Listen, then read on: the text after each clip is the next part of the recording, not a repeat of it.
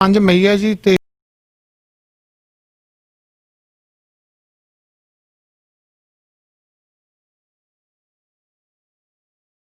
Tuesday ਜਾਣੀ ਕਿ ਮੰਗਲਵਾਰ ਦਾ ਦਿਨ ਹੈ ਤੇ ਬਾਹਰ ਆਪਣੇ ਨਾਲ ਪੰਜਾਬ ਭਰ ਤੋਂ ਬਖਤੌਰ ਸਿੰਘ ਜੀ ਢਿੱਲੋਂ ਹੋਣਗੇ ਤੇ ਮੈਂ ਸਭ ਤੋਂ ਪਹਿਲਾਂ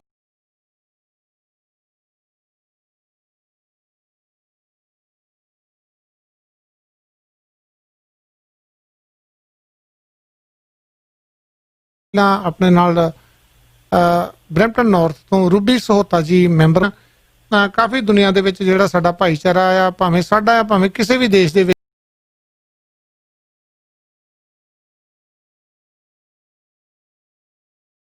ਆ ਤੇ ਉਹਨਾਂ ਨੂੰ ਕੈਨੇਡਾ ਜਮਾਉਣ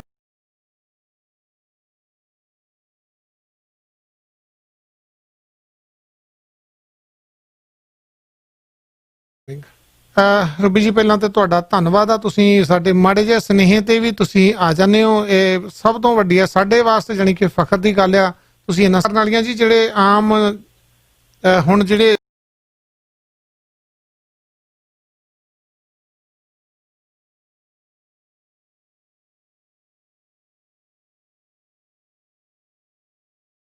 ਹਾਲੇ ਵੀ ਦੁਨੀਆ ਦੇ ਵਿੱਚ ਜਾਣੀ ਕਿ ਭਾਰਤ ਦੇ ਵਿੱਚ ਵੀ ਹੋਰ ਵੀ ਵੱਖ-ਵੱਖ ਦੇਸ਼ਾਂ ਦੇ ਵਿੱਚ ਕਾਫੀ ਜਿਹੜੇ ਫਸੇ ਹੋਏ ਆ ਖਾਸ ਕਰਕੇ ਅਪਡੇਟ ਜੀ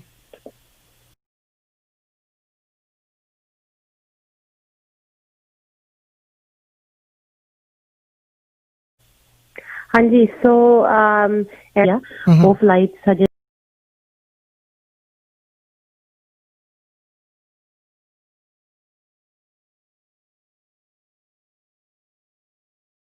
नॉन स्टॉप चल रही हैगियां ने पिछली बार आई बिलीव ਉਹਦੇ ਵਿੱਚ ਪਹੁੰਚ ਗਈਆਂ ਹੈਗੀਆਂ ਨੇ ਕੈਨੇਡਾ ਐਂਡ ਆਈ ਥਿੰਕ 21ਵੀਂ ਅੱਜ ਪਹੁੰਚੂਗੀ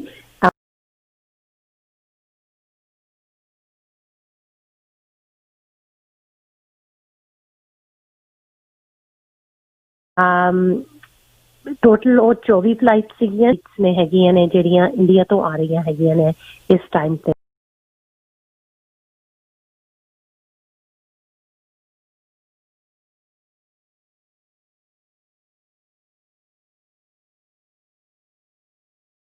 obviously ਨਾਲ ਦੀ ਨਾਲ ਅਸੀਂ ਐਡ ਕਰਦੇ ਰਹਿੰਦੇ ਹੈਗੇ ਆ ਸੋ ਦਿਸ ਇਜ਼ ਜਸਟ ਉਹ ਇਹਦੇ ਵਿੱਚ ਜੇ ਅਸੀਂ ਅੰਮ੍ਰਿਤਸਰ ਤੋਂ ਹੀ ਲਾ ਲਈਏ ਕਿਉਂਕਿ I think ਤੁਹਾਡੇ ਕਾਫੀ ਪੰਜੋ ਇੱਕ ਫਲਾਈਟ ਆ ਰਹੀ ਹੈ May 6 ਨੂੰ ਅੰਮ੍ਰਿਤਸਰ ਤੋਂ ਵੈਨਕੂਵਰ 7 ਨੂੰ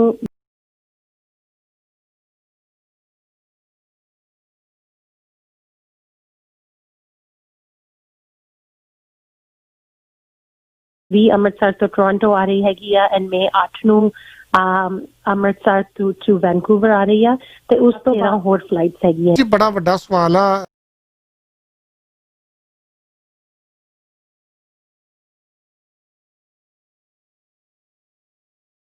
ਨਾਲ ਹੀ ਵਿੱਚੋਂ ਨਿਕਲ ਆਇਆ ਸ਼ਾਇਦ ਜੀ ਨੂੰ ਬਹੁਤ ਉਹਨਾਂ ਦਾ ਵੀ ਸਵਾਗਤ ਕਰਦੇ ਰੂਬੀ ਜੀ ਆਪਣੇ ਸਾਡੇ ਸੀਨੀਅਰ ਪੱਤਰਕਾਰ ਆ ਜੀ ਇਹ ਬਠਿੰਡੇ ਤੋਂ ਜੁੜੇ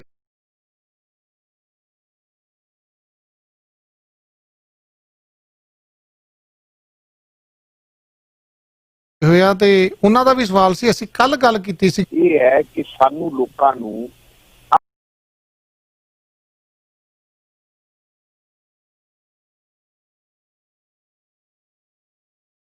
ਅੰਮ੍ਰਿਤਸਰ ਸਾਹਿਬ ਔਰ ਚੰਡੀਗੜ੍ਹ ਦੀ ਬਜਾਏ ਦਿੱਲੀ ਦੇਖੋ ਲਗਭਗ ਸਾਰੀਆਂ ਹੀ ਫਲਾਈਟਸ ਜਿਹੜੀਆਂ ਅੰਮ੍ਰਿਤਸਰ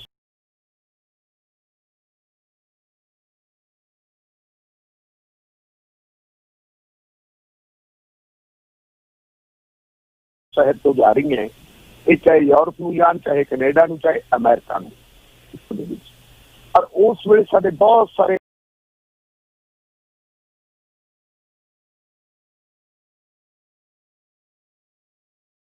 ਭੈਣ ਭਰਾ ਜਦੋਂ ਇੱਥੋਂ ਲੰਘਦੇ ਸੀ ਤੇ ਉਹਨਾਂ ਨੂੰ ਗੌਰਮੈਂਟ ਨੇ ਉਹਨੂੰ ਦਬਾ ਕੇ ਰੱਖਣ ਦੀ ਕੋਸ਼ਿਸ਼ ਕੀਤੀ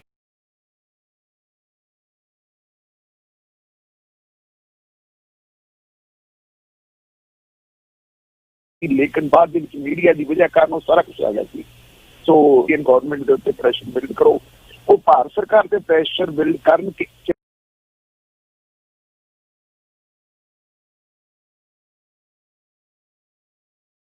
ਚੰਡੀਗੜ੍ਹ ਔਰ ਅੰਮ੍ਰਿਤਸਰ ਸਾਹਿਬ ਇਹ ਦੋਨੋਂ ਕੁਛ ਆਵਾਜ਼ ਕੱਟੀ ਜਾ ਰਹੀ ਸੀ, ਪਰ ਆਈ ਥਿੰਕ ਤੁਸੀਂ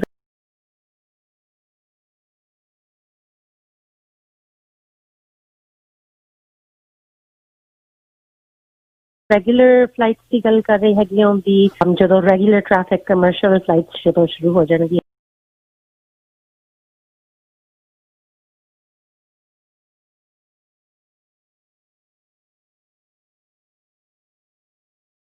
ਜ਼ਰੂਰ ਅਸੀਂ ਇਹ ਗੱਲਬਾਤ ਜਿਹੜੀ ਹੈਗੀ ਆ and we will continue the conversation.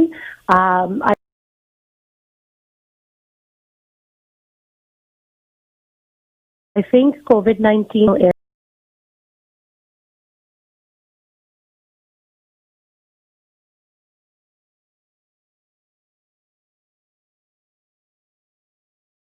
airlines the Ki state ਹੈਗੀ ਆ ਇੰਡੀਆ ਦੇ ਵਿੱਚ I guess ਜਿਹੜੇ ਉਹ individually operated and run ਹੈਗੀ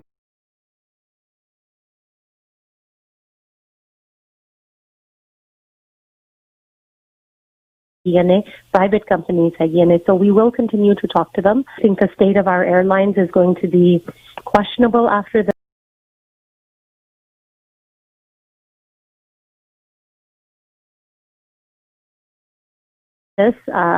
ਹੋ ਸਕਦਾ ਕੁਝ ਟਾਈਮ ਜ਼ਰੂਰ ਜਿੱਥੇ ਜਿੰਨੇ ਵੀ ਤੁਹਾਡੇ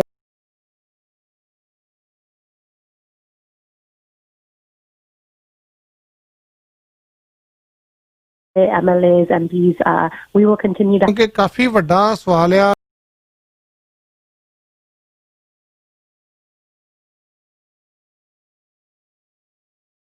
ਜਿਹੜਾ 350 ਸਾਹਿਬ ਉਹਨਾਂ ਨੇ ਜਿਹੜਾ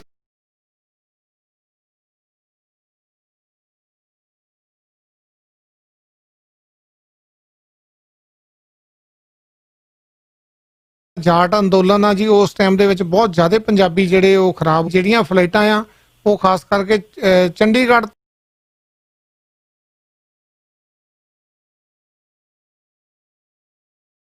ਤੇ ਅੰਮ੍ਰਿਤਸਰ ਤੋਂ ਹੀ ਚੱਲਣ ਜਿਹੜੇ ਪੰਜਾਬ ਘਟੂਗੀ ਹਾਂਜੀ ਬਿਲਕੁਲ ਠੀਕ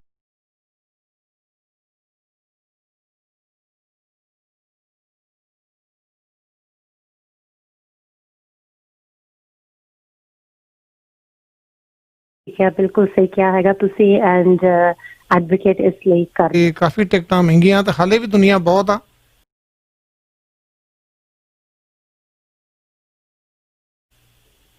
yes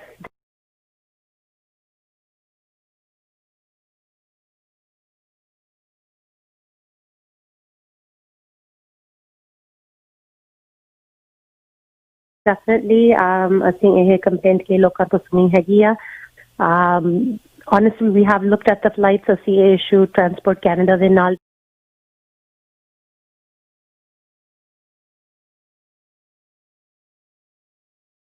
ਰੇਜ਼ ਕੀਤਾ ਹੈਗਾ ਆ ਉਹਨਾਂ ਨੇ ਗੱਲਬਾਤ ਹੋਣੀ ਹੈਗੀ ਆ ਉਹਨਾਂ ਦੀ ਡਿਪਾਰਟਮੈਂਟ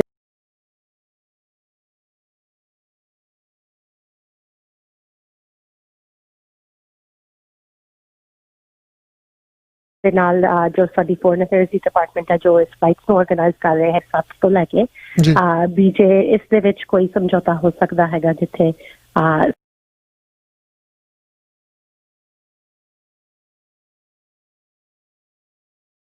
ਸਾਡੇ ਸਿਟੀਜ਼ਨਸ ਜਾਂ PR ਇਸ ਤਰ੍ਹਾਂ ਦਾ ਸਮਝੌਤਾ ਬਣ ਨਹੀਂ ਪਾਇਆ ਸੀ ਕਿਉਂਕਿ ਇੰਡੀਆ ਆਪਣੇ ਸਿਟੀਜ਼ਨਸ ਨਹੀਂ ਵਾਪਸ ਲੈ ਰਿਹਾ ਸੀਗਾ ਪਰ ਕਿਉਂਕਿ ਉਹਨਾਂ ਨੇ ਹੁਣ now they're ready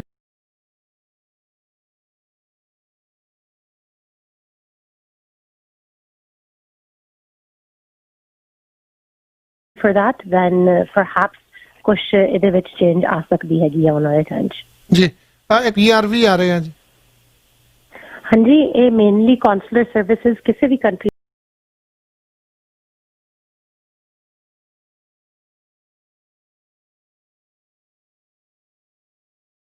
ਦਾ ਹੈਗਾ ਜੇ ਤੁਸੀਂ ਵੀਐਨਾ ਕਨਵੈਨਸ਼ਨ ਦਾ ਵੀ ਸ਼ੁਰੂ ਕਰਨ ਵਾਲਾ ਹੈਗਾ ਆ ਉਹ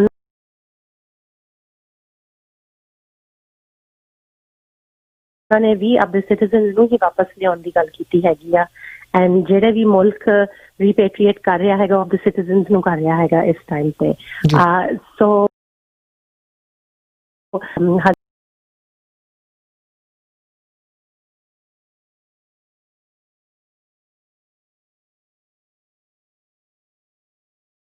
ਹਸਬੈਂਡ ਵਾਈਫ ਤੇ ਇੱਕ ਸ਼ਾਇਦ ਉਹਨਾਂ ਚੋਂ ਸਿਟੀਜ਼ਨ ਹੋਵੇ ਉਹ ਸਹੂਲਤ ਗਵਰਨਮੈਂਟ ਨੇ ਦਿੱਤੀ ਹੋਈ ਹੈਗੀ ਹੈ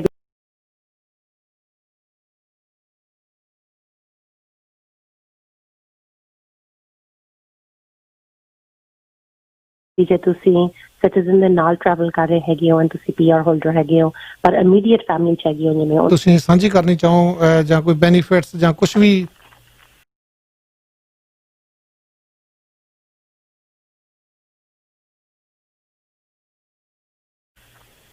ਹਾਂਜੀ ਆਈ ਥਿੰਕ ਖਾਸ ਹੈਗਾ ਆ ਪਰ ਜਿਹੜਾ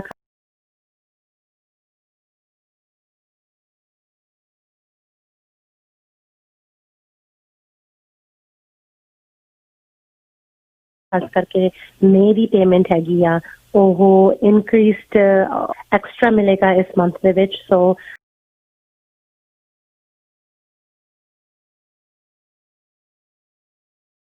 ਫੈਮਿਲੀ ਜਿਨ੍ਹਾਂ ਦੇ 2 ਬੱਚੇ ਨੇ 600 ਮੈਂ ਹੀ ਇਨਫੋਰਮ ਕਰਨਾ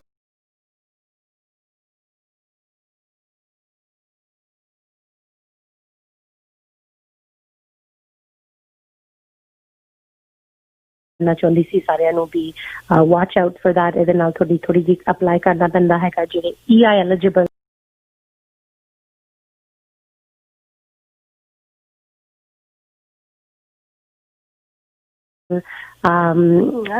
ਜਿਸ ਲਈ ਅਪਲਾਈ ਕਰ ਦਿਓ ਜਦੋਂ ਟਾਈਮ ਹੋਇਆ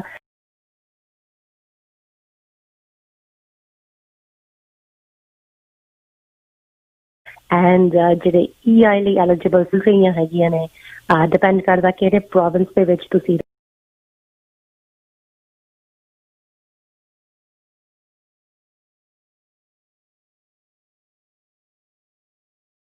ਲੈ ਰਹੇ ਹੈਗੇ ਹੋ ਹਰ ਇੱਕ ਪ੍ਰੋਵਿੰਸ ਨੇ ਆਪਦੇ ਸਟੈਪਸ ਲੈ ਰਿਹਾ ਹੈਗਾ ਆ ਇੱਕ ਚੀਜ਼ ਲੈ ਸਕਦੇ ਹੈਗੇ ਹੋ ਜਾਂ ਤਾਂ CERB ਆ ਜਾਂ veg subsidy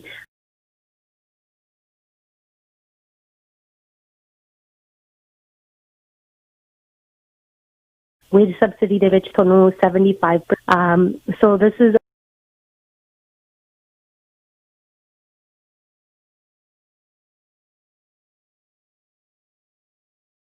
a way to encourage people क्योंकि वो 75% जो है but of course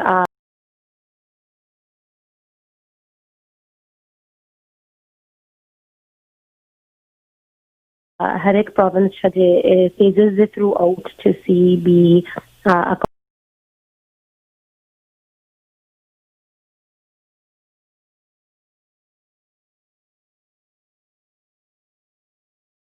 economies ਨੂੰ ਕਿਸ ਤਰ੍ਹਾਂ ਰੀਫੇਸ ਕੀਤਾ ਜਾਂਦਾ ਹੈਗਾ ਡਿਫਰੈਂਟ ਪ੍ਰੋਵਿੰਸਸ ਦੇ ਥਰੂ ਦੈਟ ਹੋਰ ਵੀ ਕੋਈ ਸਟੱਡੀ ਬੈਨੀਫਿਟਸ ਬਾਰੇ ਸੀਗਾ ਸੋ ontario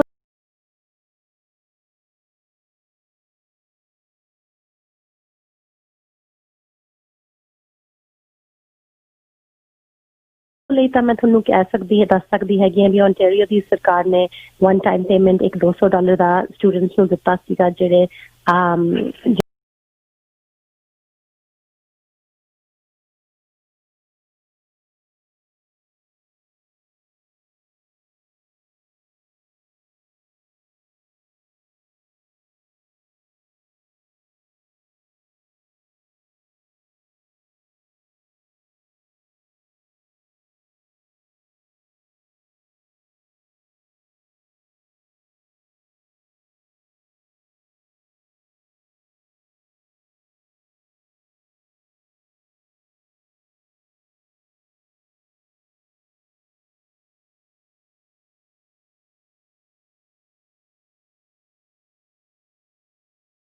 would be a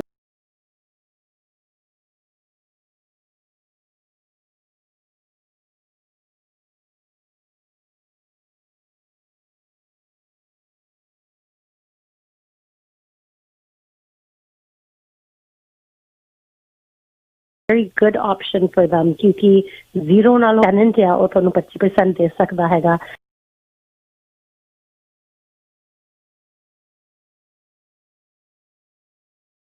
then ਤੁਹਾਨੂੰ ਜਿਹਨੇ ਵੀ landlords ਨੇ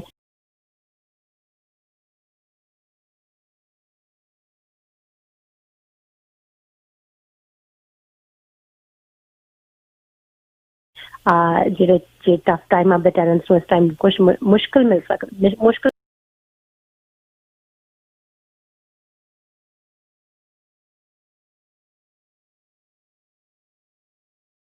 ਮਿਲ ਰਹੇ ਨੇ ਐਂਡ ਮੁਸ਼ਕਲ ਆਉਣ ਵਾਲੇ ਟਾਈਮ ਦੇ ਵਿੱਚ ਵੀ ਰਿਹਾ ਹੈਗਾ ਇਹਦੇ ਨਾਲ ਆਪਣੇ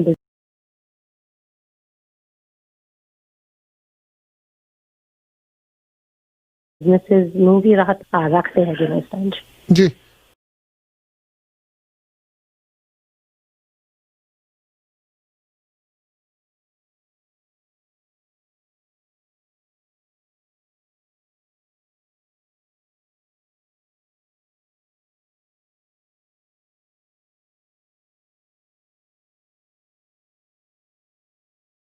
ਬਿਲਕੁਲ ਜੀ ਕੋਈ COVID-19 ਨੂੰ ਲੈ ਕੇ ਜਿਹੜੀ ਸਰਕਾਰ ਆ ਹੁਣ ਹੋਰ ਕੀ ਕਰ ਰਹੀ ਹੈ ਵੀ ਇਹਦੇ ਤੇ ਕੰਟਰੋਲ ਕੀਤਾ ਜਾ ਸਕੇ?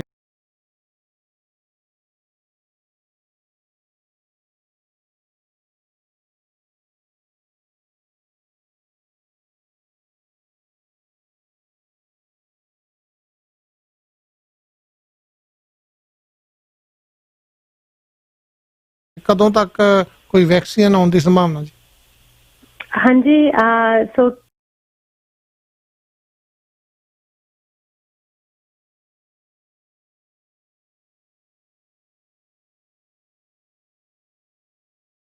ਜਿਹੜੇ ਡਾਕਟਰ ਸੀਗੇ ਉਹਨਾਂ ਨੇ ਜੋ ਇਹ ਵਾਇਰਸ ਹੈਗੀ ਆ ਉਹਨੂੰ ਆਈਸੋਲੇਟ ਕੀਤਾ ਸੀਗਾ, ਜੀਨ ਨੂੰ ਆਈਸੋਲੇਟ ਕੀਤਾ ਗਿਆ ਸੀਗਾ and that is the first step to finding vaccine.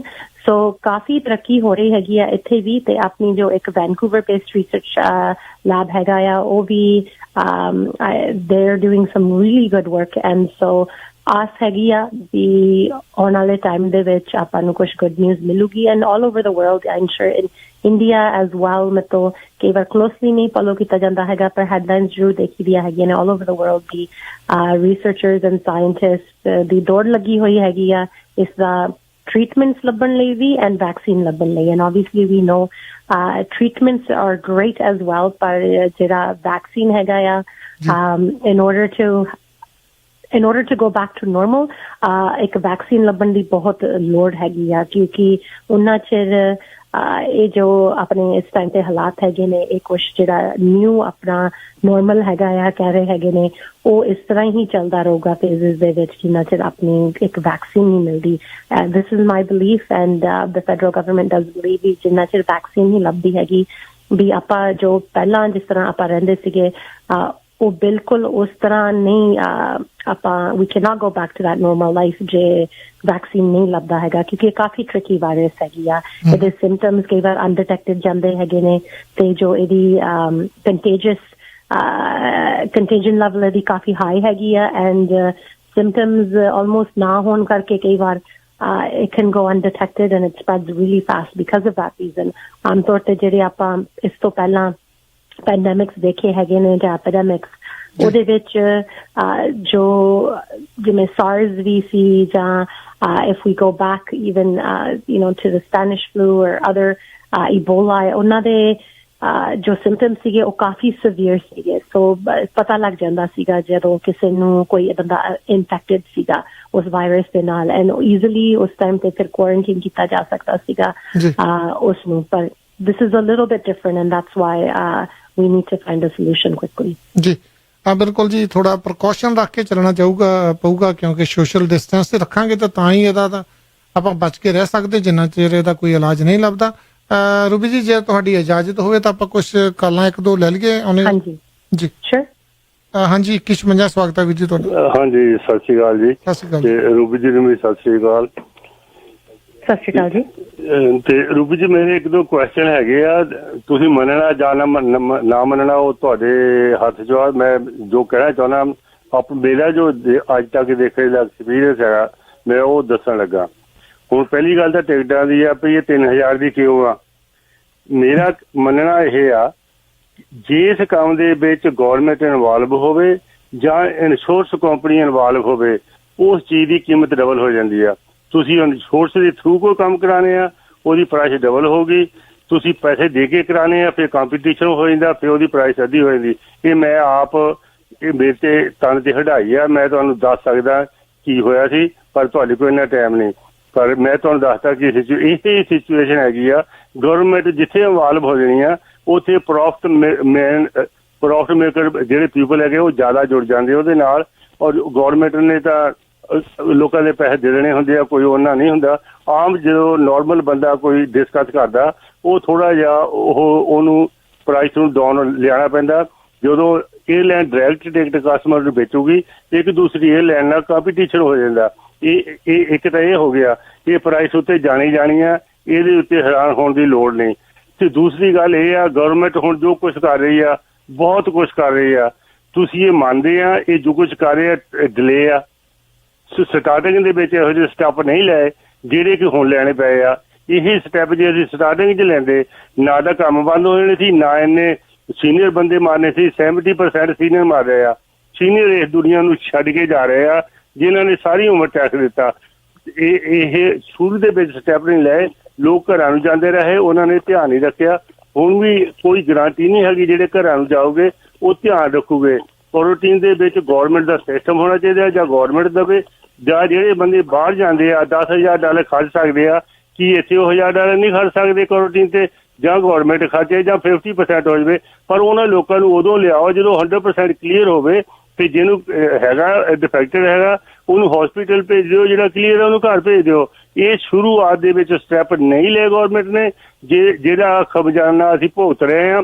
ਔਰ ਜਿੰਨਾ ਚਿਰ ਹੁਣ ਬੰਦੇ ਆ ਰਹੇ ਆ, ਜੇ ਇਹ ਸਿਸਟਮ ਲਾਗੂ ਨਾ ਕੀਤਾ, ਜਿੰਨਾ ਚਿਰ ਬਾਹਰੋਂ ਬੰਦੇ ਆ ਰਹੇ ਆ, ਕਰੋਨਾ ਖਤਮ ਨਹੀਂ ਹੋਣਾ। ਭਾਵੇਂ ਤੁਸੀਂ ਇੰਜੈਕਸ਼ਨ ਵੀ ਤਿਆਰ ਕਰ ਲਓ, ਬਾਹਰੋਂ ਇਨਫੈਕਟਡ ਬੰਦਾ ਆਊਗਾ, ਲੋਕਾਂ 'ਚ ਰਲੂਗਾ ਤਾਂ ਹੋਰ ਨਾਲ ਬਿਮਾਰ ਕਰੂਗਾ। ਇੱਕ ਬੰਦਾ 10 ਬੰਦਿਆਂ ਨੂੰ ਬੜੀ ਆਸਾਨੀ ਨਾਲ ਬਿਮਾਰ ਕਰ ਸਕਦਾ। ਜੇ ਸ਼ੁਰੂ 'ਚ ਰੋਕ ਲਿਓ ਤਾਂ ਇੱਕੋ ਹੀ ਆ, ਇੱਕ ਤੇ ਪੈਸੇ ਲੱਗਣੇ ਆ, ਹੁਣ 10 ਤੇ ਲੱਗ ਰਹੇ ਆ। ਦੂਸਰੀ ਹੁਣ ਗੱਲ ਆ ਗਈ ਆ, ਜਿਹੜੇ ਬੱਚਿਆਂ ਦੇ ਪੈਸੇ ਵਧੇ ਆ। ਦੇਖੋ ਹੁਣ ਮੈਂ ਵੀ ਬੱਚਿਆਂ ਦਾ ਪੇਰੈਂਟਸ ਹਾਂ। ਬੱਚੇ ਜਦੋਂ ਸਕੂਲ ਜਾਂਦੇ ਸੀ ਜਾਂ ਸਕੂਲ ਤੋਂ ਆਉਂਦੇ ਸੀ, ਪੇਰੈਂਟਸ ਕੰਮ ਤੇ ਜਾਂਦੇ ਸੀ, ਸਾਨੂੰ ਬੇਬੀ ਸਿਟਰ ਨੂੰ ਪੈਸੇ ਦੇਣੇ ਪੈਂਦੇ ਸੀ। ਹੁਣ ਉਹ ਵੀ ਬਚਦੇ ਆ ਤੇ ਬੱਚਿਆਂ ਦੇ ਪੈਸੇ ਜਿਹੜੇ 300 ਵਧਾਇਆ, ਇਹ ਮਨੀ ਵੇਸਟਿੰਗ ਆ, ਕਿਉਂਕਿ ਉਹਨਾਂ ਦੇ ਖਰਚੇ ਘੱਟ ਗਏ, ਬੇਬੀ ਸਿਟਰ ਨੂੰ ਪੈਸੇ ਨਹੀਂ ਦੇਣੇ ਪੈਂਦੇ। ਜਿਹੜਾ ਘਰ ਬੈਠਿਆਂ ਨੂੰ 2,000 ਮਿਲਦਾ ਉਹ ਤਾਂ ਉਹਨੂੰ ਮਿਲਦਾ ਆ। ਇਸ ਹਿਸਾਬ ਨਾਲ ਲੋਕ ਬੈਕ ਟੂ ਵਰਕ ਕਦੇ ਨਹੀਂ ਜਾਣਗੇ, ਕਿਉਂਕਿ ਬਹਿਣ ਨਾਲ ਕੰਮ ਕਰਨ ਨਾਲ ਜ਼ਿਆਦਾ ਪੈਸੇ ਮਿਲ ਰਹੇ ਆ। ਇਹ ਵੀ ਇੱਕ ਇਹਦਾ ਬੈਡ ਫੈਕਟ ਪੈਣਾ ਸਾਡੇ ਦੇ ਉੱਤੇ। ਹੁਣ ਇਹਨਾਂ ਗੱਲਾਂ ਨੂੰ ਤੁਸੀਂ ਐਕਸੈਪਟ ਕਰਦੇ ਆ ਨਹੀਂ ਕਰਦੇ ਆ, ਉਹ ਤੁਹਾਡੇ ਦੇ ਉੱਤੇ ਹੈਗਾ। ਸ਼ੁਰੂ ਦੇ ਵਿੱਚ ਜੇ ਸਟੈਪ ਹਾਲ ਲਏ ਹੁੰਦੇ, 10-15 ਬੰਦੇ ਸ਼ੁਰੂਆਤ 'ਚ ਆਏ ਸੀ, ਉਹ ਤੋਂ ਬਾਅਦ ਜਿਹੜੇ ਆਏ ਸੀ ਕੁਆਰੰਟੀਨ 'ਚ ਰੱਖਦੇ, ਜਾਂ ਉਹ ਤੋਂ ਪੈਸੇ ਲੈਂਦੇ ਜਾਂ ਆਪ ਲੈਂਦੇ। ਹੁਣ ਆਹ ਮਾਰਕੀਟ ਨਹੀਂ ਸੀ ਸਾਰੀ ਬੰਦ ਹੋਣੀ, ਬੁੱਢੇ ਨਹੀਂ ਸੀ ਮਾਰਨੇ, ਸਕੂਲ ਬੰਦ ਨਹੀਂ ਸੀ ਹੋਣੇ, ਐਜੂਕੇਸ਼ਨ ਵੀ ਪਿੱਛੇ ਪਈ, ਨਰਸਾਂ ਨਹੀਂ ਸੀ ਮਾਰਨੀਆਂ, ਡਾਕਟਰ ਇਫੈਕਟਡ ਨਹੀਂ ਸੀ ਹੋਣੇ। ਇਹ ਸਭ ਕੁਝ ਜਿਹੜੀ ਮੈਸ ਖਿਲਰੀ ਆ, ਡਿਲੇ ਐਂਡ ਡਿਨਾਈ, ਜੋ ਜਗਮੀਤ ਸਿੰਘ ਜੀ ਕਹਿੰਦੇ ਸੀ ਨਾ, ਉਹ ਫਾਰਮੂਲਾ 100% ਲਾਗੂ ਹੋ ਰਿਹਾ, ਉਹ ਟਰੂ ਕਹਿ ਰਹੇ ਆ। ਅਜੇ ਵੀ ਮੰਨਣ ਨੂੰ ਤਿਆਰ ਨਹੀਂ ਕੋਈ ਵੀ ਗਵਰਨਮੈਂਟ ਦਾ ਬੰਦਾ ਕਿ ਅਸੀਂ ਸ਼ੁਰੂ ਦੇ ਵਿੱਚ ਗਲਤ ਸਟੈਪ ਲਏ ਆ। ਥੈਂਕ ਯੂ ਹਾਂਜੀ ਜੀ, ਥੈਂਕ ਯੂ ਜੀ। ਜੀ ਰੂਬੀ ਜੀ। Sure, ਜਿਹੜੀ 에ਅਰਲਾਈਨਸ ਦੀ ਕਾਸਟ ਹੈਗੀ ਆ, ਉਹਦੇ ਵਿੱਚ ਗਵਰਨਮੈਂਟ ਕੋਈ ਪ੍ਰੋਫਿਟ ਨਹੀਂ ਲੈ ਰਹੀ, ਉਸ ਦੀ ਕਾਸਟ ਸਾਰੀ 에ਅਰਲਾਈਨ ਨੂੰ ਹੀ ਜਾ ਰਹੀ ਹੈ, ਜਿਹੜੀ ਪੇਮੈਂਟ ਹੈਗੀ ਆ ਜੀ। ਜਿਹੜੀ ਅਮਰੀਕਾ ਵੀ ਆਪਣੇ ਸਿਟੀਜ਼ਨਸ ਨੂੰ ਰੀਪੇਟਰੀਏਟ ਕਰ ਰਿਹਾ ਹੈਗਾ, ਉਹ ਇਸ ਤੋਂ ਵੀ ਵੱਧ ਕਾਸਟ ਉਹਨਾਂ ਦੀ 에ਅਰਲਾਈਨ ਚੱਲ ਰਹੀ ਹੈਗੀ ਆ। ਸੋ ਆਈ ਬਿਲੀਵ ਇਟਸ ਓਵਰ $2,500 ਜੋ ਫਲਾਈਟ ਹੈਗੀ ਆ। UK ਵੀ ਪ੍ਰਾਈਸ ਲੈ ਰਿਹਾ ਹੈਗਾ, ਉਹਨਾਂ ਦੀ ਡਿਸਟੈਂਸ ਥੋੜੀ ਜਿਹੀ ਘੱਟ ਹੈਗੀ ਆ। ਕੰਪੈਰੇਬਲ ਆਪਣੇ ਨਾਲ ਕੰਟਰੀਜ਼ ਸਾਰੀਆਂ ਹੀ ਲੈ ਰਹੀਆਂ ਹੈਗੀਆਂ ਨੇ ਆਪਦੀ 에ਅਰਲਾਈਨ ਦੀ ਕਾਸਟ, ਜੋ 에ਅਰਲਾਈਨ ਨੂੰ ਦੇਣੀ ਪੈ ਰਹੀ ਹੈਗੀ ਆ ਉਹਨਾਂ ਨਾਲ ਸਪੈਸ਼ਲ ਚਾਰਟਰਡ ਬੁਕਿੰਗ ਕਰਨ ਲਈ। ਐਂਡ ਇੰਡੀਆ ਵੀ ਹੁਣ ਜਿਹੜੀਆਂ ਰੀਪੇਟਰੀਏਟ ਆਪਣੇ ਸਿਟੀਜ਼ਨਸ ਨੂੰ ਕਰਨ ਲੱਗਿਆ ਹੈਗਾ ਆ, ਹਫ਼ਤੇ ਤੱਕ ਜਾਂ ਕੁਝ ਦਿਨਾਂ ਤੱਕ ਉਹ ਵੀ ਚਾਰਜ ਕਰ ਰਹੇ ਹੈਗੇ ਨੇ। So mainly all countries are working the same way. Millions of ਲੋਕ country ਤੋਂ ਬਾਹਰ ਸੀਗੇ, ਤਕਰੀਬਨ 3 million ਜਦੋਂ ਇਹ ਪੈਂਡੈਮਿਕ ਸ਼ੁਰੂ ਹੋਇਆ ਹੈਗਾ for Canada, and that is very hard to do. And ਇੱਕ ਪਾਸੇ ਗਵਰਨਮੈਂਟ ਦੇ ਪੈਸੇ ਬਚਾਉਣ ਦੀ ਗੱਲ ਕੀਤੀ ਜਾ ਰਹੀ ਹੈਗੀ ਆ, ਦੂਸਰੇ ਪਾਸੇ ਕਿਹਾ ਜਾ ਰਿਹਾ ਹੈਗਾ ਵੀ ਗਵਰਨਮੈਂਟ ਹੀ ਟਰੈਵਲਰਸ ਦਾ ਵੀ ਖਰਚਾ ਚੱਕ ਕੇ, ਜਿਹੜੇ ਟਰੈਵਲਰਸ ਨੇ ਉਸ ਟਾਈਮ ਵਾਰਨਿੰਗਸ ਵੀ ਦਿੱਤੀਆਂ ਜਾ ਰਹੀਆਂ ਸੀਗੀਆਂ। ਅਸੀਂ ਸਟੈਪ ਬਾਈ ਸਟੈਪ ਚੱਲਣ ਦੀ ਕੋਸ਼ਿਸ਼ ਕੀਤੀ ਹੈਗੀ ਆ। ਕੁਝ ਕੰਟਰੀਜ਼ ਨੇ ਬਿਨਾਂ ਵਾਰਨਿੰਗ ਤੋਂ ਵੀ ਲਾਕਡਾਊਨ ਕਰ ਦਿੱਤੇ ਸੀਗੇ, ਪਰ ਅਸੀਂ ਕਾਫੀ ਸਟੈਪ ਬਾਈ ਸਟੈਪ ਚੱਲੇ ਸੀਗੇ। ਟਰੈਵਲਰਸ ਨੂੰ ਵਾਰਨ ਕੀਤਾ ਵੀ ਤੁਸੀਂ ਵਾਪਸ ਆ ਜਾਓ। ਕੁਝ ਲੋਕ ਫਿਰ ਵੀ ਚਲੋ ਵਾਪਸ ਨਹੀਂ ਆ ਪਾਏ।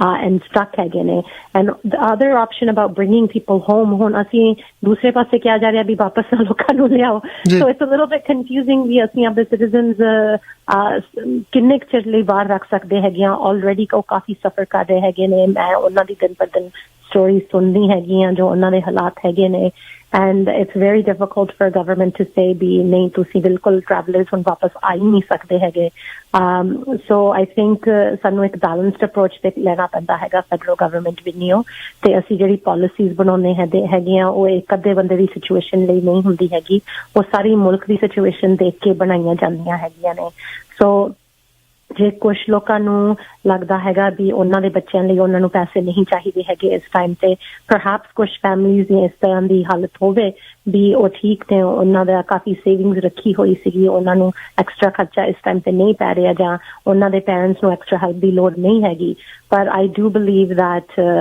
ਜੋ ਬਹੁਤ ਲੋਕ ਹੈਗੇ ਨੇ ਜਿਹੜੇ ਇਸ ਸਿਚੁਏਸ਼ਨ 'ਚ ਨਹੀਂ ਹੈਗੇ ਸੋ ਆਪਾਂ ਮੰਨ ਸਕਦੇ ਹੈਗੇ ਆ ਕੱਲ ਹੀ ਮੈਂ ਇੱਕ ਆਈ ਥਿੰਕ ਕਿਸੇ ਨੇ ਇੱਕ ਆਪਦੀ ਸੋਚ ਲਿਖੀ ਸੀ and it was very nice ਵੀ ਆਪਾਂ ਸ਼ਾਇਦ ਸਾਰੇ ਸੇਮ ਤੂਫਾਨ ਦੇ ਵਿੱਚੋਂ ਦੀ ਲੰਘ ਰਹੇ ਹੈਗੇ ਆ ਪਰ ਆਪਣੀਆਂ ਜਿਹੜੀਆਂ ਕਿਸ਼ਤੀਆਂ ਹੈਗੀਆਂ ਨੇ ਉਹ ਸੇਮ ਨਹੀਂ ਹੈਗੀਆਂ and so ਕਿਸੇ ਦੀ ਕਿਸ਼ਤੀ ਬਹੁਤ ਹੀ ਛੋਟੀ ਹੈਗੀ ਆ and ਕਈ ਲੋਕ ਜਿਹੜੇ ਹੈਗੇ ਉਸ ਤੂਫਾਨ ਨੂੰ ਉਸ ਤਰ੍ਹਾਂ ਨਹੀਂ ਮਹਿਸੂਸ ਕਰ ਰਹੇ ਹੈਗੇ ਪਰ from the feedback we are getting businesses ਨੂੰ ਵੀ ਮੁਸ਼ਕਿਲ ਵਕਤ ਆ ਰਿਹਾ ਹੈਗਾ and I understand ਵੀ ਜੋ ਤੁਹਾਡਾ ਕਾਲਰ ਕਹਿ ਰਿਹਾ ਹੈਗਾ nurses and seniors ਦੀ ਜੋ ਪੋਜੀਸ਼ਨ ਹੈਗੀ ਆ ਪਰ relatively speaking ਇਹ ਬਾਕੀ ਦੁਨੀਆ ਨਾਲ ਵੀ ਕੰਪੇਅਰ ਕਰਦੇ ਹੈਗੇ ਆ ਅੱਜ ਦੇ ਟਾਈਮ ਤੇ ਅਸੀਂ Canada is in a good position and ਠੀਕ ਆ ਇਸ ਤੋਂ ਵੱਧ ਚੀਜ਼ਾਂ ਕੀਤੀਆਂ ਜਾ ਸਕਦੀਆਂ ਸੀਗੀਆਂ maybe in the early days ਪਰ ਜੋ ਇਨਫੋਰਮੇਸ਼ਨ WHO ਤੋਂ ਮਿਲ ਰਹੀ ਸੀ ਜੋ ਹਾਊਸ ਅਫੀਸ਼ੀਅਲਸ ਤੋਂ ਇਨਫੋਰਮੇਸ਼ਨ ਮਿਲ ਰਹੀ ਸੀ ਅਸੀਂ ਉਸ ਦੇ ਅਕੋਰਡਿੰਗ ਚੱਲ ਰਹੇ ਸੀਗੇ ਐਂਡ ਆਪਾਂ ਦੇਖ ਹੀ ਰਹੇ ਹੈਗੇ ਆ ਵੀ ਕੋਈ ਵੀ ਕੰਟਰੀ ਨਹੀਂ ਹੈਗੀ ਦੁਨੀਆ ਤੇ ਜਿਸ ਤੇ COVID-19 ਦਾ ਅਸਰ ਜਾਂ ਉਹਨਾਂ ਨੂੰ ਅਫੈਕਟ ਜਾਂ ਕੋਈ ਡੈਥਸ ਉਹਨਾਂ ਨੂੰ ਲਾਸਿਸ ਨਾ ਹੋਈਆਂ ਹੋਣ ਜੀ ਧੰਨਵਾਦ ਰੂਬੀ ਸੋਤੋ ਜੀ ਤੁਸੀਂ ਸਾਨੂੰ ਇੰਨੇ ਰੁਝੇਵਿਆਂ ਦੇ ਵਿੱਚੋਂ ਜਿਹੜਾ ਇੱਕ ਆਵਾਜ਼ ਦੇ ਨਾਲ ਇੰਨਾ ਟਾਈਮ ਦਿੰਦੇ ਹੋ ਕਾਫੀ ਸਮਾਂ ਦੇ ਦਿੱਤਾ ਜੀ ਬਹੁਤ ਬਹੁਤ ਧੰਨਵਾਦ ਜੀ ਤੁਹਾਡਾ ਥੈਂਕ ਯੂ ਜੀ thank you and I wish you good health and ਜਿੰਨੇ ਵੀ ਤੁਹਾਡੇ ਲਿਸਨਰਸ ਹੈਗੇ ਨੇ ਸਾਰਿਆਂ ਦੀ ਸਾਰੇ ਆਪਦੀ hop I they are in good health and ਚੜ੍ਹਦੀ ਕਲਾ ਰਹੇ ਸਾਰਿਆਂ ਦੀ ਜੀ ਥੈਂਕ ਯੂ ਜੀ ਨੈਕਸਟ ਟਾਈਮ ਵੀ ਅਸੀਂ ਕੋਈ ਵੀ ਅਪਡੇਟ ਹੋਈ ਤੁਹਾਡੇ ਕੋਲ ਜ਼ਰੂਰ ਲਵਾਂਗੇ ਬਹੁਤ ਬਹੁਤ ਧੰਨਵਾਦ ਜੀ ਤੁਹਾਡਾ ਸਤਿ ਸ਼੍ਰੀ ਅਕਾਲ ਸਤਿ ਸ਼੍ਰੀ ਅਕਾਲ ਜੀ ਇਹ ਸਨ ਰੂਬੀ ਸਹੋਤਾ ਜੀ ਹਮੇਸ਼ਾ ਹੀ ਆਪਣੇ ਨਾਲ ਜੁੜਦੇ ਨੇ ਜੀ ਕਿਸੇ ਵੀ ਤਰ੍ਹਾਂ ਦੇ ਕੋਈ ਸਵਾਲ ਕਰੀਏ ਤੇ ਜਵਾਬ ਦਿੰਦੇ ਨੇ ਹਮੇਸ਼ਾ ਹੀ ਜਿਹੜੀ ਕੈਨੇਡੀਅਨ ਦੀ ਚੜ੍ਹਦੀ ਕਲਾ ਵਾਸਤੇ ਕੰਮ ਕਰਦੇ ਆ ਬਹੁਤ ਬਹੁਤ ਧੰਨਵਾਦ ਉਹਨਾਂ ਦਾ ਇੱਕ ਹੀ ਕਾਲ ਕੀਤੀ ਸੀ ਤੋਸੇ ਵਾਲੇ ਜੁੜ ਗਏ ਜੀ ਆਪਾਂ ਦੁਬਾਰਾ ਫਿਰ ਉਹਨਾਂ ਦਾ ਥੈਂਕ ਯੂ ਕਰਦੇ ਹਾਂ ਤੇ ਢਿੱਲੋਂ ਸਾਹਿਬ ਆਪਣੇ ਨਾਲ ਜੁੜ ਚੁੱਕੇ ਜੀ ਢਿੱਲੋਂ ਸਾਹਿਬ ਸਵਾਗਤ ਹੈ ਤੁਹਾਡਾ ਸਤਿ ਸ਼੍ਰੀ ਅਕਾਲ ਜੀ ਸ਼ੁਕਰੀਆ ਜੀ ਮਿਹਰਬਾਨੀ ਸਾਰੇ ਹੀ ਦਰਸ਼ਕਾਂ ਨੂੰ ਸਰੋਤਿਆਂ ਨੂੰ ਪਿਆਰ ਭਰੀ ਸਤਿ ਸ਼੍ਰੀ ਅਕਾਲ ਸਤਿ ਸ਼੍ਰੀ ਅਕਾਲ ਜੀ ਮੈਂ ਸਭ ਤੋਂ ਪਹਿਲਾਂ ਜਿਹੜੇ ਸਾਡੇ ਦਰਸ਼ਕ ਆ ਉਹਨਾਂ ਨੂੰ ਦੱਸਣਾ ਚਾਹੁੰਦਾ ਜੀ ਸਾਡੇ ਬੜੇ ਸੀਨੀਅਰ ਪੱਤਰਕਾਰ ਸੀਗੇ ਟੈਕਸੀ ਯੂਨੀਅਨ ਦੇ ਉਹ ਪ੍ਰਧਾਨ ਵੀ ਸੀਗੇ ਕਰਮ ਸਿੰਘ ਪੂਨੀਆ ਕੱਲ ਸਦੀਵੀ ਵਿਛੋੜਾ ਦੇ ਗਏ ਜੀ ਪੂਨੀਆ ਪਰਿਵਾਰ ਨੂੰ ਸਾਡੇ ਵੱਲੋਂ ਦਿੱਲੀ ਹਮਦਰਦੀ ਅਸੀਂ ਉਹਨਾਂ ਨੂੰ ਸ਼ਰਧਾਂਜਲੀ ਦਿੰਦੇ ਹਾਂ PTN 24 ਦੀ ਟੀਮ ਵੱਲੋਂ ਬੜੇ ਵਧੀਆ ਇਨਸਾਨ ਸੀਗੇ ਤੇ ਕਾਫੀ ਲੰਮੇ ਸਮੇਂ ਤੋਂ ਕਰੋਨਾ ਵਾਇਰਸ ਦੇ ਨਾਲ ਪੀੜਤ ਸੀਗੇ ਕੱਲ ਉਹ ਵਿਛੋੜਾ ਦੇ ਗਏ ਜੀ ਬੜੀ ਵਧੀਆ ਪਰਸਨੈਲਿਟੀ ਸੀ ਪੋਲਿਟਿਕਸ ਤੇ ਬਹੁਤ ਤਿਰਛੀ ਨਜ਼ਰ ਰੱਖਦੇ ਸੀਗੇ ਤੇ ਅਸੀਂ ਉਹਨਾਂ ਦੇ ਪਰਿਵਾਰ ਨੂੰ ਭਾਣਾ ਮੰਨਣ ਦਾ ਇਹੀ ਕਹਿੰਦੇ ਵੀ ਪ੍ਰਮਾਤਮਾ ਦਾ ਅਰਦਾਸ ਕਰਦੇ ਵੀ ਪਰਿਵਾਰ ਨੂੰ ਵਾਹਿਗੁਰੂ ਭਾਣਾ ਮੰਨਣ ਦਾ ਬਲ ਬਖਸ਼ੇ ਜੀ ਢਿੱਲੋਂ ਸਾਹਿਬ ਆਪਾਂ ਚੱਲਦੇ ਜੀ ਖਬਰਾਂ ਵਾਲੇ ਬੰਨੇ ਕਰੋਨਾ ਦਾ ਕਹਿਰ 24 ਘੰਟਿਆਂ ਦੌਰਾਨ ਦੇਸ਼ 'ਚ 195 ਮੌਤਾਂ ਬਿਲਕੁਲ ਜੀ ਕਰੋਨਾ ਜਿਹੜਾ ਹੈਗਾ ਇਸ ਵੇਲੇ ਉਹਨੇ ਭਾਰਤ ਨੂੰ ਬਹੁਤ ਬੁਰੀ ਤਰ੍ਹਾਂ ਝੱਬ ਕੇ ਰੱਖਿਆ ਹੋਇਆ ਹੈ ਜੀ ਝੰਬਿਆ ਹੋਇਆ ਹੈ ਬੜੀਆਂ ਜਿਹੜੀਆਂ ਹੈਗੀਆਂ ਨਾ ਖੁਸ਼ਗਵਾਰ ਖਬਰਾਂ ਆ ਰਹੀਆਂ ਵੱਖ-ਵੱਖ ਰਾਜਾਂ ਚੋਂ ਸਭ ਤੋਂ ਜ਼ਿਆਦਾ ਕਰੋਨਾ ਦਾ ਜਿਹੜਾ ਹੈਗਾ ਸੰਤਾਪ ਉਹ ਮਹਾਰਾਸ਼ਟਰ ਨੂੰ ਹੰਡਾਉਣਾ ਪੈ ਰਿਹਾ ਹੈ ਜੀ ਦੂਸਰੇ ਨੰਬਰ ਤੇ ਆਉਂਦਾ ਜੀ ਗੁਜਰਾਤ ਔਰ ਮੈਂ ਜ਼ਿਕਰ ਕਰ ਦੇਵਾਂ ਕਿ ਇਹ ਦੋਨੋਂ ਹੀ ਰਾਜ ਜਿਹੜੇ ਹੈਗੇ ਹੈ ਇਹ ਆਪਣੇ ਆਪ ਦੇ ਵਿੱਚ ਬੜੇ ਸਮਰੱਥ ਰਾਜ ਹੈ ਜੀ ਮਹਾਰਾਸ਼ਟਰ ਦੀ ਰਾਜਧਾਨੀ ਮੁੰਬਈ ਉਹਦੇ ਬਾਰੇ ਇਹ ਸਮਝਿਆ ਜਾਂਦਾ ਹੈ ਕਿ ਇਹ ਭਾਰਤ ਦੀ ਆਰਥਿਕ ਰਾਜਧਾਨੀ ਹੈ ਔਰ ਗੁਜਰਾਤ ਨੂੰ ਜੇ ਅਸੀਂ ਦੇਖੀਏ ਤਾਂ ਗੁਜਰਾਤ ਮਾਡਲ ਦੇ ਤੌਰ ਤੇ ਪੇਸ਼ ਕੀਤਾ ਗਿਆ ਸੀ ਕਿ ਉਹਦੀ ਹਾਲ ਬਹੁਤ ਹੀ ਖੂਬਸੂਰਤ ਹੈ ਬਹੁਤ ਵਧੀਆ ਹੈ ਔਰ ਇਹ ਮਾਡਲ ਅਸੀਂ ਸਾਰੇ ਦੇਸ਼ ਦੇ ਵਿੱਚ ਲਾਗੂ ਕਰਾਂਗੇ। ਸਾਡੇ ਪ੍ਰਧਾਨ ਮੰਤਰੀ ਸਾਹਿਬ ਨੇ ਦੇਸ਼ ਦੇ ਲੋਕਾਂ ਨਾਲ ਵਾਅਦਾ ਕੀਤਾ ਸੀ 2014 ਮਹੀਨਾ ਲੋਕ ਸਭਾ ਚੋਣਾਂ ਵੇਲੇ ਜੀ, ਲੇਕਿਨ ਜੇ ਅਸੀਂ ਰਿਐਲਿਟੀ ਦੇਖੀਏ ਤਾਂ ਇਹਦੇ ਨਾਲ ਇੱਕ ਛੋਟਾ ਜਿਹਾ ਰਾਜ ਕੇਰਲਾ ਹੈ ਜੀ, ਕੇਰਲਾ ਦੇ ਵਿੱਚ ਸਭ ਤੋਂ ਪਹਿਲਾ ਕੇਸ ਜਨਵਰੀ ਮਹੀਨੇ ਦੇ ਵਿੱਚ ਆਇਆ ਸੀ ਕੋਰੋਨਾ ਦਾ। ਕੇਰਲਾ ਦੇ ਕੋਲੇ ਸਾਧਨ ਵੀ ਬਹੁਤੇ ਨਹੀਂ ਕਿਉਂਕਿ ਉੱਥੇ ਜਿਹੜੀ ਸਰਕਾਰ ਹੈ ਉਹ ਅਜਿਹੀ ਪਾਰਟੀ ਦੀ ਹੈ ਜਿਹਦੀ ਕੇਂਦਰ ਦੇ ਨਾਲ ਕਦੇ ਨਾ ਸੁਰ ਰਹੀ ਹੈ ਤੇ ਨਾ ਰਲ ਸਕਦੀ ਹੈ ਜੀ, ਇਸ ਲਈ ਵਿਤਕਰੇ ਵਾਲੀ ਗੱਲ ਹੁੰਦੀ ਹੈ। ਬਾਵਜੂਦ ਇਸ ਦੇ ਉਸ ਸਰਕਾਰ ਨੇ ਬਹੁਤ ਮਿਹਨਤ ਨਾਲ ਕੰਮ ਕੀਤਾ, ਉੱਥੋਂ ਦੇ ਲੋਕਾਂ ਨੂੰ ਨਾਲ ਲਿਆ ਔਰ ਉਹਨਾਂ ਨੇ ਬੜੇ ਵੱਡੇ ਪੱਧਰ ਤੱਕ ਕਰੋਨਾ ਦੇ ਉੱਤੇ ਕਾਬੂ ਪਾ ਲਿਆ ਸੀ ਜੀ। ਇਹ ਦੋਨੋਂ ਜਿਹੜੀਆਂ ਸਟੇਟਾਂ ਹੈਗੀਆਂ ਮਹਾਰਾਸ਼ਟਰ ਤੇ ਗੁਜਰਾਤ, ਇਹਨਾਂ ਨੂੰ ਅਸੀਂ ਦੇਖੀਏ ਤਾਂ ਇੱਥੇ ਬੜੇ ਲੰਬੇ ਸਮੇਂ ਤੋਂ ਭਾਰਤੀ ਜਨਤਾ ਪਾਰਟੀ ਦਾ ਰਾਜ ਭਾਗ ਰਿਹਾ ਹੈ। ਹੁਣ ਕੁਝ ਮਹੀਨੇ ਪਹਿਲਾਂ ਹੀ ਤੁਹਾਨੂੰ ਪਤਾ ਵੀ ਜਿਹੜੀ ਭਾਰਤੀ ਜਨਤਾ ਪਾਰਟੀ ਨੇ ਇਲੈਕਸ਼ਨ ਲੜੀ ਸੀ ਸ਼ਿਵ ਸੈਨਾ ਦੇ ਨਾਲ ਮਿਲ ਕੇ, ਲੇਕਿਨ ਸ਼ਿਵ ਸੈਨਾ ਦੇ ਨਾਲ ਉਹਨਾਂ ਦਾ ਜਿਹੜਾ ਸਮਝੌਤਾ ਕੀਤਾ ਸੀ ਉਹ ਸਮਝੌਤਾ ਸ਼ਾਇਦ ਸਿਰੇ ਨਹੀਂ ਚੜਿਆ। ਚੀਫ ਮਿਨਿਸਟਰ ਨੂੰ ਲੈ ਕੇ ਰੌਲਾ ਪੈ ਗਿਆ ਸੀ ਔਰ ਬਾਅਦ ਵਿੱਚ ਸ਼ਿਵ ਸੈਨਾ ਨੇ ਉਹਨਾਂ ਨੂੰ ਛੱਡ ਕੇ ਦੋ ਹੋਰ ਪਾਰਟੀਆਂ ਦੀ ਮਦਦ ਦੇ ਨਾਲ ਸਰਕਾਰ ਬਣਾ ਲਈ।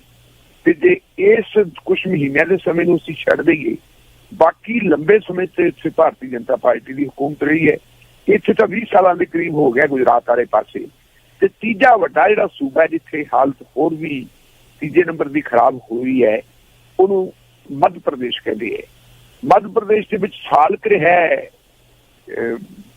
ਆਪਣਾ ਕਮਲਨਾਥ, ਉਹਦੀ ਸਰਕਾਰ ਰਹੀ ਹੈ। ਉਹ ਤੋਂ ਪਹਿਲਾਂ ਵੀ ਭਾਰਤੀ ਜਨਤਾ ਪਾਰਟੀ ਦੀ ਸਰਕਾਰ ਸੀ, ਬੜਾ ਲੰਬਾ ਸਮਾਂ ਰਹੀ ਤੇ ਹੁਣ ਫਿਰ ਪਿਛਲੇ ਕੁਝ ਮਹੀਨੇ ਤੋਂ ਭਾਰਤੀ ਜਨਤਾ ਪਾਰਟੀ ਦੀ ਸਰਕਾਰ ਹੈ। ਇਸ ਵਾਸਤੇ ਅਸੀਂ ਜੇ ਦੇਖੀਏ ਤਾਂ 6 ਸਾਲਾਂ ਤੋਂ ਦੇਸ਼ ਦੇ ਵਿੱਚ ਨਰਿੰਦਰ ਮੋਦੀ ਸਾਹਿਬ ਦੀ ਸਰਕਾਰ ਹੈ ਔਰ ਹਾਲਾਤ ਜਿਹੜੇ ਹੈਗੇ ਦਿਨੋਂ ਦਿਨ ਵੱਧ ਤੋਂ ਬਦਤਰ ਹੁੰਦੇ ਜਾ ਰਹੇ ਹੈ। ਹੁਣ ਜੇ ਅਸੀਂ ਦੇਖੀਏ ਜੀ ਤਾਂ 195 ਮੌਤਾਂ, ਕੋਈ ਛੋਟਾ ਅੰਕੜਾ ਨਹੀਂ, ਬਹੁਤ ਵੱਡਾ ਅੰਕੜਾ ਹੈ। 195 ਮੌਤਾਂ ਹੋ ਚੁੱਕੀਆਂ। 24 ਘੰਟਿਆਂ ਦੇ ਵਿੱਚ 3900 ਨਵੇਂ ਕੇਸ ਆ ਗਏ ਹੈ। ਟੋਟਲ ਕੇਸ ਅਸੀਂ ਦੇਖੀਏ ਤਾਂ ਲਗਭਗ 46,000 ਤੋਂ ਉੱਪਰ ਚਲੇ ਗਏ ਹੈ। ਪੰਜਾਬ ਦੀ ਹਾਲਤ ਵੀ ਕੋਈ ਚੰਗੀ ਨਹੀਂ, ਪੰਜਾਬ ਦੀ ਹਾਲਤ ਵੀ ਮਾੜੀ ਹੈ। ਪੰਜਾਬ 'ਚ ਪਿਛਲੇ 24 ਘੰਟਿਆਂ 'ਚ 50 ਹੋਰ ਪੋਜ਼ਿਟਿਵ ਮਰੀਜ਼ ਆ ਗਏ ਹੈ ਔਰ ਇਹਨਾਂ ਪੋਜ਼ਿਟਿਵ ਮਰੀਜ਼ਾਂ ਦੀ ਜੇ ਦੇਖੀਏ ਤੇ ਕੁੱਲ ਮਿਲਾ ਕੇ ਅਸੀਂ ਸਟਰੈਂਥ ਦੇਖੀਏ ਹੁਣ ਤੱਕ ਵੀ 1305 ਜਿਹੜੇ ਹੈਗੇ ਜੀ ਪੋਜ਼ਿਟਿਵ ਮਰੀਜ਼ ਹੋ ਚੁੱਕੇ ਹੈ। ਲੇਕਿਨ ਜਿਹੜੇ ਜ਼ਿਲ੍ਹੇ ਬਿਲਕੁਲ ਬਚੇ ਹੋਏ ਸੀ ਜਿਨ੍ਹਾਂ ਨੂੰ ਅਸੀਂ ਗ੍ਰੀਨ ਜ਼ੋਨ ਪਹਿਲਾਂ ਸਮਝਦੇ ਸਾਂ, ਜਿਵੇਂ ਤਰਨਤਾਰਨ ਹੈ, ਫਾਜ਼ਿਲਕਾ ਹੈ, ਬਠਿੰਡਾ ਹੈ, ਇੱਥੇ ਦੀ ਹਾਲਤ ਵੀ ਕਾਫੀ ਮਾੜੀ ਹੋ ਗਈ ਹੈ। ਫਾਜ਼ਿਲਕਾ ਦੇ ਵਿੱਚ ਇੱਕ ਦਿਨ ਦੇ ਵਿੱਚ ਜਿਹੜੇ ਹੈਗੇ ਜੀ 30 ਕੇਸ ਆ ਗਏ, ਮੁਕਤਸਰ ਦੇ ਵਿੱਚ 15 ਕੇਸ ਆ ਗਏ ਔਰ ਜਲੰਧਰ ਦੇ ਵਿੱਚ 5 ਕੇਸ ਆ ਗਏ। ਸੋ ਕੁੱਲ ਮਿਲਾ ਕੇ ਜਿਹੜੀ ਹੈ ਜੀ ਭਾਰਤ ਦੀ ਹਾਲਤ ਬੜੀ ਖਤਰਨਾਕ ਹੈ ਔਰ ਜੋ ਪ੍ਰੈਡਿਕਸ਼ਨ ਕੀਤੀ ਜਾ ਰਹੀ ਹੈ, ਜੋ ਸਾਇੰਸਦਾਨਾਂ ਨੇ, ਸਿਆਣੇ ਬੰਦਿਆਂ ਨੇ ਕੀਤਾ, ਉਹ ਕਹਿੰਦੇ ਵੀ ਜਿਹੜੇ ਅਗਲੇ 2 ਹਫ਼ਤੇ ਇਹ ਬੜੇ ਖਤਰਨਾਕ ਹੈ ਔਰ ਇਹ ਹਫ਼ਤੇ ਲਗਭਗ ਉਹੇ ਜਿਹਾ ਕਹਿਰ ਲੈ ਕੇ ਆ ਸਕਦੇ ਹੈ ਜਿਹੜਾ ਕਹਿਰ ਇਟਲੀ ਦੇ ਵਿੱਚ ਵਾਪਰਿਆ ਹੋਇਆ ਹੈ, ਖਾਸ ਕਰਕੇ ਬਜ਼ੁਰਗਾਂ ਦੇ ਲਈ। ਸੋ ਬਜ਼ੁਰਗਾਂ ਲਈ ਇੱਕ ਐਡਵਾਈਜ਼ਰੀ ਜਾਰੀ ਹੋਈ ਹੈ ਕਿ ਜਿਸ ਬੰਦੇ ਦੀ ਉਮਰ 60 ਸਾਲ ਤੋਂ ਉੱਪਰ ਹੈ ਉਹ ਆਪਣੇ ਘਰੋਂ ਬਿਲਕੁਲ ਨਾ ਨਿਕਲੇ ਔਰ ਬੱਚਾ ਵੀ ਕੋਈ ਘਰੋਂ ਬਿਲਕੁਲ ਨਾ ਨਿਕਲੇ। ਭਾਵੇਂ ਲਾਕਡਾਊਨ ਦੀ ਤੀਜੀ ਸਟੇਜ ਸ਼ੁਰੂ ਹੋ ਗਈ ਹੈ, ਪੰਜਾਬ ਦੇ ਵਿੱਚ ਕਰਫਿਊ ਚੱਲਦਾ ਹੈ, ਲੇਕਿਨ ਫਿਰ ਵੀ ਕੁਝ ਥਾਵਾਂ ਦੇ ਉੱਤੇ ਛੋਟਾਂ ਦਿੱਤੀਆਂ। ਕੱਲ ਵੀ ਆਪਾਂ ਜ਼ਿਕਰ ਕੀਤਾ ਸੀ, ਅੱਜ ਵੀ ਉਹਦੇ ਨਾਲ ਹੀ ਗੱਲ ਜੁੜਦੀ ਹੈ ਤੇ ਸ਼ਾਇਦ ਕੱਲ ਨੂੰ ਪੰਜਾਬ ਸਰਕਾਰ ਇਹ ਫੈਸਲਾ ਲੈ ਲਵੇ ਕਿਉਂਕਿ ਸ਼ਰਾਬ ਦੀਆਂ ਦੁਕਾਨਾਂ ਦੇ ਉੱਤੇ ਜਿਹੜੀ ਹੈਗੀ ਹੈ ਬੜੀਆਂ ਲੰਬੀਆਂ ਲੰਬੀਆਂ ਲਾਈਨਾਂ ਲੱਗਦੀਆਂ, ਭੀੜਾਂ ਹੁੰਦੀਆਂ ਪਰ ਉਹਦੇ ਨਾਲ ਸੋਸ਼ਲ ਡਿਸਟੈਂਸ ਵਾਲਾ ਮਾਮਲਾ ਖਤਮ ਹੁੰਦਾ। ਕੱਲ ਜਿਹੜਾ ਕੈਬਨਿਟ ਦੀ ਮੀਟਿੰਗ ਹੈ ਉਹਦੇ ਵਿੱਚ ਇਹ ਫੈਸਲਾ ਲਿਆ ਜਾ ਰਿਹਾ, ਜੋ ਮੈਨੂੰ ਇਨਫੋਰਮੇਸ਼ਨ ਮਿਲੀ ਹੈ ਕਿ ਹੋਮ ਡਿਲੀਵਰੀ, ਸ਼ਰਾਬ ਦੀ ਹੋਮ ਡਿਲੀਵਰੀ ਸ਼ੁਰੂ ਹੋ ਜਾਏ ਕਿ ਟੈਲੀਫੋਨ ਕਰੋ, ਸਾਨੂੰ ਸ਼ਰਾਬ ਚਾਹੀਦੀ ਹੈ, ਤੁਹਾਡੇ ਘਰੋਂ ਪਹੁੰਚ ਜੂਗੀ ਤਾਂ ਕਿ ਲੋਕ ਠੇਕੇ ਦੇ ਉੱਤੇ ਨਾ ਜਾਣ। ਪ੍ਰਕਾਸ਼ਨ ਲਿਆ ਜਾ ਰਿਹਾ ਪਰ ਬਾਵਜੂਦ ਇਸ ਤੇ ਹਾਲਾਤ ਕਾਫੀ ਵਿਗੜੇ ਹੋਏ ਹੈ। ਸਾਡੀ ਬਦਕਿਸਮਤੀ ਕਹਿ ਸਕਦੇ ਹਾਂ ਅਸੀਂ ਵੀ ਪਿਛਲੇ ਸਮੇਂ ਦੇ ਵਿੱਚ ਜਿਵੇਂ ਤਬਲੀਗੀਆਂ ਨੂੰ ਟਾਰਗੇਟ ਕੀਤਾ ਗਿਆ ਸੀ, ਸਿੱਖਾਂ ਨੂੰ ਵੀ ਟਾਰਗੇਟ ਕਰਨ ਦਾ ਯਤਨ ਕੀਤਾ ਗਿਆ ਹੈ ਹਜੂਰ ਸਾਹਿਬ ਦੇ ਨਾਲ ਜੋੜ ਕੇ। ਲੇਕਿਨ ਹੁਣ ਤੱਕ ਜਿਹੜੇ ਹਜੂਰ ਸਾਹਿਬ ਦੇ ਜੋ ਜਿੰਨੇ ਵੀ ਲੋਕ ਸਾਡੇ ਕੋਲ ਆਏ ਹੈ, 1-2 ਦੀ ਹਾਲਤ ਬਿਲਕੁਲ ਸੀਰੀਅਸ ਹੈ, ਬਾਕੀ ਲਗਭਗ ਤਸੱਲੀ ਬਖਸ਼ ਸਥਿਤੀ ਇਹ ਹੈ ਕਿ ਉਹ ਸਥਿਰ ਹੈ, ਉਹਨਾਂ ਦੀ ਪੋਜੀਸ਼ਨ ਸਥਿਰ ਹੈ। ਸੋ ਆਪਾਂ ਤਾਂ ਦੁਆ ਹੀ ਕਰਦੇ ਹਾਂ, ਇਹੀ ਆਸ ਕਰਦੇ ਹਾਂ ਕਿ ਉਹ ਸਾਰੇ ਜਲਦੀ ਠੀਕ ਹੋਣ ਤੇ ਆਪੋ ਆਪਣੇ ਘਰੀ ਜਾਣ। ਜੀ ਬਿਲਕੁਲ ਜੀ। ਇਸ ਪ੍ਰੋਗਰਾਮ ਦੇ ਹਿੱਸੇ ਨੂੰ ਸਪਾਂਸਰ ਕੀਤਾ ਜੀ Somal watch clock and parts. ਤੁਸੀਂ ਕਿਸੇ ਵੀ ਤਰ੍ਹਾਂ ਦੀ ਘੜੀ ਠੀਕ ਕਰਾਉਣੀ ਹੈ ਜਾਂ ਨਵੀਂ ਲੈਣੀ ਹੈ ਜੀ 905 790 2188 ਟੋਰਾਂਟੋ ਤੋਂ ਮੌਂਟਰੀਅਲ ਤੋਂ ਟੋਰਾਂਟੋ ਜਾਣਾ ਜੀ। Best Canadian ride service 514 560 6613। First ਜਾਂ ਸੈਕੰਡ ਮੌਰਗੇਜ ਕਰਾਉਣੀ ਹੈ, ਤੁਹਾਨੂੰ ਕਿਸੇ ਨੂੰ ਜਵਾਬ ਹੋ ਗਿਆ ਜੀ ਤੇ ਕਿਰਨ ਕੋਰਪਾਟਾ ਨੂੰ ਕਾਲ ਕਰ ਸਕਦੇ 416 710 2020। ਇਸ ਦੇ ਨਾਲ ਹੀ ਜੇ ਤੁਸੀਂ ਆਪਣੇ ਮਨਪਸੰਦ ਦਾ ਸੋਫਾ ਬਣਾਉਣਾ ਚਾਹੁੰਦੇ ਹੋ, ਸੋਫਾ ਸਟੂਡੀਓ ਤੋਂ ਸ਼ਗਨਦੀਪ ਉਹਨਾਂ ਨੂੰ ਕਾਲ ਕਰ ਸਕਦੇ ਹੋ। L shape custom made round sofa ਕੋਈ ਵੀ ਬੈਸਟ ਕੁਆਲਿਟੀ ਚ 905 799 8877। ਜੇ ਕਿਸੇ ਤਰ੍ਹਾਂ ਦੀ ਰੈਨੋਵੇਸ਼ਨ ਕਰਾਉਣੀ ਹੈ, ਬੇਸਮੈਂਟ ਬਣਾਉਣੀ ਹੈ ਜਾਂ ਬੇਸਮੈਂਟ ਲੀਗਲ ਕਰਾਉਣੀ ਤਾਂ ਹਰਦਿਆਲ ਸਿੰਘ ਝੀਤਾ 647 409 99 15 ਤੇ ਕਾਲ ਕੀਤੀ ਜਾ ਸਕਦੀ ਹੈ। ਆਪਾਂ ਗੱਲਬਾਤ ਕਰ ਰਹੇ ਸੀ ਜੀ ਕਰੋਨਾ ਦੇ ਨਾਲ। ਇਸ ਟਾਈਮ ਜਿਹੜਾ USA ਦੇ ਵਿੱਚ 12,12,955 ਜਿਹੜੇ ਇਹਦੇ ਕੇਸ ਆ ਗਏ ਜੀ ਦੁਨੀਆ ਦੇ ਵਿੱਚ ਸਭ ਤੋਂ ਵੱਧ, ਤੇ ਆਲਮੋਸਟ 70,000 ਦੇ ਲਗਭਗ ਜਿਹੜੀ ਮੌਤਾਂ ਹੋ ਗਈਆਂ। ਤੇ ਸਪੇਨ ਦੇ ਵਿੱਚ ਜਿਹੜੀ ਆ ਉਹ 2,48,301 ਤੇ 25,428 ਮੌਤਾਂ। ਇਟਲੀ ਦੀ ਗੱਲ ਕੀਤੀ ਸੀ ਢਿੱਲੋਂ ਸਾਹਿਬ ਨੇ 2,11,938 ਕੇਸ, 29,079 ਜਿਹੜੀਆਂ ਉਹ ਮੌਤਾਂ ਹੋ ਚੁੱਕੀਆਂ। ਯੂਨਾਈਟਿਡ ਕਿੰਗਡਮ UK ਦੇ ਵਿੱਚ 1,90,000 ਕੇਸ ਆ ਜੀ, 1,90,584 ਤੇ 28,734 ਜਿਹੜੀਆਂ ਮੌਤਾਂ ਆ। ਤੇ ਆਪਾਂ ਗੱਲ ਕਰਦੇ ਕੈਨੇਡਾ ਦੀ 61,957 ਕੇਸ ਆ ਤੇ 3,854 ਜਿਹੜੀ ਡੈਥ ਹੋਈ ਆ ਤੇ 2,617 ਜਿਹੜੇ ਕਵਰ ਵੀ ਹੋਏ ਆ ਜੀ ਤੇ ਜਿਹੜੀ ਰਿਕਵਰੀ ਹੋਈ ਆ। ਤੇ ਇੰਡੀਆ ਦੇ ਵਿੱਚ 46,617 ਜਿਹੜੇ ਕੇਸ ਆ, 1,573 ਮੌਤਾਂ ਹੋਈਆਂ ਤੇ 12,948 ਜਿਹੜੇ ਰਿਕਵਰ ਹੋਏ ਆ। ਕਾਫੀ ਵੱਡਾ ਅੰਕੜਾ ਜੀ।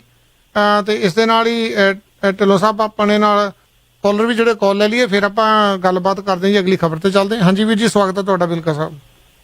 ਸਤਿ ਸ਼੍ਰੀ ਅਕਾਲ ਚੰਨੀ ਸਾਹਿਬ, ਸਤਿ ਸ਼੍ਰੀ ਅਕਾਲ ਢਿੱਲੋਂ ਸਾਹਿਬ। ਸਤਿ ਸ਼੍ਰੀ ਅਕਾਲ ਜੀ। ਤੇ ਹਾਂਜੀ, ਕੱਲ ਰਾਹੁਲ ਗਾਂਧੀ ਨੇ ਜਿਹੜੀ ਵੀਡੀਓ ਕਾਨਫਰੰਸ ਕੀਤੀ ਹੈ, ਜਿਹੜਾ ਇਕਨੋਮਿਸਟ ਹੈ ਸਾਡੇ ਮਿਸਟਰ ਅਭਿਜੀਤ ਬੈਨਰਜੀ ਦੇ ਨਾਲ ਜੀ, ਤੇ ਜੋ ਵੀ ਕੁਝ ਹੋ ਰਿਹਾ ਇੰਡੀਆ 'ਚ ਇਕਨੋਮਿਕ ਤੌਰ ਤੇ ਜਿਹੜਾ ਵੀ ਹੋ ਰਿਹਾ ਵੀ ਕੀ ਕੀਤਾ ਜਾ ਸਕਦਾ ਹੈ। ਦੇਖੋ, ਅਭਿਜੀਤ ਬੈਨਰਜੀ ਨੇ ਵੀ ਇਹੀ ਗੱਲ ਕਹੀ ਵੀ ਗਵਰਨਮੈਂਟ ਨੂੰ ਆਪਣਾ ਜਿਹੜਾ ਸਪੈਂਡਿੰਗ ਵਧਾਉਣੀ ਚਾਹੀਦੀ ਹੈ, ਲੋਕਾਂ ਨੂੰ ਜ਼ਿਆਦਾ ਬੈਨੀਫਿਟ ਹੋਣੇ ਚਾਹੀਦੇ ਨੇ, ਜੋ ਕਿ ਇਸ ਟਾਈਮ ਇੰਡੀਆ ਗਵਰਨਮੈਂਟ ਸਿਰਫ 1% GDP ਦਾ ਕਰ ਰਹੀ ਆ, ਜਦਕਿ ਦੂਸਰੀ ਜਿਹੜੇ ਆਪਾਂ USA ਦੀ ਗੱਲ ਕਰੀਏ ਜਾਂ ਹੋਰ ਗਵਰਨਮੈਂਟਾਂ ਦੀ ਵੈਸਟਰਨ ਦੀ ਗਵਰਨਮੈਂਟ ਦੀਆਂ ਗੱਲਾਂ ਕਰਦੇ ਉੱਥੇ 5 ਤੋਂ ਲੈ ਕੇ 10% ਖਰਚ ਹੋ ਰਿਹਾ ਹਨ। ਇਹ ਗੱਲ ਉਹਨੇ ਬਹੁਤ ਹੀ ਮਤਲਬ ਇੱਕ ਇੰਪੋਰਟੈਂਟ ਕਹੀ, ਜਿਹੜੀ ਉਹਨੇ ਕਿਹਾ ਵੀ ਲੋਕਾਂ ਨੂੰ ਡਾਇਰੈਕਟ ਕੈਸ਼ ਟ੍ਰਾਂਸਫਰ ਹੋਣਾ ਚਾਹੀਦਾ ਸੀ। ਇਹ ਗੱਲ ਦਾ ਪਤਾ ਹੀ ਢਿੱਲੋਂ ਸਾਹਿਬ ਆਪਾਂ ਵੀ ਕਾਫੀ ਦਿਨਾਂ ਤੋਂ ਕਰ ਹੀ ਰਹੇ ਹਾਂ ਵੀ ਜਿਹੜੀ ਗਵਰਨਮੈਂਟ ਦੀ ਆਉਂਦੇ ਨੇ ਪੈਸੇ, ਅਸੀਂ ਉਦੋਂ ਵੀ ਇਹੀ ਗੱਲ ਕਹੀ ਸੀ ਪੈਸੇ ਡਾਇਰੈਕਟ ਲੋਕਾਂ ਨੂੰ ਜਾਣੇ ਚਾਹੀਦੇ ਤਾਂ ਕਿ ਲੋਕ ਖਰਚ ਕਰ ਸਕਣ। ਉਸ ਤੋਂ ਅੱਗੇ ਜਾ ਕੇ ਰਾਹੁਲ ਗਾਂਧੀ ਗੱਲ ਕਹਿੰਦੇ ਨੇ ਵੀ ਰਾਜਾਂ ਨੂੰ ਵੱਧ ਅਧਿਕਾਰ ਹੋਣੇ ਚਾਹੀਦੇ ਨੇ। ਗੱਲ ਤਾਂ ਉਹਨਾਂ ਦੀ ਸਹੀ ਹੈ, ਪਰ ਕੀ ਦਿੰਦੀ ਹੈ ਸਰਕਾਰਾਂ? ਨਹੀਂ ਦਿੰਦੀਆਂ ਨਹੀਂ, ਕਿਉਂਕਿ ਜਿਸ ਵੇਲੇ ਅਕਾਲੀਆਂ ਨੇ ਅਨੰਦਪੁਰ ਸਾਹਿਬ ਦਾ ਰੈਜੂਲੇਸ਼ਨ ਪਾਸ ਕੀਤਾ, ਉਹ ਜਿਹੜਾ ਰੈਜੂਲੇਸ਼ਨ ਸੀ ਉਹ ਜੈ ਪ੍ਰਕਾਸ਼ ਨਾਰਾਇਣ ਦੀ ਜਿਹੜੇ ਪ੍ਰਿੰਸੀਪਲ ਸੀ ਉਹਨਾਂ ਦੇ ਉੱਪਰ ਆਧਾਰਿਤ ਸੀ, ਕੋਈ ਇੱਕ ਸੈਪਰੇਟ ਸਟੇਟ ਦੀ ਗੱਲ ਨਹੀਂ ਸੀ। ਉਹਦੇ ਵਿੱਚ ਵੀ ਇਹੀ ਗੱਲ ਕਹੀ ਗਈ ਸੀ ਰਾਜਾਂ ਨੂੰ ਵੱਧ ਅਧਿਕਾਰ ਦਿੱਤਾ ਜਾਵੇ। ਉਸ ਟਾਈਮ ਦੀਆਂ ਸਰਕਾਰਾਂ ਨੇ ਇਹਨੂੰ ਅਨੰਦਪੁਰ ਸਾਹਿਬ ਦੇ ਰੈਜੂਲੇਸ਼ਨ ਨੂੰ ਇੱਕ ਤਰ੍ਹਾਂ ਦਾ ਸੈਪਰੇਟ ਮੂਵਮੈਂਟ ਦਿਖਾਤੀ ਵੀ ਇਹ ਇੱਕ ਸੈਪਰੇਟ ਸਟੇਟ ਮੰਗ ਰਹੇ, ਜਦਕਿ ਇਸ ਤਰ੍ਹਾਂ ਨਹੀਂ ਸੀ। ਉਹਦੇ ਵਿੱਚ ਵੀ ਵੱਧ ਅਧਿਕਾਰਾਂ ਦੀ ਗੱਲ ਹੈ। ਅੱਜ ਅਕਾਲੀ ਵੀ ਉਹਨੂੰ ਛੱਡ ਗਏ ਅਨੰਦਪੁਰ ਸਾਹਿਬ ਰੈਜੂਲੇਸ਼ਨ ਦੀ ਗੱਲ ਕਰਨ ਤੋਂ, ਬਾਕੀ ਹੋਰ ਵੀ ਜੇ ਅੱਜ ਵੀ ਇਸ ਦੇ ਉੱਤੇ ਸਰਕਾਰਾਂ ਕੁਝ ਕਰਨ, ਅਨੰਦਪੁਰ ਸਾਹਿਬ ਦਾ ਰੈਜੂਲੇਸ਼ਨ ਦੇ ਉੱਪਰ ਗੱਲ ਕੀਤੀ ਜਾਵੇ ਤਾਂ ਪੰਜਾਬ ਦੀਆਂ ਕਈ ਪ੍ਰੋਬਲਮਾਂ ਹੱਲ ਹੋ ਸਕਦੀਆਂ ਨੇ, ਜਿਹਦੇ 'ਚ ਮੁੱਖ ਤੌਰ ਤੇ ਉਸ ਟਾਈਮ ਚੰਡੀਗੜ੍ਹ ਨੂੰ ਪੰਜਾਬ ਨੂੰ ਦੇਣ ਸੀ ਤੇ ਪਾਣੀਆਂ ਦਾ ਮਸਲਾ ਸੀ। ਪਰ ਅੱਜ ਉਹਦੇ ਨਾਲ ਹੋਰ ਵੀ ਗੱਲਾਂ ਜੁੜ ਗਈਆਂ, ਜਿਸ ਤਰ੍ਹਾਂ ਵੀ ਜਿਹੜੇ ਸਿੱਖ ਬੰਦੀ ਹੈ ਜਿਨ੍ਹਾਂ ਨੂੰ ਸਜ਼ਾ ਪੂਰੀ ਚੁੱਕੀ ਉਹਨਾਂ ਨੂੰ ਰਿਹਾ ਕੀਤਾ ਜਾਵੇ, ਜਾਂ ਜਿਹੜੇ 1984 ਦੇ ਵਿੱਚ ਜੋ ਕੁਝ ਕਤਲੇਆਮ ਹੋਇਆ ਉਹਨਾਂ ਦੋਸ਼ੀਆਂ ਨੂੰ ਸਜ਼ਾ ਦਿੱਤੀ ਜਾਵੇ। ਜੇ ਇਹ ਕੰਮ ਦੇ ਉੱਤੇ ਸਰਕਾਰਾਂ ਧਿਆਨ ਦੇਣ ਤਾਂ ਫਿਰ ਕੁਝ ਹੋ ਸਕਦਾ, ਸਿਰਫ ਲੈਕਚਰਬਾਜ਼ੀ ਦੇਣ ਨਾਲ ਕੋਈ ਕੁਝ ਨਹੀਂ ਹੋ ਸਕਦਾ। ਥੈਂਕ ਯੂ ਜੀ। ਜੀ ਬਿਲਕੁਲ ਜੀ, ਤੁਹਾਡੀ ਗੱਲ ਸਹੀ ਹੈ ਬਿਲਕੁਲ। ਢਿੱਲੋਂ ਸਾਹਿਬ ਕੁਝ ਕਹਿਣਾ ਚਾਹੋਗੇ ਤੁਸੀਂ? ਬਿਲਕੁਲ, ਮੈਂ ਬਿਰਦਾ ਸਾਹਿਬ ਦੀ ਗੱਲ ਨਾਲ ਬਹੁਤ ਹੱਦ ਤੱਕ ਸਹਿਮਤ ਹਾਂ ਕਿ ਜਿਹੜਾ ਅਨੰਦਪੁਰ ਸਾਹਿਬ ਦਾ ਰੈਜੂਲੇਸ਼ਨ ਹੈ ਜੀ ਉਹ ਅਕਾਲੀ ਛੱਡ ਚੁੱਕੇ ਆ ਉਸ ਰੈਜੂਲੇਸ਼ਨ ਨੂੰ। ਲੇਕਿਨ ਜੇ ਅਸੀਂ ਉਸ ਰੈਜੂਲੇਸ਼ਨ ਨੂੰ ਦੇਖੀਏ ਤਾਂ ਅਨੰਦਪੁਰ ਸਾਹਿਬ ਰੈਜੂਲੇਸ਼ਨ ਜਿਹੜਾ ਹੈਗਾ ਉਹ ਇੱਕ ਨਹੀਂ ਦੋ ਹੈ ਜੀ। ਅਸਲ ਰੈਜੂਲੇਸ਼ਨ ਜਿਹੜਾ ਹੈਗਾ ਉਹ ਕਿਹਾ ਜਾਂਦਾ, ਕਹਿਣ ਵਾਲੇ ਕਿ ਭਾਵੇਂ ਉਹਨੂੰ ਅਨੰਦਪੁਰ ਸਾਹਿਬ ਦਾ ਰੈਜੂਲੇਸ਼ਨ ਕਹਿੰਦੇ ਹੈ, ਇਹ ਕਿਹਾ ਗਿਆ ਸੀ ਕਿ ਸੁਰਜੀਤ ਸਿੰਘ ਬਰਨਾਲਾ ਦੀ ਅਗਵਾਈ ਹੇਠ ਇੱਕ ਕਮੇਟੀ ਬਣੀ ਸੀ ਔਰ ਉਸ ਕਮੇਟੀ ਨੇ ਉਹ ਰੈਜੂਲੇਸ਼ਨ ਬਹੁਤ ਵਿਚਾਰ ਵਟਾਂਦਰਾ ਕਰਕੇ ਉਹਦੀ ਡਰਾਫਟਿੰਗ ਕੀਤੀ ਸੀ। ਡਰਾਫਟਿੰਗ ਉਸ ਵੇਲੇ ਹੁੰਦੀ ਹੈ ਜਦੋਂ 1970 ਦੇ ਵਿੱਚ ਪ੍ਰਕਾਸ਼ ਸਿੰਘ ਬਾਦਲ ਦੀ ਸਰਕਾਰ ਬਣਦੀ ਹੈ, ਸਰਕਾਰ ਟੁੱਟਦੀ ਹੈ ਵਗੈਰਾ ਵਗੈਰਾ, ਉਸ ਪੀਰੀਅਡ ਦੇ ਆਲੇ ਦੁਆਲੇ ਜੇ ਕਿਤੇ ਹੁੰਦਾ ਹੈ ਜੀ। ਪਰ ਜਿਹੜੇ ਅਸਲ ਜਾਣਕਾਰ ਲੋਕ ਦੱਸਦੇ ਕਿ ਅਸਲ ਦੇ ਵਿੱਚ ਜਿਹੜਾ ਉਹ ਰੈਜੂਲੇਸ਼ਨ ਹੈ ਉਹ ਸਰਦਾਰ ਕਪੂਰ ਸਿੰਘ ਹੋਣਾ ਦੀ ਸੋਚ ਮੁਤਾਬਕ ਲਿਖਿਆ ਗਿਆ ਸੀ। ਔਰ ਉਸ ਰੈਜੂਲੇਸ਼ਨ ਦੇ ਵਿੱਚ ਉਹ ਸਾਰੀਆਂ ਗੱਲਾਂ ਸੀ ਜਿਹੜੇ ਬਾਅਦ ਦੇ ਨਹਿਰੂ ਔਰ ਗਾਂਧੀ ਨੇ ਸਿੱਖਾਂ ਦੇ ਨਾਲ ਆਜ਼ਾਦੀ ਤੋਂ ਪਹਿਲਾਂ ਕੀਤੇ ਸੀ ਕਿ ਜੇ ਮੁਲਕ ਆਜ਼ਾਦ ਹੁੰਦਾ ਤਾਂ ਸਿੱਖਾਂ ਨੂੰ ਇੱਕ ਅਜਿਹਾ ਦੇਸ਼ ਦਿੱਤਾ ਜਾਊਗਾ, ਅਜਿਹਾ ਕਿੱਤਾ ਦਿੱਤਾ ਜਾਊਗਾ ਜਿੱਥੇ ਸਿੱਖਾਂ ਦਾ ਬੋਲਬਾਲਾ ਹੋਵੇ, ਸਿੱਖੀ ਦਾ ਬੋਲਬਾਲਾ ਹੋਵੇ। ਇਹ ਗੱਲ ਕਹੀ ਗਈ ਸੀ ਜੀ। ਲੇਕਿਨ ਬਾਅਦ ਵਿੱਚ ਹੋਇਆ ਕਿ ਇੱਕ ਇੱਕ ਕਰਕੇ ਜਿੰਨੇ ਵੀ ਪ੍ਰੋਮਿਸ ਕੀਤੇ ਸੀ, ਵਾਅਦੇ ਕੀਤੇ ਸੀ, ਉਹਨਾਂ ਵਾਅਦਿਆਂ ਤੋਂ ਭਾਰਤ ਸਰਕਾਰ ਮੁੱਕਰ ਗਈ ਜੀ। ਫਿਰ ਉਹਦੇ ਵਿੱਚੋਂ ਅਨੰਦਪੁਰ ਸਾਹਿਬ ਦਾ ਰੈਗੂਲੇਸ਼ਨ ਨਿਕਲਿਆ ਸੀ ਔਰ ਉਹ ਵੱਧ ਅਧਿਕਾਰਾਂ ਦੀ ਗੱਲ ਕਰਦਾ ਸੀ। ਉਹ ਇਕੱਲੇ ਵੱਧ ਅਧਿਕਾਰਾਂ ਦੀ ਗੱਲ ਨਹੀਂ ਕਰਦਾ ਸੀ, ਸਗੋਂ ਉਹ ਸਿੱਖਾਂ ਦੇ ਹਿੱਤਾਂ ਦੀ ਗੱਲ ਵੀ ਕਰਦਾ ਸੀ ਜੀ। ਬਾਅਦ ਵਿੱਚ ਹੁੰਦਾ ਕੀ ਹੈ ਕਿ ਲੰਬਾ ਸਮਾਂ ਕਾਂਗਰਸ ਪਾਰਟੀ ਦੀ ਹਕੂਮਤ ਰਹੀ। ਕਾਂਗਰਸ ਪਾਰਟੀ ਦੀ ਹਕੂਮਤ ਤੋਂ ਬਾਅਦ ਪ੍ਰਕਾਸ਼ ਸਿੰਘ ਬਾਦਲ ਹੋਰੀ ਮੁੱਖ ਮੰਤਰੀ ਬਣਦੇ ਹੈ ਜੀ। ਤੁਸੀਂ ਯਾਦ ਕਰੋ ਫਿਰ ਉਸ ਵੇਲੇ ਇੱਕ ਲੁਧਿਆਣੇ ਦੇ ਵਿੱਚ ਬਹੁਤ ਵੱਡੀ ਕਾਨਫਰੰਸ ਹੋਈ ਸੀਗੀ। ਉਸ ਕਾਨਫਰੰਸ ਦੇ ਵਿੱਚ ਇੱਕ ਰੈਗੂਲੇਸ਼ਨ ਜਿਹੜਾ ਆਇਆ ਸੀ, ਉਹ ਸੋਧਿਆ ਹੋਇਆ ਅਨੰਦਪੁਰ ਸਾਹਿਬ ਦਾ ਰੈਗੂਲੇਸ਼ਨ ਆਇਆ ਸੀ ਜੀ। ਉਸ ਰੈਗੂਲੇਸ਼ਨ ਦੇ ਵਿੱਚ ਜਿਹੜਾ ਪੁਰਾਣਾ ਰੈਗੂਲੇਸ਼ਨ ਸੀ, ਪੁਰਾਣੇ ਰੈਗੂਲੇਸ਼ਨ ਦਾ ਜਿਹੜਾ ਸਾਥ ਹੈ ਉਹ ਕੱਢ ਦਿੱਤਾ ਸੀ। ਇੱਕ ਨਵੇਂ ਤਰੀਕੇ ਦਾ ਰੈਗੂਲੇਸ਼ਨ ਆਇਆ ਸੀ ਔਰ ਕਰਦਿਆਂ ਹੌਲੀ ਹੌਲੀ ਉਸ ਰੈਗੂਲੇਸ਼ਨ ਨੂੰ ਵੀ ਇਹਨਾਂ ਨੇ ਛੱਡ ਦਿੱਤਾ। ਮੇਰੇ ਉਹ ਸਮਾਂ ਯਾਦ ਹੈ, ਸਾਡੇ ਪੁਰਾਣੇ ਸਰੋਤਿਆਂ ਦੇ ਯਾਦ ਹੋਣਾ ਹੈ ਕਿ ਜਦੋਂ ਪ੍ਰਕਾਸ਼ ਸਿੰਘ ਬਾਦਲ ਹੋਰੀ ਕੇਂਦਰ ਦੀ ਵਜ਼ਾਰਤ ਛੱਡ ਕੇ ਪੰਜਾਬ 'ਚ ਆ ਗਿਆ, ਐਮਰਜੈਂਸੀ ਤੋਂ ਬਾਅਦ ਇੱਥੇ ਵਿਧਾਨ ਸਭਾ ਦੀਆਂ ਚੋਣਾਂ ਹੁੰਦੀਆਂ ਔਰ ਇੱਥੇ ਉਹ ਮੁੱਖ ਮੰਤਰੀ ਬਣ ਜਾਂਦੀ ਹੈ। ਉਦੋਂ ਵੀ ਬਾਦਲ ਸਾਹਿਬ ਨੇ ਇੱਕ ਮੀਟਿੰਗ ਬੁਲਾਈ ਸੀ ਗੈਰ ਕਾਂਗਰਸੀ ਮੁੱਖ ਮੰਤਰੀਆਂ ਦੀ ਦਿੱਲੀ ਦੇ ਵਿੱਚ ਇਹਦੀ ਤੁਸੀਂ ਆਓ ਤੇ ਆਪਾਂ ਬੈਠ ਕੇ ਵਿਚਾਰ ਵਟਾਂਦਰਾ ਕਰੀਏ, ਮੁੱਖ ਮੰਤਰੀ ਮੰਗ ਕਰਨ ਤੇ ਫੈਡਰਲ ਢਾਂਚੇ ਦੇ ਮੁਤਾਬਕ ਰਾਜਾਂ ਨੂੰ ਵੱਧ ਅਧਿਕਾਰ ਚਾਹੀਦੇ ਹੈ। ਲੇਕਿਨ ਉਸ ਵੇਲੇ ਦੇ ਪ੍ਰਧਾਨ ਮੰਤਰੀ ਮੁਰਾਰਜੀ ਦੇਸਾਈ ਨੇ ਅਜਿਹੀ ਕੁਰਕੀ ਮਾਰੀ ਕਿ ਉਹ ਮੀਟਿੰਗ ਉਦੋਂ ਦੀ ਮੁਲਤਵੀ ਹੋਈ, ਮੁੜ ਕੇ ਕਿਸੇ ਨੇ ਮੀਟਿੰਗ ਦਾ ਨਾਂ ਹੀ ਨਹੀਂ ਲਿਆ ਕਿ ਉਹ ਮੀਟਿੰਗ ਕਰਨੀ ਹੈ ਜਾਂ ਨਹੀਂ ਕਰਨੀ, ਸਰਕਾਰ ਰਵੇ ਜਾਂ ਨਾ ਰਵੇ। ਪ੍ਰਕਾਸ਼ ਸਿੰਘ ਬਾਦਲ ਦੀ ਜੇ ਆਪਾਂ ਗੱਲ ਕਰੀਏ, ਅੱਜ ਵੀ ਉਹ ਦੇਸ਼ ਦੇ ਜਿਉਂਦੇ ਸੀਨੀਅਰ ਆਗੂਆਂ ਦੇ ਵਿੱਚੋਂ ਇੱਕ ਹੈ। ਫੈਡਰਲ ਢਾਂਚੇ ਦੀ ਗੱਲ ਹੁਣ ਵੀ ਕੀਤੀ ਜਾ ਸਕਦੀ ਹੈ। ਹੁਣ ਜਦੋਂ ਭਾਰਤੀ ਜਨਤਾ ਪਾਰਟੀ ਨੇ ਪਿਛਲੇ ਸਮੇਂ ਦੇ ਵਿੱਚ ਅੱਖਾਂ ਦਿਖਾਉਣੀਆਂ ਸ਼ੁਰੂ ਕਰਤੀਆਂ, ਦਿੱਲੀ ਦੇ ਵਿੱਚ ਇਹਨਾਂ ਦੇ ਨਾਲ ਉਹਨਾਂ ਨੇ ਸਮਝੌਤਾ ਨਹੀਂ ਕੀਤਾ, ਇਹਨਾਂ ਨੂੰ ਛੱਡ ਦਿੱਤਾ ਸਾਰੇ ਮਾਮਲਿਆਂ ਚੋਂ, ਇਹ ਬਾਹਰ ਆ ਗਏ ਔਰ ਉਦੋਂ ਤੋਂ ਬਾਅਦ ਥੋੜੀ ਜਿਹੀ ਸੁਰ ਬਦਲੀ ਵੀ ਹੈ। ਲੇਕਿਨ ਉਹ ਸੁਰ ਥੋੜੀ ਜਿਹੀ ਬਦਲ ਕੇ ਭਾਰਤੀ ਜਨਤਾ ਪਾਰਟੀ ਨੂੰ ਡਰਾਉਣ ਵਾਲੀ ਗੱਲ ਕਰਦੇ ਹੈ। ਜਦੋਂ ਦੂਸਰੇ ਪਾਸੇ ਦੇਖਦੇ ਕਿ ਇੱਕੋ ਇੱਕ ਬਾਜ਼ਾਰ ਸੀ ਕੁਰਸੀ ਹੈ ਜਿਹੜੀ ਕਿਤੇ ਉਹ ਨਾ ਖੁੱਸੇ ਫਿਰ ਠੰਡੇ ਪੈ ਜਾਂਦੇ ਹੈ। ਸੋ ਕਈ ਚੀਜ਼ਾਂ ਇਹੋ ਜਿਹੀਆਂ ਹੈਗੀਆਂ ਜਿਹਦੇ ਵਿੱਚ ਸਾਡੀ ਆਪ ਦੀ ਲੀਡਰਸ਼ਿਪ ਦੇ ਵਿੱਚ ਕਮੀ ਪੇਸ਼ੀ ਹੈਗੀ। ਜੇ ਲੀਡਰਸ਼ਿਪ ਦੇ ਵਿੱਚ ਸੁਹਿਰਦਤਾ ਹੋਵੇ ਔਰ ਜਿਵੇਂ ਇਹ ਵੀ ਇਤਿਹਾਸ ਦੇ ਵਰਕਿਆਂ ਦੇ ਉੱਤੇ ਲਿਖਿਆ ਹੋਇਆ ਹੈ ਕਿ 1996 ਦੇ ਵਿੱਚ 1996 ਦੇ ਵਿੱਚ ਪਾਰਲੀਮੈਂਟ ਦੀ ਚੋਣ ਹੁੰਦੀ ਹੈ। 13 ਦਿਨਾਂ ਲਈ ਜੋ ਪ੍ਰਧਾਨ ਮੰਤਰੀ ਹੈ ਬਣਦੇ ਆਪਣੇ ਵਾਜਪਾਈ ਸਾਹਿਬ, ਉਸ ਵੇਲੇ ਰੀਜਨਲ ਪਾਰਟੀਆਂ ਨੇ ਪੇਸ਼ਕਸ਼ ਕੀਤੀ ਸੀ ਕਿ ਅਸੀਂ ਆਪਣੀ ਹਕੂਮਤ ਬਣਾਈਏ ਔਰ ਅਕਾਲੀ ਦਲ ਵਾਲੇ ਆਪਣਾ ਪ੍ਰਧਾਨ ਮੰਤਰੀ ਬਣਾ ਲੈਣ। ਲੇਕਿਨ ਬਾਦਲ ਸਾਹਿਬ ਆਪ ਬਣਦੇ ਨਹੀਂ ਸੀਗੇ, ਕੋਈ ਹੋਰ ਬਣਦਾ ਸੀ, ਸ਼ਰੀਕ ਨਾ ਬਣ ਜੇ। ਪਰ ਇਹਨਾਂ ਨੇ ਐਲਾਨ ਕਰਤਾ ਸੀ ਕਿ ਅਸੀਂ ਬਗੈਰ ਕਿਸੇ ਸ਼ਰਤ ਤੋਂ ਵਾਜਪਾਈ ਨੂੰ, ਭਾਰਤੀ ਜਨਤਾ ਪਾਰਟੀ ਨੂੰ ਹਮਾਇਤ ਦਿੰਦੇ ਆ, ਉਹਦੀ ਹਮਾਇਤ ਦਾ ਐਲਾਨ ਕਰਦੇ ਆ। ਔਰ ਉਸ ਵੇਲੇ ਬਹੁਜਨ ਸਮਾਜ ਪਾਰਟੀ ਨਾਲ ਸਮਝੌਤਾ ਸੀ ਪੰਜਾਬ ਦੇ ਵਿੱਚ, ਨਾ ਕਿ ਬੀਜੇਪੀ ਨਾਲ।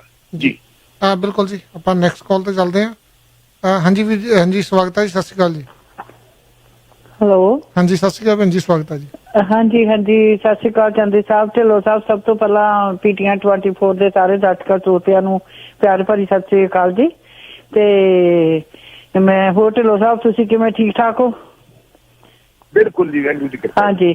ਤੇ ਸਭ ਤੋਂ ਪਹਿਲਾਂ ਮੈਂ ਅੱਜ ਆਪਣੇ ਸਰੋਤਿਆਂ ਦਰਸ਼ਕਾਂ ਨਾਲ ਸਾਂਝਾ ਕਰਨਾ ਚਾਹੁੰਦੀ ਹਾਂ ਕਿ ਅੱਜ ਮਾਤਾ ਸੁੰਦਰੀ ਜੀ ਦਾ ਪ੍ਰਕਾਸ਼ ਦਿਹਾੜਾ ਹੈ ਜੀ। ਤੇ ਮੈਂ ਸਭ ਤੋਂ ਪਹਿਲਾਂ ਸਾਰੀ ਸੰਗਤ ਨੂੰ, ਸਾਰੀ ਇਲਾਕਾਈ ਨੂੰ ਉਹਨਾਂ ਦੇ ਜਨਮ ਦਿਨ ਦੀ ਬਹੁਤ ਬਹੁਤ ਵਧਾਈ ਦਿੰਦੀ ਹਾਂ ਜੀ। ਤੇ ਮਾਤਾ ਸੁੰਦਰੀ ਜੀ ਦੇ ਵੱਡੇ ਸਾਹਿਬਜ਼ਾਦੇ ਸਾਹਿਬਜ਼ਾਦਾ ਅਜੀਤ ਸਿੰਘ ਜੀ ਸੀਗੇ ਜੀ। ਉਹਨਾਂ ਦਾ ਜਿਹੜਾ ਪਿੰਡ ਸੀਗਾ ਉਹ ਸਾਡਾ ਹੁਸ਼ਿਆਰਪੁਰ ਜ਼ਿਲ੍ਹਾ ਹੈਗਾ ਜੀ। ਉਹ ਜ਼ਿਲ੍ਹਾ ਹੁਸ਼ਿਆਰਪੁਰ ਦੇ ਵਿੱਚ ਬਜਵਾੜਾ ਪਿੰਡ ਹੈ ਜੀ। ਉੱਥੇ ਉਹਨਾਂ ਦਾ ਜਨਮ ਹੋਇਆ ਸੀਗਾ ਮਾਤਾ ਸੁੰਦਰੀ ਜੀ ਦਾ। ਤੇ ਜਦੋਂ ਗੁਰੂ ਸਾਹਿਬ ਨੰਦੇੜ ਗਏ ਨੇ ਤੇ ਮਾਤਾ ਸੁੰਦਰੀ ਜੀ ਨੂੰ ਆਪਣੇ ਸ਼ਸਤਰ ਦੇ ਕੇ ਉਹ ਦਿੱਲੀ ਵਿੱਚ ਉਹਨਾਂ ਨੇ ਖਾਲਸਾ ਪੰਥ ਦੀ ਅਗਵਾਈ ਕੀਤੀ ਸੀ। ਤੇ ਨਾਲ ਹੀ ਉਹਨਾਂ ਨੇ ਮਾਤਾ ਸਾਹਿਬ ਕੌਰ ਜੀ ਨੰਦੇੜ ਦੀ ਧਰਤੀ ਤੇ ਚਲ ਗਿਆ ਸੀ ਉਹਨਾਂ ਦੇ ਨਾਲ। ਤੇ ਮੈਂ ਸਾਰੀ ਸੰਗਤ ਨੂੰ, ਸਾਰੀ ਇਲਾਕਾਈ ਨੂੰ ਬਹੁਤ ਬਹੁਤ ਵਧਾਈ। ਤੇ ਮੈਂ ਇੱਕ ਢਿੱਲੋਂ ਸਾਹਿਬ ਤੁਹਾਡੇ ਨਾਲ ਇੱਕ ਤੁਹਾਡੇ ਬਠਿੰਡੇ ਦੀ ਖਬਰ ਆ ਜਿਹੜੀ ਸਾਂਝੀ ਕਰਨਾ ਚਾਹੁੰਦੀ ਆ। ਇੱਕ ਉੱਥੇ ਦੇ ਨਾ ਸਲਮਾ ਮਹੰਤ ਆ ਜਿਹੜੇ ਕਿ ਕਿੰਨਰ ਨੇ, ਤੇ ਉਹਨਾਂ ਨੇ ਆਪਣਾ ਸਾਰਾ ਹੀ 200 ਗਜ ਦਾ ਪਲਾਟ ਜਿਹੜਾ ਦਾਰਾ ਮੰਡੀ ਦੇ ਵਿੱਚ ਸੀਗਾ ਉਹ ਵੀ ਦੇ ਦਿੱਤਾ ਜੀ। ਉਹ ਕਹਿੰਦੇ ਇੱਥੇ ਰੈੱਡ ਕਰਾਸ ਦਾ ਡਿਸਪੈਂਸਰੀ ਖੋਲ ਲਓ। ਉਹ ਕਹਿੰਦੇ ਵੀ ਮੈਂ ਜਿਹੜਾ ਸ਼੍ਰੀ ਨਿਵਾਸ ਜਿਹੜਾ ਉੱਥੇ ਦਾ DC ਹੈਗਾ ਤੁਹਾਡੇ ਬਠਿੰਡੇ ਦਾ ਤੇ ਉਹਦੇ ਹਵਾਲੇ ਕਰ ਰਹੀ ਹਾਂ। ਉਹਨਾਂ ਨੇ ਕੱਪੜੇ ਲੀੜੇ ਸਾਰੇ ਉੱਥੇ ਢੇਰ ਲਾਤਾ। ਉਹ ਕਹਿੰਦੇ ਚਾਹੇ ਇਹ ਜ਼ਮੀਨ ਨੂੰ ਵੇਚ ਕੇ ਜਿਹੜੇ ਅੱਜ ਕੱਲ ਭੁੱਖਮਰੀ ਦਾ ਸ਼ਿਕਾਰ ਹੋ ਰਿਹਾ ਮਹਾਮਾਰੀ ਦੇ ਵਿੱਚ ਤੇ ਉਹਨਾਂ ਨੂੰ ਜਾਂ ਰੋਟੀ ਖਵਾ ਦਿਓ ਜਾਂ ਇੱਥੇ ਕੁਝ ਬਣਾ ਦਿਓ ਡਿਸਪੈਂਸਰੀ ਵਗੈਰਾ। ਤੇ ਉਹਨਾਂ ਨੇ ਆਪਣੇ ਕੰਨਾਂ ਦੀਆਂ ਬਾਲੀਆਂ ਤੇ ਨੱਕ ਦਾ ਕੋਕਾ ਲਾ ਕੇ ਵੀ ਉੱਥੇ ਰੱਖ ਦਿੱਤਾ। ਤੇ ਮੈਂ ਇਹ ਕਹਿਣਾ ਚਾਹੁੰਦੀ ਕਿ ਹਮੇਸ਼ਾ ਹੀ ਸਾਡੇ ਸਮਾਜ ਵੱਲੋਂ ਇਹਨਾਂ ਕਿੰਨਰਾਂ ਨੂੰ ਨਕਾਰਿਆ ਗਿਆ, ਬੁਰੀ ਨਜ਼ਰ ਨਾਲ ਵੀ ਦੇਖਿਆ ਗਿਆ। ਮੈਂ ਦੇਖਦੀ ਟੂਲ ਪਲਾਜ਼ੇ ਤੇ ਕਿਵੇਂ ਮੀਂਹ ਪੈਂਦੇ ਚ ਵੀ ਉਹ 10-10 ਰੁਪਏ ਦੀ ਮੰਗ ਕਰਦੇ, ਉੱਤੇ ਮੀਂਹ ਪੈ ਰਿਹਾ ਹੁੰਦਾ। ਸੋ ਇਹ ਇੱਕ ਬਹੁਤ ਵੱਡੀ ਗੱਲ ਆ ਸਾਡੇ ਸਮਾਜ ਲਈ, ਇੱਕ ਬਹੁਤ ਵੱਡਾ ਸੁਨੇਹਾ ਇਹਨਾਂ ਕਿੰਨਰਾਂ ਵੱਲੋਂ। ਸਲਮਾ ਮਹੰਤ ਨੇ ਐਡਾ ਵੱਡਾ ਜਿਹੜਾ ਕੰਮ ਕਰ ਦਿਖਾਇਆ ਉਹਨਾਂ ਨੇ ਜੀ ਕਿ ਉਹਨਾਂ ਨੇ ਆਪਣੀ ਜ਼ਮੀਨ ਜਿਹੜੀ ਸੀਗੀ, ਜਿਹੜਾ ਆਪਣਾ ਘਰ ਸੀਗਾ ਉਹਨਾਂ ਦਾ, ਉਹ ਵੀ ਉਹਨਾਂ ਨੇ ਉਹ ਦਾਨ ਵਿੱਚ ਦੇਣ ਦਾ ਜਿਹੜਾ ਫੈਸਲਾ ਲਿਆ ਜੀ। ਬਠਿੰਡੇ ਦੀ ਗੱਲ ਆ। ਤੁਸੀਂ ਤੁਹਾਨੂੰ ਇਹਦੇ ਬਾਰੇ ਕੋਈ ਜਾਣਕਾਰੀ ਹੈ ਜੀ ਤੇ ਜ਼ਰੂਰ ਸਪਸ਼ਟੀਕਰਨ ਦਿਓ ਜੀ। ਥੈਂਕ ਯੂ, ਬਹੁਤ ਧੰਨਵਾਦ ਜੀ। ਧੰਨਵਾਦ ਜੀ ਢਿੱਲੋਂ ਸਾਹਿਬ। ਬਿਲਕੁਲ ਜੀ, ਉਹਨਾਂ ਨੇ ਪੇਸ਼ਕਸ਼ ਕੀਤੀ ਹੈ ਜੀ ਕਿ ਅਸੀਂ ਇਹ ਸਾਰਾ ਕੁਝ ਦੇਣ ਨੂੰ ਤਿਆਰ ਆ, ਤੁਸੀਂ ਲੈ ਲਓ ਜੀ। ਵੀ ਸ਼੍ਰੀ ਨਿਵਾਸਨ ਸਾਡੇ ਡਿਪਟੀ ਕਮਿਸ਼ਨਰ ਸਾਹਿਬ ਆ, ਉਹਨਾਂ ਨੂੰ ਮਿਲ ਕੇ ਉਹਨਾਂ ਨੇ ਬਕਾਇਦਾ ਇਹ ਕਿਹਾ ਕਿ ਜੇ ਅਸੀਂ ਇਹ ਸਾਰਾ ਕੁਝ ਲੈ ਲਵੋ। ਮੇਰੇ ਖਿਆਲ ਮੁਤਾਬਕ ਜਿੰਨਾ ਅਸੀਂ ਕਿੰਨਰ ਭਾਈਚਾਰੇ ਨੂੰ ਨਫ਼ਰਤ ਦੀ ਨਜ਼ਰ ਦੇ ਨਾਲ ਦੇਖਦੇ ਹਾਂ, ਲੇਕਿਨ ਸਮਾਜ ਦਾ ਦਰਦ ਉਹ ਵੀ ਮਹਿਸੂਸ ਕਰਦੇ ਆ। ਉਹਨਾਂ ਨੇ ਜਿਹੜਾ ਯੋਗਦਾਨ ਪਾਇਆ ਇੱਕ ਛੋਟਾ ਨਹੀਂ ਬਹੁਤ ਵੱਡਾ ਯੋਗਦਾਨ ਹੈ ਜੀ ਕਿ ਲੋਕਾਂ ਕੋਲੋਂ ਮੰਗ ਕੇ ਜਿਹੜੇ 4 ਪੈਸੇ ਇਕੱਠੇ ਕਰਦੇ ਆ ਉਹ ਵੀ ਸਮਾਜ ਦੀ ਸੇਵਾ ਵਿੱਚ ਲਾਉਣ। ਇਹ ਇੱਕ ਕਿਸਮ ਦਾ ਸਾਡੀ ਸੱਭਿਅਕ ਸੁਸਾਇਟੀ ਲਈ ਰਾਹ ਦਸੇਰਾ ਬਣ ਕੇ ਉਹ ਸਾਹਮਣੇ ਆਏ ਹੈ।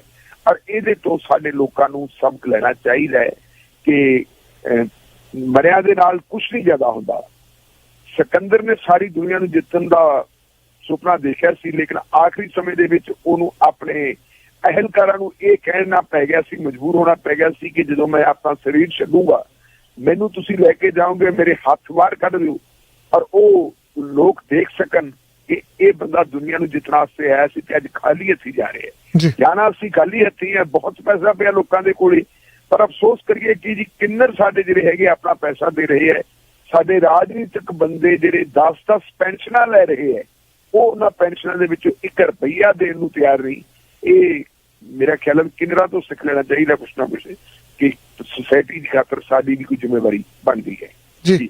ਬਿਲਕੁਲ ਜੀ, ਆਪਾਂ ਨੈਕਸਟ ਕਾਲ ਤੇ ਚੱਲਦੇ ਹਾਂ ਜੀ। 2156 ਸਵਾਗਤ ਹੈ ਜੀ। ਹਾਂਜੀ, ਸਤਿ ਸ੍ਰੀ ਅਕਾਲ ਜੀ। ਸਤਿ ਸ੍ਰੀ ਅਕਾਲ। ਤੇ ਭੈਣ ਜੀ ਯਾਦ ਕਰਾਤਾ ਜੀ ਮਾਤਾ ਸੁੰਦਰੀ ਜੀ ਦਾ ਜਨਮ ਦਿਨ ਮੁਬਾਰਕਾਂ ਜੀ। ਜੀ ਜੀ। ਤੇ ਜਿਹੜੀ ਮੈਂ ਗੱਲ ਕੀਤੀ ਹੈ ਬਜਵਾੜੇ ਦੀ, ਮੈਂ ਇਹ ਪੜਿਆ ਬਜਵਾੜਾ ਜਿਹੜਾ ਜਨਮ ਸਥਾਨ ਹੈ ਮਾਤਾ ਦੀਪੋ ਜੀ ਦਾ ਹੈ ਜੀ। ਤੇ ਚਲੋ ਲਿਖਣ ਵਾਲੇ ਵੀ ਏਦਾਂ ਕਈ ਕੁਝ ਲਿਖ ਦਿੰਦੇ ਆ ਤੇ ਚਲੋ ਅਸੀਂ ਮੰਨਦੇ ਹਾਂ ਸਵਾਗਤ ਦਾ ਯਾਦ ਕਰਾਉਣ ਦਾ। ਤੇ ਦੂਸਰੀ ਗੱਲ ਜਿਹੜੀ ਹੈਗੀ ਹੈ ਵੱਧ ਅਧਿਕਾਰਾਂ ਦੀ, ਜੇ ਸੈਂਟਰ ਪੰਜਾਬ ਨੂੰ ਵੱਧ ਅਧਿਕਾਰ ਦੇ ਵੀ ਦਿੰਦੀ ਆ ਤੇ ਜੂਝ ਤਾਂ ਕਿਹਨੇ ਕਰਨੇ ਆ? ਸਾਡੇ ਇਹਨਾਂ ਲੀਡਰਾਂ ਨੇ ਕਰਨੇ ਆ। ਜੇ ਸਾਨੂੰ ਕੋਈ ਪੈਸਾ ਮਿਲ ਜਾਂਦਾ ਨਾ ਤਾਂ ਸਾਨੂੰ ਜੂਝ ਵੀ ਕਰਨਾ ਆਉਣਾ ਚਾਹੀਦਾ ਵੀ ਅਸੀਂ ਇਹਨੂੰ ਕਿੱਥੇ ਜੂਝ ਕਰਨਾ। ਉਹ ਆਪਣਾ ਦਿਮਾਗ ਵੀ ਵਰਤਣਾ ਚਾਹੀਦਾ। ਜੇ ਵੱਧ ਅਧਿਕਾਰ ਮਿਲ ਵੀ ਜਾਂਦੇ ਆ ਕੀ ਉਹਨਾਂ ਨੂੰ ਲਾਗੂ ਕਰੋਗੇ? ਆਮ ਲੋਕਾਂ ਨੂੰ ਉਹਦਾ ਕੋਈ ਫਾਇਦਾ ਹੋਊਗਾ? ਕਦੇ ਵੀ ਨਹੀਂ ਹੋਣਾ। ਹੁਣ ਜੇ ਅਕਾਲੀਆਂ ਦਾ ਰਾਜ ਹੈਗਾ ਉਦੋਂ ਵੱਧ ਅਧਿਕਾਰ ਮੰਨਦੇ ਜੇ, ਉਹ ਬਾਅਦ ਚ ਵੀ ਇਹਨਾਂ ਦਾ ਆ ਜਾਓ। ਜਦੋਂ ਆਪ ਹੀ ਸੈਂਟਰ ਦੇ ਨਾਲ ਰਲ ਕੇ ਕੋਸ਼ਿਸ਼ ਦੀ ਖਾਤਰ ਉਹ ਗੱਠਜੋੜ ਕੀਤਾ ਆ, ਫਿਰ ਵੱਧ ਅਧਿਕਾਰ ਤਾਂ ਫਿਰ ਵੀ ਉੱਥੇ ਹੀ ਰਹਿ ਜਾਣੇ ਆ, ਕਿਉਂਕਿ ਦੋਨੇ ਇੱਕ ਆ। ਜਿਹਦਾ ਢਿੱਲੋਂ ਸਾਹਿਬ ਕਹਿੰਦੇ ਵੀ ਕੁੱਤੀ ਚੋਰਾਂ ਨਾਲ ਰਲਿਓ ਆ, ਇਹ ਸੈਂਟਰ ਨਾਲ ਰਲਿਓ ਆ। ਸੈਂਟਰ ਨੂੰ ਵੱਧ ਅਧਿਕਾਰ ਦੇ ਲੈ ਵੀ ਲੈਣਗੇ। ਚੱਲਣੇ ਤਾਂ ਉਹਨਾਂ ਦੀ ਮਰਜ਼ੀ ਨਾਲ, ਜਾਂ ਤਾਂ ਆਪਣੀ ਮਰਜ਼ੀ ਨਾਲ ਚਲਾਉਣ ਦਾ ਵੀ ਇਹਨਾਂ ਕੋਲ ਦਿਮਾਗ ਹੋਵੇ ਨਾ, ਕੋਈ ਅਸੀਂ ਸਿੱਧਾ ਕੰਮ ਕਰਨਾ, ਉਹ ਤਾਂ ਇਹਨਾਂ ਨੇ ਕਰਨਾ ਨਹੀਂ। ਵੀ ਵੱਧ ਅਧਿਕਾਰ ਮਿਲ ਨਾ ਮਿਲ, ਮੇਰੇ ਤਾਂ ਖਿਆਲ 'ਚ ਨਹੀਂ ਕੋਈ ਫਾਇਦਾ। ਜਿਹੜਾ ਪਾਣੀਆਂ ਦਾ ਅਧਿਕਾਰ ਵਾ, ਪਾਣੀ ਦਿੱਤਾ ਕਿ ਨੇ ਸਾਡੀ ਸਰਕਾਰ ਨੇ ਦਿੱਤਾ ਹੈ ਨਾ, ਕੈਪਟਨ ਸਾਹਿਬ ਨੇ ਉਹ ਜਾ ਕੇ ਚੱਕ ਲਾਇਆ ਸੀ ਨਹਿਰ ਦਾ। ਉਹ ਹੁਣ ਵੱਧ ਅਧਿਕਾਰ ਕਿੱਦਾਂ ਮਿਲਦੇ? ਇਹ ਤਾਂ ਵੱਧ ਅਧਿਕਾਰ ਸਾਡੇ ਉਹਨਾਂ ਨੂੰ ਦੇਣ ਵਾਲੇ ਆ। ਹੁਣ ਇਹ ਮੰਗਦੇ ਕਿਹੜੇ ਮੂੰਹ ਨਾਲ ਮੰਗਦੇ? ਜਾਂ ਦਿੱਤੇ ਉਹਨਾਂ ਨੂੰ ਆਪ ਆ। ਸਾਰੇ ਜੋ ਵੀ ਇਹਨਾਂ ਦੇ ਅਧਿਕਾਰ ਸੀ ਇਹਨਾਂ ਨੇ ਆਪ ਉਹਨਾਂ ਨੂੰ ਦੇ ਦਿੱਤੇ। ਹੁਣ ਉਹਨਾਂ ਤੋਂ ਮੰਗਦੇ ਆ, ਮੰਗਤੇ ਬਣ ਕੇ। ਜਦ ਕੋਲ ਸੀਗਾ ਉਦੋਂ ਰੱਖਣਾ ਆਇਆ ਇਹਨਾਂ ਨੂੰ, ਉਦੋਂ ਆਪਣਾ ਦਿਮਾਗ ਨਹੀਂ ਸੀ ਅਸੀਂ ਕੀ ਕਰਨ ਲੱਗੇ ਆ। ਇਹੀ ਮੈਂ ਇਹ ਕਹਿਣਾ ਚਾਹੁੰਦਾ ਆ ਕਿ ਆਪਣਾ ਦਿਮਾਗ ਇਹਨਾਂ ਕੋਲ ਹੈ ਨਹੀਂ। ਇਹ ਲੈ ਵੀ ਲੈ ਤਾਂ ਇਹਨਾਂ ਨੇ ਜੂਝ ਨਹੀਂ ਕਰਨੇ, ਉਹ ਜੂਝ ਨਹੀਂ ਕਰਨੇ ਆਵੇ ਜੀ। ਧੰਨਵਾਦ ਜੀ। ਓਕੇ ਜੀ ਢਿੱਲੋਂ ਸਾਹਿਬ ਕੋਈ ਟਿੱਪਣੀ ਕਰਨੀ ਚਾਹੋਗੇ ਤੁਸੀਂ? ਨਹੀਂ ਜੀ, ਮੈਂ ਤਾਂ ਇਹ ਗੱਲ ਕਹਿਣੀ ਚਾਹੂੰਗਾ ਕਿ ਆਪਾਂ ਅਕਾਲੀ ਸ਼ਬਦ ਨਾ ਇਸਤੇਮਾਲ ਕਰੀਏ, ਜੀ ਕਿਉਂਕਿ ਅਕਾਲੀਆਂ ਦੇ ਵਿੱਚ ਬੜੇ ਸਿਆਣੇ ਬੰਦੇ ਰਹੇ ਆ। ਅਕਾਲੀਆਂ ਨੇ ਬੜਾ ਕੁਝ ਜਿਹੜਾ ਪੇ ਕੀਤਾ ਹੈ। ਜੇ ਆਪਾਂ ਬਾਬਾ ਖੜਕ ਸਿੰਘ ਹੋਰਾਂ ਤੋਂ ਲੈ ਕੇ ਦੇਖੀਏ ਤਾਂ ਬਹੁਤ ਵੱਡਾ ਇਤਿਹਾਸ ਆ ਅਕਾਲੀ ਦਲ ਦਾ। ਜੀ ਹੁਣ ਜਿੱਥੇ ਸਮੱਸਿਆ ਆ ਕੇ ਫਸੀ ਹੋਈ ਹੈ, ਅਕਾਲੀ ਦਲ ਲਈ ਉਹ ਇੱਕ ਪਰਿਵਾਰ ਹੈ ਜੀ ਜਿਹਨੇ ਅਕਾਲੀ ਦਲ ਦਾ ਸਾਰਾ ਠੇਕਾ ਲਿਆ ਹੋਇਆ ਹੈ। ਅਸਲ ਦੇ ਵਿੱਚ ਸਾਰੀ ਸਮੱਸਿਆ ਦੀ ਜੜ ਉਹੀ ਹੈ। ਉਹਨਾਂ ਨੇ ਸਾਰੀ ਗੜਬੜ ਕੀਤੀ ਹੋਈ ਹੈ। ਜੇ ਅਸੀਂ ਮੋਹਨ ਸਿੰਘ ਤੁੜ ਹੋਰਾਂ ਨੂੰ ਦੇਖੀਏ, ਜਗਦੇਵ ਸਿੰਘ ਤਲਵੰਡੀ ਹੋਰਾਂ ਨੂੰ ਦੇਖੀਏ, ਇਹ ਉਹ ਲੋਕ ਸੀ, ਜਿਵੇਂ ਇਹਨਾਂ ਨੇ ਗੱਲ ਕਹੀ ਹੈ ਪਾਣੀਆਂ ਵਾਲੀ, ਜੀ ਪਾਣੀਆਂ ਦੇ ਮਾਮਲੇ 'ਚ ਮਾਫ ਕਰਨਾ, ਜਦੋਂ ਪਾਣੀਆਂ ਤੋਂ ਪਹਿਲਾਂ ਧਰਮ ਯੁੱਧ ਮੋਰਚਾ ਲਾਇਆ ਗਿਆ ਸੀ, ਕਪੂਰੀ ਦਾ ਮੋਰਚਾ ਲੱਗਿਆ ਸੀ ਪਹਿਲਾਂ ਕਪੂਰੀ ਦਾ ਮੋਰਚਾ ਲੱਗਿਆ ਸੀ, ਫਿਰ ਧਰਮ ਯੁੱਧ ਮੋਰਚਾ। ਧਰਮ ਯੁੱਧ ਮੋਰਚੇ ਦੀਆਂ ਮੇਰੇ ਖਿਆਲ ਮੁਤਾਬਕ 45 ਮੰਗਾਂ ਸੀ ਜੀ, ਲੇਕਿਨ ਇੱਕ ਵੀ ਮੰਗ ਉਹਦੇ ਵਿੱਚੋਂ ਪੂਰੀ ਨਹੀਂ ਹੋਈ। ਬਗੈਰ ਮੰਗ ਪ੍ਰਵਾਨ ਕੀਤਿਆਂ ਸੈਂਟਰ ਸਰਕਾਰਾਂ ਦੇ ਨਾਲ ਘਿਓ ਖਿਚੜੀ ਹੁੰਦੇ ਰਹੇ, ਬੜਾ ਕੁਝ ਹੋਇਆ ਜੀ। ਭਾਰਤ ਸਰਕਾਰ ਨੇ ਆਪਰੇਸ਼ਨ ਬਲੂ ਸਟਾਰ ਤੋਂ ਬਾਅਦ ਜਿਹੜਾ ਵਾਈਟ ਪੇਪਰ ਜਾਰੀ ਕੀਤਾ ਸੀ, ਉਸ ਵਾਈਟ ਪੇਪਰ ਦੇ ਵਿੱਚ ਤਾਂ ਤਾਰੀਖਾਂ ਲਿਖੀਆਂ ਪਈਆਂ ਵੀ ਕਦੋਂ ਕਦੋਂ ਕੇਂਦਰੀ ਨੁਮਾਇੰਦਿਆਂ ਦੇ ਨਾਲ ਸਾਡੇ ਲੀਡਰਾਂ ਨੇ ਜਾ ਕੇ ਗੱਲਾਂ ਬਾਤਾਂ ਕੀਤੀਆਂ, ਜੇਲ੍ਹਾਂ 'ਚੋਂ ਆ ਕੇ ਗੱਲਾਂ ਬਾਤਾਂ ਕੀਤੀਆਂ, ਉਹਨਾਂ ਨੂੰ ਅਲਾਓ ਕੀਤਾ ਕਿ ਆਪਰੇਸ਼ਨ ਬਲੂ ਸਟਾਰ ਵਗੈਰਾ ਕਰਨ। ਇਸ ਕਰਕੇ ਬੜਾ ਲੰਬਾ ਇਤਿਹਾਸ ਹੈ।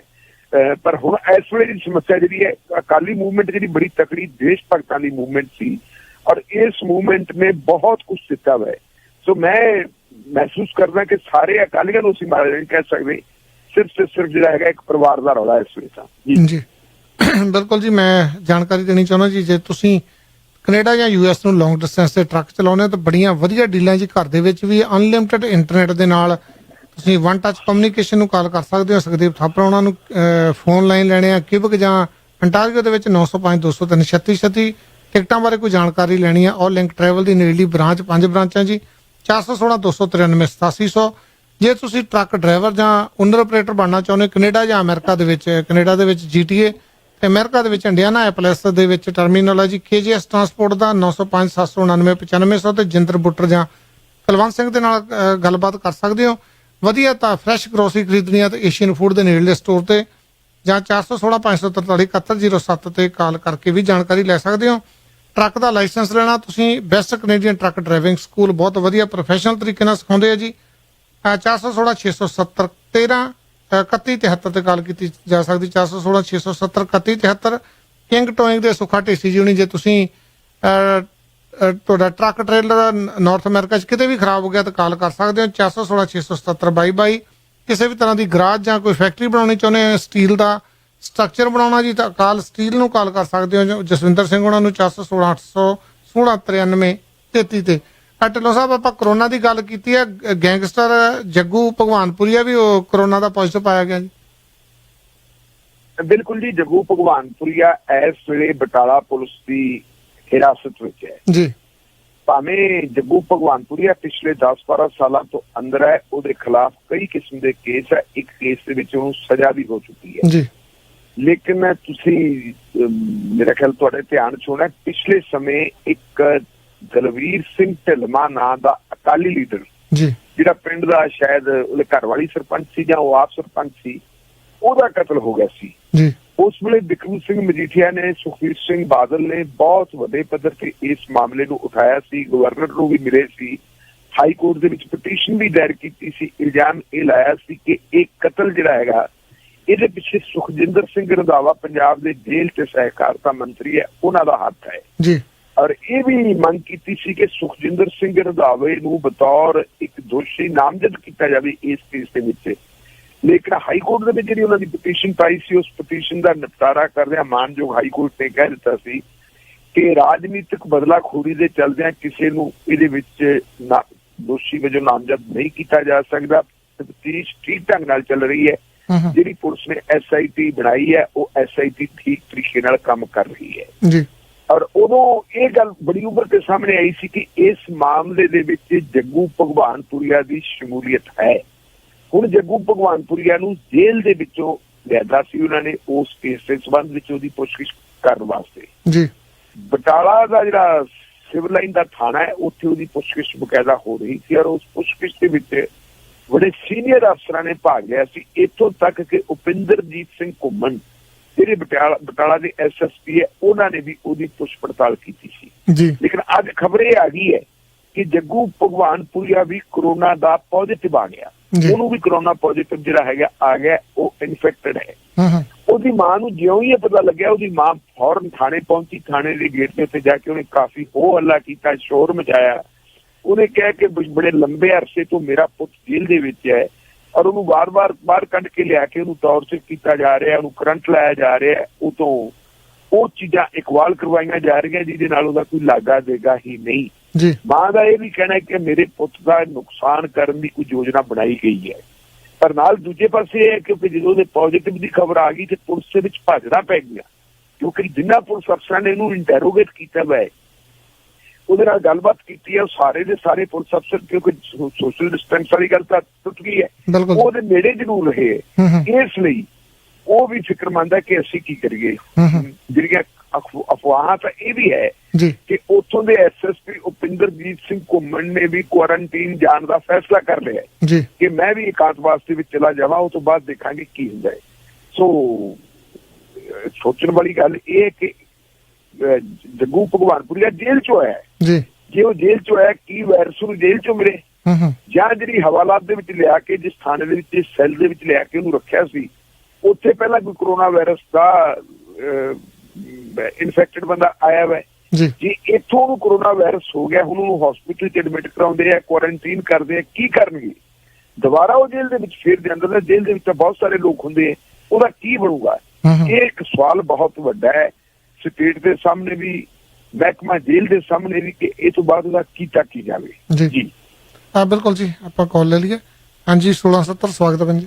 ਹੈਲੋ, ਸਤਿ ਸ਼੍ਰੀ ਅਕਾਲ ਜੀ ਚਾਂਦੀ ਸਾਹਿਬ। ਮੈਨੂੰ ਦੁਬਾਰਾ ਆਉਣਾ ਪਿਆ। ਇੱਕ ਭਾਈ ਸਾਹਿਬ ਕਹਿ ਗਏ ਨੇ ਕਿ ਮਾਤਾ ਜੀਤੋ ਜੀ ਦਾ ਜਨਮ ਹੋਇਆ ਸੀ ਬਜਵਾੜੇ ਹੁਸ਼ਿਆਰਪੁਰ। ਉਹ ਭਾਈ ਸਾਹਿਬ ਨੂੰ ਇਹ ਕਹਿਣਾ ਚਾਹੁੰਦੀ ਆ ਕਿ ਜੇ ਨਹੀਂ ਤੁਹਾਨੂੰ ਸਹੀ ਪਤਾ ਤਾਂ ਜਿਹੜੀ ਸਹੀ ਜਾਣਕਾਰੀ ਦਿੱਤੀ ਗਈ ਆ ਉਹਨੂੰ ਗਲਤ ਨਾ ਕੀਤਾ ਜਾਵੇ। ਮਾਤਾ ਸੁੰਦਰੀ ਜੀ ਦਾ ਜਨਮ 23 ਦਸੰਬਰ 1667 ਨੂੰ 23 ਦਸੰਬਰ 1667 ਨੂੰ ਬਜਵਾੜੇ ਪਿੰਡ ਜੋ ਹੁਸ਼ਿਆਰਪੁਰ ਦੇ ਨਾਲ ਆ ਜੀ, ਉੱਥੇ ਹੀ ਹੋਇਆ ਸੀ। ਉਹਨਾਂ ਨੇ ਕਿਹਾ ਨਹੀਂ ਜੀ ਮਾਤਾ ਜੀਤੋ ਜੀ ਦਾ ਜਨਮ ਉੱਥੇ ਹੋਇਆ ਸੀ। ਮੈਂ ਉਹ ਭਾਈ ਸਾਹਿਬ ਨੂੰ ਠੀਕ ਕਰਨਾ ਚਾਹੁੰਦੀ ਆ ਕਿ ਨਹੀਂ ਜੀ, ਮਾਤਾ ਸੁੰਦਰੀ ਦਾ ਜਨਮ ਹੀ 23 ਦਸੰਬਰ 1667 ਨੂੰ ਬਜਵਾੜੇ ਹੁਸ਼ਿਆਰਪੁਰ ਵਿੱਚ ਹੋਇਆ ਸੀ। ਜੇ ਉਹਨਾਂ ਨੂੰ ਨਹੀਂ ਪੂਰੀ ਜਾਣਕਾਰੀ ਤਾਂ ਜਿਹੜੀ ਸਹੀ ਜਾਣਕਾਰੀ ਦਿੱਤੀ ਜਾਂਦੀ ਉਹਨੂੰ ਗਲਤ ਨਾ ਕਿਹਾ ਜਾਵੇ ਜੀ। ਬਹੁਤ ਬਹੁਤ ਧੰਨਵਾਦ ਜੀ। ਥੈਂਕ ਯੂ ਜੀ, ਥੈਂਕ ਯੂ ਜੀ। ਬਿਲਕੁਲ ਜੀ, ਢਿੱਲੋਂ ਸਾਹਿਬ, ਦੇਸ਼ 'ਚ ਪੰਜਾਬ ਪਹਿਲਾ ਰਾਜ ਜਿਸ ਨੇ ਆਪਣੇ ਖਰਚੇ ਤੇ ਪ੍ਰਵਾਸੀ ਮਜ਼ਦੂਰਾਂ ਨੂੰ ਪਿਤਰੀ ਰਾਜਾਂ 'ਚ ਭੇਜਿਆ। ਬਿਲਕੁਲ ਜੀ, ਪ੍ਰਵਾਸੀ ਮਜ਼ਦੂਰਾਂ ਨੂੰ ਲੈ ਕੇ ਭਾਰਤ ਦੇ ਵਿੱਚ ਇੱਕ ਡਿਬੇਟ ਸ਼ੁਰੂ ਹੋਈ ਹੈ ਜੀ। ਪਹਿਲਾਂ ਭਾਰਤ ਸਰਕਾਰ ਨੇ ਇਹ ਗੱਲ ਕਹੀ ਸੀ ਕਿ ਪ੍ਰਵਾਸੀ ਮਜ਼ਦੂਰਾਂ ਨੂੰ ਨਹੀਂ ਕੱਢਿਆ ਜਾਊਗਾ, ਉਹ ਜਿੱਥੇ ਵੀ ਬੈਠੇ ਆ ਉੱਥੇ ਰਹਿਣ। ਖੁਦ ਪ੍ਰਧਾਨ ਮੰਤਰੀ ਸਾਹਿਬ ਨੇ ਬੇਨਤੀ ਕੀਤੀ ਸੀ ਲਾਕਡਾਊਨ ਦਾ ਐਲਾਨ ਕਰਨ ਵਾਲੇ ਵੇਲੇ ਕਿ ਜਿਹੜੇ ਲੋਕ ਜਿੱਥੇ ਬੈਠੇ ਆ ਉੱਥੇ ਹੀ ਬੈਠੇ ਰਹਿਣ, ਉਹਨਾਂ ਦਾ ਸਾਰਾ ਪ੍ਰਬੰਧ ਵਗੈਰਾ ਕੀਤਾ ਜਾਊਗਾ। ਲੇਕਿਨ ਬਾਅਦ ਦੀਆਂ ਹਾਲਤਾਂ ਅਸੀਂ ਦੇਖਦੇ ਹਾਂ ਕਿ ਉਹਨਾਂ ਦਾ ਪ੍ਰਬੰਧ ਨਹੀਂ ਸੀ ਕੀਤਾ ਗਿਆ। ਉਹਨਾਂ ਨੂੰ ਭਾੜੇ ਕਿਰਾਏ ਦੀ ਸਮੱਸਿਆ ਆ ਰਹੀ ਸੀਗੀ, ਕਿਉਂਕਿ ਜਿਹੜੇ ਮਕਾਨ ਮਾਲਕ ਹੈ ਉਹ ਕਿਰਾਇਆ ਮੰਗਦੇ ਸੀ। ਕਿਰਾਇਆ ਦੇਣ ਵਾਸਤੇ ਤੇਰੇ ਕੋਲ ਹੈ ਕੋਈ ਨਹੀਂ ਸੀ, ਕਿਉਂਕਿ ਉਹਨਾਂ ਕੋਲ ਕੰਮ ਨਹੀਂ ਸੀ। ਉਹ ਦਿਹਾੜੀ ਮਜ਼ਦੂਰੀ ਕਾਰਖਾਨੇ 'ਚ ਕੰਮ ਕਰਦੇ ਸੀ, ਇੰਡਸਟਰੀ ਵਾਲਿਆਂ ਕੋਲ ਕੰਮ ਕਰਦੇ ਸੀ, ਜਾਂ ਕੰਸਟਰਕਸ਼ਨ ਲੇਬਰ ਵਾਲੇ ਸੀ। ਫਿਰ ਦੂਸਰੀ ਵਾਰੀ ਪ੍ਰਧਾਨ ਮੰਤਰੀ ਸਾਹਿਬ ਨੇ ਜਦੋਂ ਦੂਜੀ ਵਾਰੀ ਕੌਮ ਨੂੰ ਖਿਤਾਬ ਕੀਤਾ, ਦੇਸ਼ ਨੂੰ ਖਿਤਾਬ ਕੀਤਾ ਹੈ, ਉਦੋਂ ਉਹਨਾਂ ਨੇ ਸੁਜੈਸਟ ਕੀਤਾ ਸੀ, ਸੁਝਾਅ ਦਿੱਤਾ ਸੀ ਜਿਹੜੇ ਇੰਪਲਾਇਰ ਸੀਗੇ ਕਿ ਤੁਸੀਂ ਇਹਨਾਂ ਲੋਕਾਂ ਨੂੰ ਜੇ ਹੋ ਸਕੇ ਤਾਂ ਤਨਖਾਹਾਂ ਦਿਓ, ਇਹਨਾਂ ਨੂੰ ਆਪਣੇ ਥਾਵਾਂ ਤੇ ਰੱਖੋ। ਲੇਕਿਨ ਉਹਦੇ ਤੇ ਵੀ ਕਿਸੇ ਨੇ ਕੋਈ ਧਿਆਨ ਨਾ ਧਰਿਆ। ਨਤੀਜਾ ਇਹ ਹੋਇਆ ਕਿ ਲੋਕ ਪੈਦਲ ਨਿਕਲਣੇ ਸ਼ੁਰੂ ਹੋ ਗਏ ਸੀ ਤੇ ਫਿਰ ਸਾਰੇ ਥਾਵਾਂ ਦੇ ਉੱਤੇ ਬੜੀ ਕੁਰਬਲ ਹੋਣ ਲੱਗੀ, ਬੜੀ ਪ੍ਰੋਬਲਮ ਖੜੀ ਹੋ ਗਈ ਸੀ। ਕਿਉਂਕਿ ਹੁਣ ਕੁਝ ਰਾਜਾਂ ਦੀਆਂ ਚੋਣਾਂ ਅੱਗੇ ਆ ਰਹੀਆਂ, ਖਾਸ ਕਰਕੇ ਬਿਹਾਰ ਦੀ ਚੋਣ ਆ ਰਹੀ ਹੈ। ਸਰਕਾਰ ਦੇ ਉੱਤੇ ਪ੍ਰੈਸ਼ਰ ਸੀ ਅੰਦਰੋਂ ਵੀ ਤੇ ਬਾਹਰੋਂ ਵੀ। ਆਪੋਜੀਸ਼ਨ ਵੀ ਇਹ ਡਿਮਾਂਡ ਕਰ ਰਹੀ ਸੀ ਕਿ ਪ੍ਰਵਾਸੀ ਮਜ਼ਦੂਰ ਆ ਜਿਹੜੇ ਉਹਨਾਂ ਨੂੰ ਉਹਨਾਂ ਦੇ ਘਰੋਂ ਘਰੀ ਪਹੁੰਚਾਇਆ ਜਾਵੇ। ਸਰਕਾਰ ਦੇ ਅੰਦਰੋਂ ਵੀ ਇਹ ਪ੍ਰੈਸ਼ਰ ਸੀਗਾ ਕਿ ਸਾਨੂੰ ਚੋਣਾਂ ਦਾ ਸਾਹਮਣਾ ਕਰਨਾ ਪੈਣਾ ਹੈ। ਔਰ ਜੇ ਆਪਾਂ ਦੇਖੀਏ ਪ੍ਰਵਾਸੀ ਮਜ਼ਦੂਰਾਂ ਦੀ ਗਿਣਤੀ ਬਿਹਾਰ, ਯੂਪੀ, ਝਾਰਖੰਡ ਵਗੈਰਾ ਇਹਨਾਂ ਦੀ ਬਹੁਤ ਜ਼ਿਆਦਾ ਹੈ। ਇਹ ਸਾਡੇ ਉੱਤਰੀ ਰਾਜਾਂ ਦੇ ਵਿੱਚ ਪੰਜਾਬ, ਹਰਿਆਣਾ, ਦਿੱਲੀ ਵਗੈਰਾ ਦੇ ਵਿੱਚ ਆਮਦ ਉੱਥੇ ਜ਼ਿਆਦਾ ਹੁੰਦੀ ਹੈ। ਸੋ ਇਸ ਵੇਲੇ ਦੀ ਹਾਲਤ ਇਹ ਸੀ ਕਿ ਸਰਕਾਰ ਨੂੰ ਫਿਰ ਫੈਸਲਾ ਕਰਨਾ ਪੈ ਗਿਆ ਕਿ ਇਹਨਾਂ ਨੂੰ ਕੱਢਣ ਵਾਸਤੇ ਸਪੈਸ਼ਲ ਟ੍ਰੇਨਾਂ ਚਲਾਈਆਂ ਜਾਣਗੀਆਂ। ਪਹਿਲਾਂ ਇਹ ਗੱਲ ਕਹੀ ਗਈ ਸੀ ਕਿ ਸਪੈਸ਼ਲ ਟ੍ਰੇਨਾਂ ਦੇ ਰਾਹੀਂ ਉਹਨਾਂ ਨੂੰ ਘਰੋਂ ਘਰ ਪਹੁੰਚਾਇਆ ਜਾਊਗਾ, ਉਹਨਾਂ ਤੋਂ ਭਾੜਾ ਕਿਰਾਇਆ ਨਹੀਂ ਲਿਆ ਜਾਣਾ। ਲੇਕਿਨ ਕੁਝ ਮਜ਼ਦੂਰਾਂ ਨੇ ਕੰਪਲੇਂਟ ਕੀਤੀ ਕਿ ਸਾਥੋਂ ਕਿਰਾਇਆ ਮੰਗਿਆ ਜਾ ਰਿਹਾ ਹੈ, ਸਾਡੇ ਕੋਲ ਕਿਰਾਇਆ ਹੈ ਹੀ ਨਹੀਂ। ਸਰਕਾਰ, ਕੇਂਦਰ ਸਰਕਾਰ ਦੇ ਕੰਨ ਤੇ ਜੂੰ ਨਹੀਂ ਸਰਕੀ। ਹਾਲਾਂਕਿ ਰੇਲਵੇ ਵਾਲਿਆਂ ਨੇ 151 ਕਰੋੜ ਰੁਪਏ PM ਕੇਅਰਸ ਜਿਹੜਾ ਉਹਨਾਂ ਨੇ ਇੱਕ ਫੰਡ ਇਜਾਦ ਕੀਤਾ, ਉਸ ਫੰਡ ਦੇ ਵਿੱਚ ਉਹਨਾਂ ਨੇ ਦਿੱਤੇ ਵੀ ਹੈ। ਜੇ ਇਹਨਾਂ ਮਜ਼ਦੂਰਾਂ ਨੂੰ ਵੀ ਦੇ ਦਿੰਦੇ, ਮੇਰਾ ਖਿਆਲ ਹੈ ਵੀ 10-15 ਕਰੋੜ ਰੁਪਏ ਤੋਂ ਵੱਧ ਖਰਚ ਨਹੀਂ ਹੋਣਾ ਸੀ। 10-15 ਕਰੋੜ ਰੁਪਏ ਆਪਣੇ ਦੇਸ਼ ਦੇ ਲੋਕਾਂ ਦੀ ਖਾਤਰ ਖਰਚ ਕੀਤਾ ਜਾ ਸਕਦਾ ਸੀ, ਉਹ ਨਹੀਂ ਕੀਤਾ। ਕੱਲ ਇਹਦੀ ਤੇ ਫਿਰ ਰਾਜਨੀਤੀ ਸ਼ੁਰੂ ਹੋ ਗਈ। ਕੱਲ ਸੋਨੀਆ ਗਾਂਧੀ ਨੇ ਕਿਹਾ ਕਿ ਸਾਡੀਆਂ ਕਾਂਗਰਸ ਪਾਰਟੀ ਦੀਆਂ ਸੂਬਾ ਇਕਾਈਆਂ ਜਿਹੜੀਆਂ ਉਹ ਪੇਮੈਂਟ ਕਰ ਰਹੀਆਂ, ਅਸੀਂ ਇਹਨਾਂ ਦੀ ਪੇਮੈਂਟ ਕਰਾਂਗੇ ਤੇ ਉਹਨਾਂ ਨੇ ਹੁਕਮ ਦਿੱਤਾ ਸੀ। ਉਹ ਤੋਂ ਬਾਅਦ ਫਿਰ ਤੁਹਾਨੂੰ ਪਤਾ ਵੀ ਪੋਲਿਟਿਕਸ ਹੋਰ ਅੱਗੇ ਚਲੀ ਗਈ ਤੇ ਯਸ਼ਵੀ ਯਾਦਵ ਨੇ ਕਹਿਤਾ ਕਿ ਪੇਮੈਂਟ ਮੈਂ ਕਰੂੰਗਾ ਜੀ, ਸਾਨੂੰ ਗੱਡੀਆਂ ਦਿਓ 50, ਅਸੀਂ 50 ਗੱਡੀਆਂ ਦਾ ਪ੍ਰਬੰਧ ਕਰਕੇ ਤੇ ਆਪਣੇ ਬੰਦਿਆਂ ਨੂੰ ਲੈ ਕੇ ਆਵਾਂਗੇ। ਔਰ ਸਭ ਤੋਂ ਪਹਿਲੀ ਵਾਰੀ ਜਿਹੜੀ ਉਹ ਪੰਜਾਬ ਦੀ ਆਈ ਹੈ ਜੀ। ਪੰਜਾਬ ਦੇ ਵਿੱਚ 8.5 ਲੱਖ ਲੋਕਾਂ ਨੇ ਆਪਣੇ ਆਪ ਨੂੰ ਰਜਿਸਟਰ ਕਰਵਾਇਆ, ਜਿਹੜੇ ਪ੍ਰਵਾਸੀ ਮਜ਼ਦੂਰ ਆ ਤੇ ਆਪਣੇ ਘਰਾਂ ਨੂੰ ਜਾਣਾ ਚਾਹੁੰਦੇ ਹੈ। ਉਹਦੇ ਵਿੱਚੋਂ ਜਿਹੜੀ ਪਹਿਲੀ ਟ੍ਰੇਨ ਅੱਜ ਚੱਲੀ ਹੈ ਜਲੰਧਰ ਤੋਂ। ਅਗਲੇ ਦਿਨਾਂ ਦੇ ਵਿੱਚ ਲੁਧਿਆਣੇ ਤੋਂ, ਅੰਮ੍ਰਿਤਸਰ ਸਾਹਿਬ ਤੋਂ ਤੇ ਬਠਿੰਡੇ ਤੋਂ ਟ੍ਰੇਨ ਚੱਲਣਗੇ ਔਰ ਇਹ ਸਿਲਸਿਲਾ 10-12 ਦਿਨ ਚੱਲਣਾ ਹੈ। ਅੱਜ ਜਿਹੜੀ ਟ੍ਰੇਨ ਚੱਲੀ ਹੈ, ਉਸ ਟ੍ਰੇਨ ਦੇ ਵਿੱਚ ਜਿਨ੍ਹਾਂ ਲੋਕਾਂ ਨੂੰ ਚੜਾਇਆ ਗਿਆ, ਉਹਨਾਂ ਨੂੰ ਪਹਿਲਾਂ ਉਹਨਾਂ ਦੇ ਵੱਖ-ਵੱਖ ਜਿਹੜੇ ਟਿਕਾਣੇ ਸੀ ਉੱਥੋਂ ਬੱਸਾਂ ਦੇ ਰਾਹੀਂ ਇਕੱਤਰ ਕੀਤਾ ਗਿਆ, ਜਲੰਧਰ ਲਿਆਂਦਾ ਗਿਆ। ਜਲੰਧਰੋਂ ਫਿਰ ਉਹਨਾਂ ਨੂੰ ਟ੍ਰੇਨ ਚੜਾਇਆ ਗਿਆ। ਇਹਦੇ ਵਾਸਤੇ ਪਹਿਲ, ਕਿਉਂਕਿ ਪੰਜਾਬ ਦੇ ਵਿੱਚ ਕਾਂਗਰਸ ਦੀ ਸਰਕਾਰ ਹੈ, ਉਹਨਾਂ ਦੀ ਪ੍ਰੈਜ਼ੀਡੈਂਟ ਨੇ ਇਹ ਗੱਲ ਕਹੀ ਹੈ ਕਿ ਅਸੀਂ ਆਪਣੇ ਵੱਲੋਂ ਪੇਮੈਂਟ ਕਰਾਂਗੇ। ਸੋ ਅੱਜ ਪੰਜਾਬ ਸਰਕਾਰ ਨੇ 7,12,000 ਰੁਪਈਆ ਉਹ ਸਰਕਾਰੀ ਤੌਰ ਤੇ ਆਪਣੇ ਕੋਲੋਂ ਪੇ ਕੀਤਾ ਹੈ। ਇਹ ਪੇ ਕਰਕੇ ਉਹਨਾਂ ਨੇ ਰੇਲਵੇ ਵਾਲਿਆਂ ਤੋਂ ਟਿਕਟਾਂ ਲੈ ਕੇ ਉਹਨਾਂ 1200 ਬੰਦਿਆਂ ਨੂੰ ਬਹਾ ਦਿੱਤਾ ਹੈ ਔਰ ਹੁਣ ਉਹ ਟ੍ਰੇਨ ਜਿਹੜੀ ਹੈਗੀ ਹੈ ਉਹ ਤੁਰ ਪਈ ਹੈ ਜਲੰਧਰ ਤੋਂ। ਉਹਨਾਂ ਨੂੰ ਉਹਨਾਂ ਦੇ ਟਿਕਾਣੇ ਤੇ ਲਾਉਣਗੇ। ਅਗਲੇ ਦਿਨਾਂ ਦੇ ਵਿੱਚ ਫਿਰ ਜਿਹੜੀਆਂ ਟ੍ਰੇਨ ਚੱਲਣਗੀਆਂ, ਉਹਨਾਂ ਟ੍ਰੇਨਸ ਦੇ ਵਿੱਚ ਵੀ ਕਾਫੀ ਖਰਚੇ ਦਾ ਸਾਹਮਣਾ ਕਰਨਾ ਪੈਣਾ ਹੈ, ਕਿਉਂਕਿ ਭਾਰਤ ਸਰਕਾਰ ਇਸ ਗੱਲ ਤੇ ਵਜੀਦ ਹੈ ਕਿ ਸੋਸ਼ਲ ਡਿਸਟੈਂਸ ਨੂੰ ਮੱਦੇ ਨਜ਼ਰ ਰੱਖਦੇ ਆ ਇੱਕ ਟ੍ਰੇਨ ਦੇ ਵਿੱਚ 1200 ਤੋਂ ਵੱਧ ਬੰਦੇ ਨਹੀਂ ਜਾ ਸਕਣਗੇ। ਅੱਗੇ ਟ੍ਰੇਨਾਂ ਟੂਟੀਆਂ ਜਾਂਦੀਆਂ ਸੀ, ਹੁਣ 1200 ਬੰਦਾ ਜਾਣਾ ਹੈ। ਸੋ 10-12 ਦਿਨ ਇਹ ਸਿਲਸਿਲਾ ਚੱਲਣਾ ਹੈ। ਪਰ ਫਿਰ ਵੀ ਮੇਰੇ ਖਿਆਲ ਮੁਤਾਬਕ ਪੰਜਾਬ ਸਰਕਾਰ ਨੇ ਜਿਹੜਾ ਇਹ ਕੰਮ ਕੀਤਾ ਚੰਗਾ ਕੀਤਾ। ਹਾਲਾਂਕਿ ਸਰਕਾਰ ਦੀ ਆਪਦੀ ਹਾਲਤ ਬੜੀ ਖਸਤਾ ਹਾਲ ਹੈ, ਤਨਖਾਹਾਂ ਦੇਣ ਵਾਸਤੇ ਪੈਸੇ ਹੈ ਨਹੀਂ, ਲੇਕਿਨ ਪ੍ਰਵਾਸੀ ਮਜ਼ਦੂਰ ਵੀ ਤਾਂ ਭਾਰਤ ਦੇ ਨਾਗਰਿਕ ਹੈ ਤੇ ਚੰਦੀ ਸਾਹਿਬ ਸਾਨੂੰ ਇਹ ਮੰਨਣਾ ਪੈਣਾ ਕਿ ਅਸਲ ਦੇ ਵਿੱਚ ਜਿਹੜੀ ਸਾਡੇ ਦੇਸ਼ ਦੀ ਆਰਥਿਕਤਾ ਹੈ, ਕੱਲੀ ਸਾਡੇ ਦੇਸ਼ ਦੀ ਆਰਥਿਕਤਾ ਨਹੀਂ, ਕਿਸੇ ਵੀ ਦੇਸ਼ ਦੀ ਆਰਥਿਕਤਾ ਜਿਹੜੀ ਉਹਦੀ ਜਿਹੜੀ ਹੈ ਧੁਰੀ, ਉਹ ਧੁਰੀ ਜਿਹੜੀ ਹੈਗੀ ਹੈ ਉਹ ਮਜ਼ਦੂਰ ਜਮਾਤ ਹੀ ਹੁੰਦੀ ਹੈ, ਕਿਉਂਕਿ ਮਜ਼ਦੂਰ ਲੋਕ ਜਿਹੜੇ ਹੈਗੇ ਮਿਹਨਤ ਮੁਸ਼ੱਕਤ ਕਰਦੇ ਆ, ਕੰਮ ਕਰਦੇ ਹੈ। ਜਿਹੜੇ ਵੱਡੇ ਲੋਕ ਹੈਗੇ, ਜਿਹੜੇ ਕਾਰਪੋਰੇਟਰ ਹੈ, ਜਿਨ੍ਹਾਂ ਦੇ ਕੋਲ ਪੈਸਾ, ਉਹਨਾਂ ਦੇ ਕੋਲ ਸਿਰਫ ਪੈਸਾ ਹੀ ਪੈਸਾ ਹੁੰਦਾ ਹੈ, ਉਹ ਆਪ ਕੰਮ ਨਹੀਂ ਕਰਦੇ ਹੁੰਦੇ। ਕੰਮ ਹਮੇਸ਼ਾ ਜਿਹੜੀ ਹੈਗੀ ਹੈ ਵਰਕਿੰਗ ਕਲਾਸ ਕਰ ਰਹੀ ਹੈ। ਸੋ ਜੇ ਕੋਰੋਨਾ ਵਰਗੀ ਮੁਸੀਬਤ ਦੇਸ਼ ਦੇ ਉੱਤੇ ਪਈ ਹੋਈ ਹੈ ਤੇ ਮੇਰਾ ਖਿਆਲ ਹੈ ਵੀ ਇਹ ਕੋਈ ਮਾੜੀ ਗੱਲ ਨਹੀਂ ਜੇ ਕੋਈ ਸਟੇਟ ਜਾਂ ਕੋਈ ਸਰਕਾਰ ਇਹਨਾਂ ਦਾ ਖਰਚਾ ਉਠ ਲਵੇ। ਘੱਟੋ ਘੱਟ ਕਿਸੇ ਨੂੰ ਉਹਦੇ ਘਰ ਤਾਂ ਜ਼ਰੂਰ ਪਹੁੰਚਾ ਦਿਓ। ਕੱਲ ਵੀ ਸ਼ਾਇਦ ਮੈਂ ਗੱਲ ਕੀਤੀ ਸੀ, ਸੁਬਰਾਮਨੀਅਮ ਸਵਾਮੀ ਜਿਹੜੇ ਭਾਰਤੀ ਜਨਤਾ ਪਾਰਟੀ ਦੇ ਚੰਗੇ ਲੀਡਰ ਹੈ ਔਰ ਰਾਜ ਸਭਾ ਦੇ ਮੈਂਬਰ ਹੈ, ਉਹਨਾਂ ਨੇ ਕੱਲ ਇੱਕ ਸਵਾਲ ਉਠਾਇਆ ਸੀ ਔਰ ਉਹ ਸਵਾਲ ਬੜਾ ਜਿਹੜਾ ਹੈਗਾ ਬਦਲਦਾਰ ਹੈ। ਉਹਨਾਂ ਨੇ ਸਵਾਲ ਇਹ ਉਠਾਇਆ ਕਿ ਇੱਕ ਪਾਸੇ ਪ੍ਰਧਾਨ ਮੰਤਰੀ ਸਾਹਿਬ ਨੇ PM ਕੇਅਰਸ ਫੰਡ ਬਣਾ ਕੇ ਰੱਖਿਆ ਹੋਇਆ ਹੈ, ਜੇ ਪ੍ਰਵਾਸੀ ਮਜ਼ਦੂਰਾਂ ਨੂੰ ਘਰੋਂ ਘਰੀ ਪਹੁੰਚਾਉਣ ਵਾਸਤੇ ਅਸੀਂ ਕੋਈ ਮਦਦ ਹੀ ਮੁਹੱਈਆ ਨਹੀਂ ਕਰ ਸਕਦੇ ਤਾਂ ਫਿਰ ਉਹ PM ਕੇਅਰਸ ਤੋਂ ਲੈਣਾ ਕੀ ਹੈ? ਫਿਰ ਤਾਂ ਉਹ ਫੰਡ ਹੈ ਜਿਹੜਾ ਬੰਦ ਕਰ ਦੇਣਾ ਚਾਹੀਦਾ, ਉਸ ਕੋਈ ਲੋੜ ਹੀ ਨਹੀਂ ਪੈਂਦੀ। ਸੋ ਅੱਜ ਜਿਹੜੀ ਹੈਗੀ ਹੈ ਪਹਿਲ ਕਦਮੀ, ਪਹਿਲੀ ਟ੍ਰੇਨ ਜਿਹੜੀ ਹੈ ਪ੍ਰਵਾਸੀ ਮਜ਼ਦੂਰਾਂ ਨੂੰ ਜਾਣ ਵਾਲੀ ਸਾਡੇ ਕਿਤੇ ਚੋਂ ਉਹ ਜਲੰਧਰ ਤੋਂ ਤੁਰੀ ਹੈ ਔਰ ਉਹਦੀ ਪੇਮੈਂਟ ਸਾਰਾ ਕਿਰਾਇਆ ਪੰਜਾਬ ਸਰਕਾਰ ਨੇ ਆਪਣੇ ਕੋਲੋਂ ਅਦਾ ਕੀਤਾ ਹੈ। ਹਾਂ ਬਿਲਕੁਲ ਜੀ, ਚੰਗੀ ਗੱਲ ਹੈ ਜੀ। ਆਪਾਂ ਦੇ ਪਰਿਵਾਰਾਂ ਦੇ ਵਿੱਚ ਪਹੁੰਚਣ ਜਿੰਨੇ ਵੀ ਹੈਗੇ ਆ ਜੀ, ਮੈਂ ਨਾਲ ਹੀ ਜਾਣਕਾਰੀ ਦੇਣਾ ਚਾਹੁੰਦਾ ਜੀ, ਜੇ ਤੁਸੀਂ ਮੌਂਟਰੀਅਲ ਦੇ ਵਿੱਚ ਗਏ, ਤੁਹਾਡਾ ਟਰੱਕ ਟ੍ਰੇਲਰ ਨੂੰ ਕੋਈ ਪ੍ਰੋਬਲਮ ਹੋ ਗਈ ਹੈ, 24 ਘੰਟੇ ਤੁਸੀਂ ਕਾਲ ਕਰ ਸਕਦੇ ਹੋ। ਡਾਇਮੰਡ ਟਰੱਕ ਰਿਪੇਅਰ ਨੂੰ 450 934 29 57 ਲਵਾਲ ਦੇ ਵਿੱਚ ਸਥਿਤ ਆ ਜੀ। ਤੇ ਨਾਲ ਹੀ ਜੇ ਤੁਹਾਡੇ ਕਾਰ ਦਾ ਕੋਈ ਐਕਸੀਡੈਂਟ ਹੋ ਗਿਆ GTA ਦੇ ਵਿੱਚ, ਪ੍ਰੋਜਨ ਆਟੋ ਕੋਲੀਜ਼ਨ ਹਰੇਕ ਇੰਸ਼ੋਰੈਂਸ ਕੰਪਨੀ ਨਾਲ ਗੱਲਬਾਤ ਕਰਦੇ 416 857 5700 ਤੇ ਕਾਲ ਕੀਤੀ ਜਾ ਸਕਦੀ ਆ। ਸਸਤੀਆਂ ਜੇ ਤੁਸੀਂ ਇੰਟਰਨੈਟ ਦੀਆਂ ਡੀਲਾਂ ਜਾਂ ਫੋਨ ਦੀਆਂ ਡੀਲਾਂ ਲੈਣੀਆਂ ਚਾਹੁੰਦੇ ਹੋ, ਬਹੁਤ ਹੀ ਸਸਤੀਆਂ ਜੀ। ਅੰਟਾਰੀਓ ਕਿਊਬਿਕ ਦੇ ਵਿੱਚ ਵਨ ਟੱਚ ਕਮਿਊਨੀਕੇਸ਼ਨ ਦੇ ਸੁਖਦੇਵ ਥਾਪਰ, ਉਹਨਾਂ ਨੂੰ ਕਾਲ ਕਰ ਸਕਦੇ 905 203 3636 ਤੇ ਆਪਾਂ ਕਾਲ ਵੀ ਲੈ ਲਈਏ ਜੀ। ਹਾਂਜੀ ਸਵਾਗਤ ਹੈ ਜੀ 9806। ਸਤਿ ਸ਼੍ਰੀ ਅਕਾਲ ਭਾਈ ਸਾਹਿਬ। ਸਤਿ ਸ਼੍ਰੀ ਅਕਾਲ ਵੀਰ ਜੀ। ਭਾਜੀ ਆਪਣੇ ਭਾਈ MLA ਸਾਹਿਬ ਦੀ ਜਿਹੜੀ ਵੀਡੀਓ ਆਡੀਓ ਵਾਇਰਲ ਹੋਈ ਆ SHO ਦੇ ਨਾਲ ਜੀ, ਤੇ ਇੱਕ ਤਾਂ ਇਹ ਦੱਸਣ ਢਿੱਲੋਂ ਭਾਜੀ ਵੀ ਪ੍ਰੋਟੋਕਾਲ ਹੁੰਦਾ ਹੈ ਵੀ ਹੈਵ ਟੂ ਹੈਵ, ਜਿੱਦਾਂ ਉਹਨਾਂ ਨੂੰ ਦੱਸਣਾ ਪੈਂਦਾ ਆ ਵੀ ਮੈਂ ਆ ਗਿਆ ਇੱਥੇ, ਜੇ ਨਹੀਂ ਆਇਆ ਤਾਂ ਜਿੱਦਾਂ ਉਹਨਾਂ ਨੇ ਸ਼ਬਦਾਵਲੀ ਵਰਤੀ ਆ ਵੀ ਮਤਲਬ ਜਿੱਦਾਂ ਥੋੜਾ ਜਿਹਾ ਰੂਡ ਜਿਹਾ ਲੱਗਦਾ ਜਿੱਦਾਂ। ਮੇਰਾ ਸਵਾਲ ਇਹ ਆਪਾਂ ਪੁਲਿਸ ਨੂੰ ਵੀ ਕਹਿੰਦੇ ਰਹਿੰਦੇ ਪੁਲਿਸ ਪੈਸੇ ਲੈ ਕੇ ਬੰਦੇ ਛੱਡ ਦਿੰਦੀ, ਏਦਾਂ ਕਰ ਦਿੰਦੀ, ਏਦਾਂ ਕਰਦੀ। ਇੱਥੋਂ ਲੱਗਦਾ ਨਹੀਂ ਇਦਾਂ ਦੇ MLA ਜਿਹੜੇ ਦਬਕੇ ਮਾਰਦੇ ਵੀ ਤੂੰ ਆਇਆ ਨਹੀਂ, ਸਾਨੂੰ ਦੱਸਣ ਨਹੀਂ ਆਇਆ, ਤਾਂ ਬਾਅਦ ਚ ਕੀ ਉਹਨਾਂ ਤੋਂ ਕਰਾਉਂਦੇ ਹੋਣਗੇ। ਕਹਿਣ ਦਾ ਮਤਲਬ ਇਹ ਆਪਾਂ ਪੁਲਿਸ ਨੂੰ ਨਿੰਦੀ ਹੈ ਕਿ ਇਹਨਾਂ ਨੂੰ ਕੀ ਮਤਲਬ ਕਹਿਣ ਦਾ ਕਿੱਧਰ ਜਾਓਗੇ ਹੁਣ? ਆਪ ਤੀਜਾ ਬੰਦਾ ਕਿੱਦਾਂ ਉਹਨੂੰ ਜੱਜਮੈਂਟ ਕਰੇ? ਬਾਹਰਲਾ ਬੰਦਾ ਉਹ ਵੀ ਸਿੱਖਿਆ, ਉਹ ਵੀ SHO, ਉਹ ਵੀ MLA, ਪਾਵਰ ਦੋਨੋਂ ਆਪਣੇ ਬੰਦਿਆਂ ਦੀ ਆ ਜੀ, ਤੇ ਸੱਤਿਆਨਾਸ਼ ਦੋਨੋਂ ਕਰ ਰਹੇ ਪੰਜਾਬ ਦਾ। ਇਹਦੇ ਬਾਰੇ ਦੱਸੋ ਜੀ।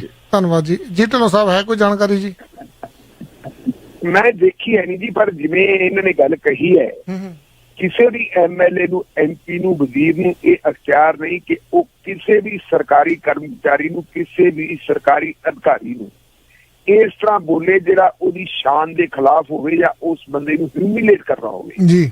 ਕਿਉਂਕਿ ਜੇ ਅਸੀਂ ਦੇਖੀਏ ਜੇ ਉਹ ਸਰਕਾਰੀ ਖਜ਼ਾਨੇ ਚੋਂ ਤਨਖਾਹ ਲੈਂਦੇ ਆ ਤਾਂ MLA MP ਵੀ ਤਾਂ ਸਰਕਾਰੀ ਖਜ਼ਾਨੇ ਚੋਂ ਤਨਖਾਹ ਲੈਂਦੇ ਜੀ।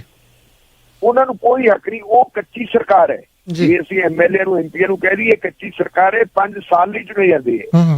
ਲੇਕਿਨ ਦੂਜੇ ਪਾਸੇ ਜਿਹੜੇ ਕਰਮਚਾਰੀ ਹੈ, ਚਾਹੇ ਉਹ PN ਕਿਉਂ ਨਾ ਹੋਵੇ, ਉਹ ਕਾਂਸਟੇਬਲ ਹੀ ਕਿਉਂ ਨਾ ਹੋਵੇ, SHO ਦਾ ਫਿਰ ਵੱਡੀ ਗੱਲ ਹੈ, ਉਹ ਪੂਰੇ ਉਹਨਾਂ ਦੀ ਇੱਕ ਉਮਰ ਫਿਕਸ ਕੀਤੀ ਵੀ ਹੈ ਕਿ ਉਹਨਾਂ ਨੇ 58 ਸਾਲ ਦੀ ਉਮਰ ਦੇ ਵਿੱਚ ਰਿਟਾਇਰ ਹੋਣਾ ਹੈ ਜੀ। ਸੋ ਜੇ ਕੱਚੀ ਸਰਕਾਰ ਪੱਕੀ ਸਰਕਾਰ ਨੂੰ ਡਾਂਟਦੀ ਹੈ ਤਾਂ ਗੱਲ ਇਹ ਵੀ ਚੰਗੀ ਨਹੀਂ।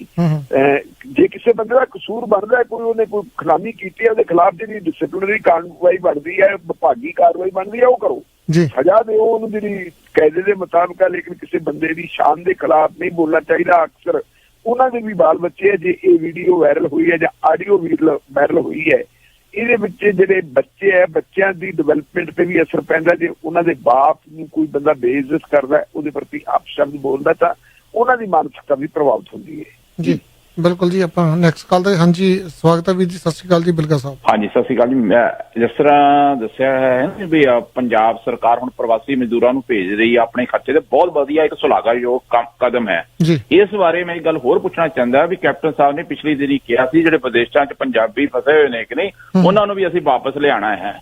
ਤੇ ਕੀ ਹੁਣ ਜਿਹੜੇ ਵਿਦੇਸ਼ਾਂ 'ਚ ਪੰਜਾਬੀ ਵਸੇ ਹੋਏ ਨੇ ਉਹਨਾਂ ਦੀ ਜਿਹੜੀ ਟਿਕਟ ਲੱਗਣੀ ਹੈ ਕਿ ਹੁਣ ਗਵਰਨਮੈਂਟ ਨੇ ਸ਼ੁਰੂ ਕਰਤੀਆਂ ਨੇ ਫਲਾਈਟਾਂ ਉਹਨਾਂ ਨੂੰ ਲਿਆਉਣ ਲਈ, ਉਹਨਾਂ ਦਾ ਵੀ ਖਰਚਾ ਇਹ ਪੰਜਾਬ ਗਵਰਨਮੈਂਟ ਪੇ ਕਰੇਗੀ ਕਿ ਸਿਰਫ ਸਿਆਸਤ ਵਾਲੀ ਗੱਲਾਂ ਹੋ ਰਹੀ ਆ? ਦੂਜੀ ਗੱਲ, ਜਿੱਦਾਂ ਅਸੀਂ ਉੱਥੇ ਕਰਨਾਟਕਾ ਦੀ ਗੱਲ ਕਰਦੇ ਹਾਂ, ਉੱਥੇ ਦੇ ਵੀ ਪ੍ਰਦੇਸ਼ ਕਾਂਗਰਸ ਕਮੇਟੀ ਨੇ ਕਿਹਾ ਵੀ ਅਸੀਂ 1 ਕਰੋੜ ਦਾ ਚੈੱਕ ਇਹਨੂੰ ਕਰਨਾਟਕਾ ਗਵਰਨਮੈਂਟ ਨੂੰ ਦੇ ਰਹੇ ਹਾਂ। ਤੇ ਪਰ ਬਾਅਦ ਦੇ ਵਿੱਚ ਜਦੋਂ ਗਵਰਨਮੈਂਟ ਕੋਲ ਪੁੱਛਿਆ ਗਿਆ ਤੇ ਸਰਕਾਰ, ਉੱਥੇ ਦੇ ਜਿਹੜੇ ਟਰਾਂਸਪੋਰਟ ਮੰਤਰੀ ਨੇ ਇਹ ਕਹਿ ਦਿੱਤਾ ਵੀ ਸਾਡੇ ਕੋਲ ਕੋਈ ਚੈੱਕ ਨਹੀਂ ਆਇਆ। ਤਾਂ ਫਿਰ ਦੁਬਾਰਾ ਜਦੋਂ ਕਾਂਗਰਸ ਦੇ ਉਸ ਬੰਦੇ ਕੋਲ ਗੱਲ ਕੀਤੀ ਗਈ ਤਾਂ ਉਹਨੇ ਕਿਹਾ ਜੀ ਇਹ ਚੈੱਕ ਤਾਂ ਹਜੇ ਮੇਰੀ ਜੇਬ ਦੇ ਵਿੱਚ ਹੀ ਪਿਆ, ਹਜੇ ਮੈਨੂੰ ਕੋਈ ਸਰਕਾਰੀ ਅਫਸਰ ਮਿਲਿਆ ਨਹੀਂ ਜਿਹਨੂੰ ਮੈਂ 1 ਕਰੋੜ ਦਾ ਚੈੱਕ ਦੇ ਦੇਵਾਂ। ਦੇਖੋ ਬਿਨਾਂ ਹੀ ਚੈੱਕ ਦਿੱਤੇ ਸੋਸ਼ਲ ਮੀਡੀਆ ਤੇ ਪਾ ਦਿੱਤਾ ਗਿਆ। ਦੂਸਰਾ ਇੱਕ ਸਵਾਲ ਮੇਰਾ ਹੋਰ ਬੜਾ ਜ਼ਰੂਰੀ ਪੁੱਛਣਾ ਹੈ ਵੀ ਜਿਹੜਾ ਸਿੱਧੂ ਮੂਸੇਵਾਲੇ ਨੂੰ ਪੁਲਿਸ ਵਾਲੇ AK-47 ਦੀ ਟ੍ਰੇਨਿੰਗ ਦੇ ਰਹੇ ਨੇ, ਇਹ ਗੱਲ ਕਿੱਧਰ ਜਾ ਰਹੀ ਹੈ? ਥੈਂਕ ਯੂ ਜੀ। ਜੀ ਧੰਨਵਾਦ ਜੀ। ਜੀ ਢਿੱਲੋਂ ਸਾਹਿਬ। ਬਿਲਕੁਲ ਜੀ। ਸਿੱਧੂ ਮੂਸੇਵਾਲੇ ਨੂੰ ਜਿਹੜੀ ਟ੍ਰੇਨਿੰਗ ਦੇਣ ਵਾਲੀ ਗੱਲ ਹੈ ਜਾਂ ਜਿਹੜੀ ਉਹਦੀ ਚਾਪਲੂਸੀ ਕੀਤੀ ਜਾ ਰਹੀ ਹੈ, ਇਹ ਬੜੀ ਮਾੜੀ ਗੱਲ ਹੈ। ਸਿੱਧੂ ਮੂਸੇਵਾਲਾ ਬੜਵਰ ਪਿੰਡ ਜਿਹੜਾ ਹੈਗਾ, ਬੜਵਰ ਤੋਂ ਲੌਂਗੋਵਾਲ ਨੂੰ ਜਿਹੜੀ ਸੜਕ ਜਾਂਦੀ ਹੈ, ਉਸ ਜਗ੍ਹਾ ਤੇ ਕੋਈ ਉਹਦਾ ਸੱਜਣ ਮਿੱਤਰ ਹੈ ਜਿਹਦੀ ਸ਼ੂਟਿੰਗ ਰੇਸ ਬਣੀ ਹੋਈ ਹੈ, ਉੱਥੇ ਸਿੱਧੂ ਮੂਸੇਵਾਲਾ ਜਾਂਦਾ ਹੈ ਜੀ। 5 ਪੁਲਿਸ ਵਾਲੇ ਜਿਹੜੇ ਹੈਗੇ ਆ ਉਹਦੀ ਮਦਦ ਕਰਦੇ ਆ, ਉਹਨੂੰ ਸਿਖਾਉਂਦੇ ਆ ਕਿ ਨਿਸ਼ਾਨੇਬਾਜ਼ੀ ਕਿਵੇਂ ਕਰਨੀ ਹੈ ਜੀ, ਔਰ ਉਹ ਨਿਸ਼ਾਨੇਬਾਜ਼ੀ ਕਰਵਾ ਰਹੇ ਆ ਉਹਦੇ ਤੋਂ। ਇਹ 1 ਮਈ ਦੀ ਗੱਲ ਹੈ। ਜਦੋਂ ਇਹ ਵੀਡੀਓ ਵਾਇਰਲ ਹੋ ਗਈ ਤਾਂ ਵੀਡੀਓ ਵਾਇਰਲ ਹੋਣ ਤੋਂ ਬਾਅਦ ਸਾਰੇ ਪਾਸੇ ਜਿਹੜੀ ਹੈਗੀ ਹੈ ਕੜਮਾਸ ਮਚ ਗਿਆ। ਕੱਲ ਸਾਰਾ ਦਿਨ ਕੜਮਾਸ ਮਚਿਆ ਰਿਹਾ ਹੈ। ਮੇਰੀ ਕੱਲ ਹੀ ਗੱਲ ਹੋਈ ਸੀਗੀ ਪੁਲਿਸ ਦੇ ਇੱਕ ਸੀਨੀਅਰ ਆਫੀਸਰ ਦੇ ਨਾਲ ਚੰਡੀਗੜ੍ਹ। ਮੈਂ ਕਿਹਾ ਵੀ ਕੀ ਹੋਇਆ, ਤੇ ਉਸ ਆਫੀਸਰ ਨੇ ਗੱਲ ਕਹੀ ਸੀ ਕਿ ਅਸੀਂ ਆਪਣੇ ਆਪ ਨੂੰ ਬੜੇ ਸ਼ਰਮਿੰਦਾ ਮਹਿਸੂਸ ਕਰਦੇ ਹਾਂ ਕਿਉਂਕਿ ਜਦੋਂ ਮਾੜੇ ਦਿਨ ਸੀ, ਮਾੜੇ ਦਿਨਾਂ ਤੋਂ ਲੈ ਕੇ ਅੱਜ ਤੱਕ ਪੰਜਾਬ ਪੁਲਿਸ ਦਾ ਜਿੰਨੀ ਦੇਰ ਤੱਕ ਕਰੋਨਾ ਵਾਲੀ ਬਿਮਾਰੀ ਸ਼ੁਰੂ ਨਹੀਂ ਸੀ ਹੋਈ, ਅਕਸ ਜਿਹੜਾ ਹੈਗਾ ਬੜਾ ਮਾੜਾ ਮੰਨਿਆ ਜਾਂਦਾ ਸੀ। ਲੇਕਿਨ ਕਰੋਨਾ ਦੀ ਬਿਮਾਰੀ ਦੇ ਵਿੱਚ ਆ ਕੇ ਜਿਵੇਂ ਪੰਜਾਬ ਦੀ ਪੁਲਿਸ ਨੇ ਇੱਕ ਆਪਣੀ ਸ਼ੋਹਰਤ ਨੂੰ ਅੱਛਾ ਬਣਾਉਣ ਦਾ ਯਤਨ ਕੀਤਾ ਹੈ, ਲੰਗਰ ਲਾਏ ਔਰ ਲੋਕਾਂ ਨੂੰ ਜਾ ਕੇ ਹਰ ਕਿਸਮ ਦੀ ਮਦਦ ਮੁਹੱਈਆ ਕਰਵਾਈ, ਉਹਦਾ ਨਤੀਜਾ ਹੋਇਆ ਕਿ ਪੁਲਿਸ ਦੇ ਅਕਸ ਦੇ ਵਿੱਚ ਥੋੜਾ ਬਹੁਤਾ ਸੁਧਾਰ ਹੋਇਆ। ਲੇਕਿਨ ਇਸ ਇੱਕ ਕਾਰਵਾਈ ਨੇ ਬਹੁਤ ਹੀ ਬੁਰਾ ਉਹਨਾਂ ਦਾ ਜਿਹੜਾ ਹੈਗਾ ਅਕਸ ਬਣਾ ਦਿੱਤਾ। ਦੁਬਾਰਾ ਫੇਰ ਕੀਤੀ ਕਰਾਈ ਸਾਰੀ ਮਿੱਟੀ 'ਚ ਮਿਲ ਗਈ ਹੈ। ਨਤੀਜਾ ਇਹਦਾ ਇਹ ਹੋਇਆ ਕਿ ਕੁਝ ਬੰਦਿਆਂ ਦੇ ਖਿਲਾਫ ਕੇਸ ਰਜਿਸਟਰ ਕੀਤਾ, 5 ਬੰਦਿਆਂ ਦੇ ਖਿਲਾਫ ਕੇਸ ਰਜਿਸਟਰ ਕੀਤਾ ਹੈ, ਸਸਪੈਂਡ ਵੀ ਕਰ ਦਿੱਤਾ ਉਹਨਾਂ ਨੂੰ। ਪਰ ਵੱਡੀ ਗੱਲ ਇਹ ਹੈ ਕਿ ਜਿਸ DSP ਦੀ ਵਜ੍ਹਾ ਕਾਰਨ ਸਾਰਾ ਕੁਝ ਹੋਇਆ ਸੀ, ਉਹ ਡੀਐਸਪੀ ਹੈੱਡਕੁਆਟਰ ਸੰਗਰੂਰ ਜ਼ਿਲ੍ਹੇ ਦੇ ਵਿੱਚ ਲੱਗਿਆ ਹੋਇਆ, ਸਸਪੈਂਡ ਤਾਂ ਉਹ ਕਰ ਦਿੱਤਾ, ਜੀ ਉਹਦੇ ਖਿਲਾਫ ਹਾਲੇ ਤੱਕ ਮੁਕੱਦਮਾ ਦਰਜ ਨਹੀਂ ਹੋਇਆ। ਇੱਥੇ ਮੈਂ ਇਹ ਵੀ ਜ਼ਿਕਰ ਕਰ ਦੂੰਗਾ ਕਿ ਇਹ ਤੋਂ ਪਹਿਲਾਂ ਵੀ ਸਿੱਧੂ ਮੂਸੇਵਾਲੇ ਦੇ ਖਿਲਾਫ ਇੱਕ ਕੇਸ ਰਜਿਸਟਰ ਹੋਇਆ ਸੀ, ਲੇਕਿਨ ਉਹ ਕੇਸ ਰਜਿਸਟਰ ਹੋਣ ਤੋਂ ਬਾਅਦ ਇਸੇ ਸਿੱਧੂ ਮੂਸੇਵਾਲੇ ਨੇ ਇੱਕ ਗੀਤ ਲਿਖਿਆ ਸੀ, ਜਿਹੜਾ ਗੀਤ ਥੋੜਾ ਜਿਹਾ ਪੋਜ਼ਿਟਿਵ ਸੀ, ਜੀ ਔਰ ਉਸ ਗੀਤ ਨੂੰ ਪੰਜਾਬ ਪੁਲਿਸ ਦੇ ਮੁਖੀ ਨੇ ਨਾ ਸਿਰਫ ਆਪਣੇ ਜਿਹੜਾ ਹੈਗਾ ਰੀਟਵੀਟ ਕੀਤਾ, ਸਗੋਂ ਜਿਹੜਾ ਪੰਜਾਬ ਪੁਲਿਸ ਦਾ ਟਵਿੱਟਰ ਹੈਂਡਲ ਸੀ ਉਹਦੇ ਤੇ ਵੀ ਪਾਤਾ ਸੀ, ਜੀ ਨੁਕਤਾਚੀਨੀ ਹੋਈ, ਔਰ ਬਾਅਦ ਦੇ ਵਿੱਚ ਡੀਜੀਪੀ ਨੂੰ ਇਹਦੇ ਤੇ ਮਾਫੀ ਮੰਗਣੀ ਪਈ ਸੀ। ਸੋ ਜੇ ਡੀਜੀਪੀ ਕਿਸੇ ਬੰਦੇ ਦੀ ਪੁਸ਼ਟ ਪਨਾਹੀ ਕਰਦਾ ਹੈ ਤਾਂ ਸਾਨੂੰ ਇਹ ਮੰਨ ਲੈਣਾ ਚਾਹੀਦਾ ਹੈ ਕਿ ਉਹ ਹੇਠਲੇ ਬੰਦਿਆਂ ਵਾਸਤੇ ਸਿਗਨਲ ਹੁੰਦਾ ਹੈ, ਜੀ ਔਰ ਉਹ ਸਿਗਨਲ ਜਿਹੜਾ ਹੈਗਾ ਉਹ ਸਿਗਨਲ ਬੜਾ ਮਾੜਾ ਹੁੰਦਾ ਹੈ। ਸ਼ਾਇਦ ਜਿਹੜੇ ਡੀਐਸਪੀ ਨੇ, ਸਬ ਇੰਸਪੈਕਟਰਾਂ ਨੇ ਉਹਨੂੰ ਇਸ ਕਿਸਮ ਦੀ ਗੱਲ ਕਰਵਾਈ ਹੈ ਤੇ ਉਹਨਾਂ ਦੇ ਉੱਤੇ ਪ੍ਰਭਾਵ ਉਹੀ ਹੋਣਾ ਹੈ ਜਿਹੜਾ ਪਹਿਲਾਂ ਡੀਜੀਪੀ ਵਾਲਾ ਸੀ। ਜੀ ਸੋ ਜੋ ਹੋਇਆ ਇਹ ਬਹੁਤ ਮਾੜਾ, ਘਟੀਆ ਕਾਰਵਾਈ ਹੋਈ ਹੈ। ਮੈਂ ਤਾਂ ਸਗੋਂ ਇਹ ਕਹਿਣਾ ਕਿ ਉਹਦੇ ਖਿਲਾਫ ਜਿਹੜਾ ਕੇਸ ਰਜਿਸਟਰ ਹੋਇਆ ਹੈ ਜੀ ਉਹ ਕਰਫਿਊ ਨੂੰ ਉਲੰਘਣ ਦਾ 188 ਦਾ ਕੇਸ ਰਜਿਸਟਰ ਹੋਇਆ ਹੈ। ਕੇਸ ਇਹ ਤੋਂ ਵੀ ਜਿਹੜਾ ਹੈਗਾ ਸਖਤ ਹੋਣਾ ਚਾਹੀਦਾ ਹੈ, ਕਿਉਂਕਿ ਉਸ ਬੰਦੇ ਨੇ ਜਿਹੜੀ ਫਾਇਰਿੰਗ ਕੀਤੀ ਹੈ ਜਾਂ ਫਾਇਰਿੰਗ ਦੀ ਉਹਨੇ ਟ੍ਰੇਨਿੰਗ ਲਈ ਹੈ ਉਹ AK-47 ਤੋਂ ਕੀਤੀ ਹੈ। AK-47 ਕਦੇ ਵੀ ਲਾਇਸੈਂਸੀ ਨਹੀਂ ਹੁੰਦੀ, ਇਹ ਉਹਦੇ ਹੱਥ ਦੇ ਵਿੱਚ ਕਿਸਮ ਦਾ ਨਜਾਇਜ਼ ਅਸਲਾ ਹੈ, ਔਰ ਨਜਾਇਜ਼ ਅਸਲੇ ਦੇ ਤਹਿਤ ਉਹਦੇ ਖਿਲਾਫ ਕਾਰਵਾਈ ਹੋਣੀ ਚਾਹੀਦੀ ਹੈ। ਕੋਈ ਬੰਦਾ ਕਿੱਡਾ ਵੀ ਵੱਡਾ ਗਾਇਕ ਹੋਵੇ, ਕੋਈ ਬੰਦਾ ਕਿੱਡਾ ਵੱਡਾ ਪਲੇਅਰ ਹੋਵੇ, ਜਦੋਂ ਸਾਰੇ ਦੇਸ਼ ਦੇ ਵਿੱਚ, ਸਾਰੀ ਦੁਨੀਆ ਦੇ ਵਿੱਚ ਕਰੋਨਾ ਨੇ ਤਰਾਹੀ ਕਰਵਾਈ ਵੀ ਹੈ, ਉਦੋਂ ਇਸ ਕਿਸਮ ਦੇ ਜਿਹੜੇ ਹੈਗੇ ਚੋਜ ਉਹ ਚੰਗੇ ਨਹੀਂ ਲੱਗਦੇ, ਜਿਹੜੇ ਚੋਜ ਕੀਤੇ ਜਾ ਰਹੇ ਆ, ਨਖਰੇ ਕੀਤੇ ਜਾ ਰਹੇ ਆ, ਇਹਨਾਂ ਲੋਕਾਂ ਨੂੰ ਸਜ਼ਾਵਾਂ ਮਿਲਣੀਆਂ ਚਾਹੀਦੀਆਂ। ਜੀ ਬਿਲਕੁਲ ਜੀ, ਵਾਕਿਆ ਗੱਲ ਸਹੀ ਹੈ ਜੀ। ਢਿੱਲੋਂ ਸਾਹਿਬ, ਡੈਣਾ ਹੋਣ ਦਾ ਦੋਸ਼ ਲਾ ਕੇ ਬਿਹਾਰ 'ਚ ਇੱਕੋ ਪਰਿਵਾਰ ਦੀਆਂ 3 ਔਰਤਾਂ ਦੇ ਵਾਲ ਕਤਰੇ, ਗੰਦਗੀ ਵੀ ਪਿਆਈ ਜੀ। ਸਾਡਾ ਦੇਸ਼ ਕਿਹੜੇ ਬੰਨੇ ਨੂੰ ਜਾ ਰਿਹਾ ਜੀ? ਇੰਨਾ ਕਰੋਨਾ ਵਾਇਰਸ ਦਾ ਕਹਿਰ ਆ ਦੁਨੀਆ ਦੇ ਵਿੱਚ ਤੇ ਹਾਲੇ ਵੀ ਨਹੀਂ ਹਟਦੇ ਲੋਕ ਇਦਾਂ ਦੀਆਂ ਹਰਕਤਾਂ ਤੋਂ। ਬਿਲਕੁਲ ਜੀ, ਇਹ ਬਿਹਾਰ ਦਾ ਮੁਜ਼ੱਫਰਪੁਰ ਜ਼ਿਲ੍ਹਾ ਹੈ ਤੇ ਮੁਜ਼ੱਫਰਪੁਰ ਜ਼ਿਲ੍ਹੇ ਦੇ ਅਧੀਨ ਪੈਂਦਾ ਇੱਕ ਥਾਣਾ ਡਕਰਾਮਾ ਜੀ, ਪਿੰਡ ਪੈਂਦਾ ਡਕਰਾਮਾ ਤੇ ਥਾਣਾ ਪੈਂਦਾ ਹਥੌੜੀ ਜੀ। ਇੱਥੇ ਕੋਈ ਵਿਅਕਤੀ, ਇਸ ਪਰਿਵਾਰ ਦਾ ਵਿਅਕਤੀ ਹੈ ਜਿਹੜਾ ਉਹ ਟੂਣੇ ਟਾਮਣ ਕਰਦਾ ਹੁੰਦਾ ਸੀ ਜੀ, ਟੂਣੇ ਟਾਮਣ ਕਰਦਾ ਹੁੰਦਾ ਸੀ। ਕੁਦਰਤੀ ਕਈ ਵਾਰੀ ਕੋਈ ਬਿਮਾਰੀ ਬਣ ਜਾਂਦੀ ਹੈ, ਉਸ ਪਿੰਡ ਦੇ ਵਿੱਚ ਕਈ ਬੱਚਿਆਂ ਦੀ ਮੌਤ ਹੋ ਗਈ ਜੀ, ਔਰ ਮੌਤ ਹੋਣ ਤੋਂ ਬਾਅਦ ਜਿਹੜਾ ਸਾਡਾ ਪਿੰਡ ਆਪਣਾ ਪਛੜੇਵਾਂ ਹੈ, ਲੋਕਾਂ ਦੀ ਜਿਹੜਾ ਮਾਨਸਿਕ ਪਛੜੇਵਾਂ, ਉਹ ਮਾਨਸਿਕ ਪਛੜੇਵੇਂ ਦਾ ਹੀ ਇਹ ਕਾਰਨ ਹੈ ਕਿ ਆਮ ਲੋਕਾਂ ਨੇ ਇਹ ਸਮਝ ਲਿਆ ਕਿ ਜਿਹੜਾ ਬੱਚਿਆਂ ਦਾ ਨੁਕਸਾਨ ਹੋ ਰਿਹਾ ਉਹ ਇਸ ਕਰਕੇ ਹੋ ਰਿਹਾ ਕਿਉਂਕਿ ਇਸ ਪਰਿਵਾਰ ਦਾ ਆਹ ਵਿਅਕਤੀ ਹੈ, ਇਹ ਵਿਅਕਤੀ ਟੂਣੇ ਟਾਮਣ ਕਰਦਾ, ਟੂਣੇ ਟਾਮਣਾ ਦੀ ਵਜ੍ਹਾ ਕਾਰਨ ਸਾਡਾ ਨੁਕਸਾਨ ਹੋ ਰਿਹਾ ਹੈ ਜੀ। ਸੋ ਇਹਨਾਂ ਨੂੰ ਸਬਕ ਕਿਉਂ ਨਾ ਸਿਖਾਇਆ ਜਾਵੇ। ਬਹਾਨਾ ਇਹ ਕੀਤਾ ਕਿ ਅਸੀਂ ਵੀ ਟੂਣਾ ਕਰਵਾਉਣਾ ਤੇ ਇੱਕ ਭੀੜ ਉਹਨਾਂ ਦੇ ਘਰ ਦੇ ਵਿੱਚ ਦਾਖਲ ਹੋ ਗਈ ਜੀ। ਘਰ ਦੇ ਵਿੱਚ 3 ਔਰਤਾਂ ਹੈ, 3 ਔਰਤਾਂ ਨੂੰ ਇਹ ਕਿਹਾ ਕਿ ਉਹ ਡੈਣਾ ਹੈ, ਅਤੇ ਡੈਣਾ ਦੀ ਜਿਹੜੀ ਹੈਗੀ ਹੈ ਜਿਹੜੀ ਹੈ ਕਾਰਵਾਈ ਦੀ ਵਜ੍ਹਾ ਕਾਰਨ ਬੱਚਿਆਂ ਨੂੰ ਮਾਰਿਆ ਜਾਂਦਾ ਹੈ। ਉਹਨਾਂ ਦੇ ਸਿਰ ਮੁੰਨੇ ਗਏ, ਉਹਨਾਂ ਨੂੰ ਗੰਦਗੀ ਪਿਲਾਈ ਗਈ ਔਰ ਇੱਥੋਂ ਤੱਕ ਉਹਨਾਂ ਨੂੰ ਟੈਰਰਾਈਜ਼ ਕੀਤਾ, ਉਹਨਾਂ ਨੂੰ ਜਾਨੋਂ ਮਾਰਨ ਦੀ ਧਮਕੀ ਦਿੱਤੀ ਕਿ ਉਹ ਇੰਨੇ ਤਰਾਹ ਗਿਆ ਟੱਬਰ ਕਿ ਥਾਣੇ ਜਾਣ ਦੀ ਜੁਰਤ ਨਾ ਕਰ ਸਕੇ। ਜਿਹੜੀ ਵੀਡੀਓ ਬਣਾਈ, ਵੀਡੀਓ ਵਾਇਰਲ ਹੋ ਗਈ, ਉਹ ਟੱਬਰ ਜਿਹੜਾ ਹੈਗਾ ਪਿੰਡ ਛੱਡਣ ਲਈ ਮਜਬੂਰ ਹੋ ਗਿਆ, ਪਲਾਨ ਕਰਕੇ ਉਹ ਕਿਤੇ ਹੋਰ ਚਲੇ ਗਏ। ਜਦੋਂ ਇਸ ਸਬੰਧ ਦੇ ਵਿੱਚ ਪੱਤਰਕਾਰਾਂ ਨੇ ਸੰਬੰਧਿਤ ਐਸਐਚਓ ਨਾਲ ਗੱਲ ਕੀਤੀ ਕਿ ਸ਼੍ਰੀਮਾਨ ਜੀ ਆ ਹੋ ਕੀ ਰਿਹਾ, ਤਾਂ ਐਸਐਚਓ ਨੇ ਕਿਹਾ ਕਿ ਅਸੀਂ ਹਾਲੇ ਇਹਦੀ ਪੜਤਾਲ ਕਰ ਰਹੇ ਹਾਂ, ਲੇਕਿਨ ਕਿਉਂਕਿ ਗੱਲ ਇਸ ਕਰਕੇ ਸਿਰੇ ਨਹੀਂ ਚੜ ਰਹੀ, ਸਾਨੂੰ ਉਹ ਟੱਬਰ ਕੰਟੈਕਟ ਨਹੀਂ ਹੋ ਰਿਹਾ ਜਿਨ੍ਹਾਂ ਦਾ ਬਿਆਨ ਵਗੈਰਾ ਲੈਣਾ ਜੀ। ਇਹ ਮਾਮਲਾ ਫਿਰ ਜ਼ਿਲ੍ਹੇ ਦੇ ਪੁਲਿਸ ਕਪਤਾਨ ਦੇ ਧਿਆਨ 'ਚ ਲਿਆਂਦਾ ਗਿਆ।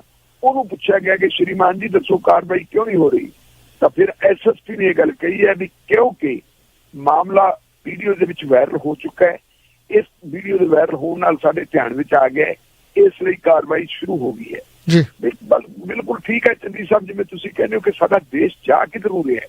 ਇੱਕ ਪਾਸੇ ਅਸੀਂ ਮੰਗਲ ਤਾਰੇ ਤੇ ਜਾਣ ਦੀਆਂ ਗੱਲਾਂ ਕਰਦੇ ਹਾਂ ਜੀ, ਅਸੀਂ ਦੁਨੀਆ ਦੀ ਬਹੁਤ ਵੱਡੀ ਇੱਕ ਤਾਕਤ ਦੇ ਰੂਪ ਦੇ ਵਿੱਚ ਆਪਣੇ ਆਪ ਨੂੰ ਉਭਾਰ ਰਹੇ ਹਾਂ। ਅਸੀਂ ਹੁਣ ਇਹ ਵੀ ਕਲੇਮ ਕਰ ਰਹੇ ਹਾਂ ਕਿ ਕਰੋਨਾ ਦੀ ਜਿਹੜੀ ਇਹ ਬਿਮਾਰੀ ਹੈ, ਜਦੋਂ ਇਸ ਬਿਮਾਰੀ ਦੇ ਉੱਤੇ ਕਾਬੂ ਪੈ ਗਿਆ ਤਾਂ ਚਾਈਨਾ ਦੇ ਮੁਕਾਬਲੇ ਭਾਰਤ ਇੱਕ ਵੱਡੀ ਤਾਕਤ ਜੋ ਉੱਭਰ ਰਿਹਾ ਹੈ। ਪਰ ਨਾਲ ਹੀ ਜੇ ਇਸ ਕਿਸਮ ਦੀਆਂ ਹਰਕਤਾਂ ਸਾਡੇ ਦੇਸ਼ ਦੇ ਵਿੱਚ ਹੋ ਰਹੀਆਂ, ਅਸੀਂ ਔਰਤਾਂ ਨੂੰ, ਜਿਹਨੂੰ ਬਾਬੇ ਨਾਨਕ ਨੇ ਸੋ ਕਿਉ ਮੰਦਾ ਆਖੀਏ ਜਿਸ ਜਮੇ ਰਜਾਨ, ਐਡਾ ਵੱਡਾ ਰੁਤਬਾ ਦਿੱਤਾ ਹੈ, ਉਹਨਾਂ ਦੇ ਨਾਲ ਇੰਨਾ ਭੈੜਾ ਸਲੂਕ ਕਰਦੇ ਆ, ਮੇਰਾ ਖਿਆਲ ਵੀ ਇਦੋਂ ਵੱਡਾ ਕੋਈ ਪਾਪ ਨਹੀਂ ਹੈ। ਔਰ ਸਖਤੀ ਦੇ ਨਾਲ ਇਹਨਾਂ ਲੋਕਾਂ ਨੂੰ ਜਿਹੜਾ ਹੈਗਾ ਸਬਕ ਸਿਖਾਉਣਾ ਚਾਹੀਦਾ ਹੈ। ਇੱਥੇ ਮੈਂ ਇਹ ਵੀ ਦੱਸਦਾ ਕਿ ਮੁਜ਼ੱਫਰਪੁਰ ਦੇ ਨਾਂ ਨਾਲ ਹੀ ਕਲੰਕ ਲੱਗਿਆ ਹੋਇਆ ਹੈ। ਪਹਿਲਾਂ ਵੀ ਮੁਜ਼ੱਫਰਪੁਰ ਜ਼ਿਲ੍ਹੇ ਦੇ ਵਿੱਚ ਤੁਹਾਡੇ ਯਾਦ ਹੋਣਾ ਹੈ, ਸ਼ੈਲਟਰ ਹੋਮ ਦੇ ਵਿੱਚ ਬੱਚਿਆਂ ਨੂੰ ਹਵਸ ਦਾ ਸ਼ਿਕਾਰ ਬਣਾਇਆ ਗਿਆ ਸੀ ਔਰ ਉਹਦਾ ਸਾਰੀ ਦੁਨੀਆ ਦੇ ਵਿੱਚ ਬਹੁਤ ਵੱਡੇ ਪੱਧਰ ਦੇ ਉੱਤੇ ਰੌਲਾ ਪਿਆ ਸੀ, ਤੇ ਜਿਹੜਾ ਉਹਦਾ ਸੰਚਾਲਕ ਸੀ ਉਹਦੇ ਖਿਲਾਫ ਕੇਸ ਵੀ ਰਜਿਸਟਰ ਹੋ ਗਿਆ ਸੀ। ਸੁਪਰੀਮ ਕੋਰਟ ਦੇ ਹੁਕਮ ਦੇ ਉੱਤੇ ਉਸ ਕੇਸ ਨੂੰ ਟ੍ਰਾਂਸਫਰ ਕੀਤਾ ਗਿਆ ਸੀ ਦਿੱਲੀ, ਔਰ ਉਸ ਬੰਦੇ ਨੂੰ ਬਰਜੇਸ਼ ਮਿਸ਼ਰਾ ਸੀ ਸ਼ਾਇਦ ਉਹਦਾ ਨਾਮ, ਉਹਨੂੰ ਪਟਿਆਲਾ ਜੇਲ੍ਹ ਦੇ ਵਿੱਚ ਟ੍ਰਾਂਸਫਰ ਕੀਤਾ ਗਿਆ ਸੀ। ਇਹ ਪਤਾ ਨਹੀਂ, ਕਈ ਵਾਰੀ ਕੁਝ ਸ਼ਹਿਰ ਇਹੋ ਜਿਹੇ ਹੁੰਦੇ ਹੈ ਜਿਨ੍ਹਾਂ ਸ਼ਹਿਰਾਂ ਦੇ ਵਿੱਚ ਇਹੋ ਜਿਹੀਆਂ ਕਾਰਵਾਈਆਂ ਹੁੰਦੀਆਂ, ਲੇਕਿਨ ਲੋਕਾਂ ਦੀ ਮਾਨਸਿਕਤਾ ਦੇ ਵਿੱਚ ਸੁਧਾਰ ਨਹੀਂ ਹੋ ਰਿਹਾ।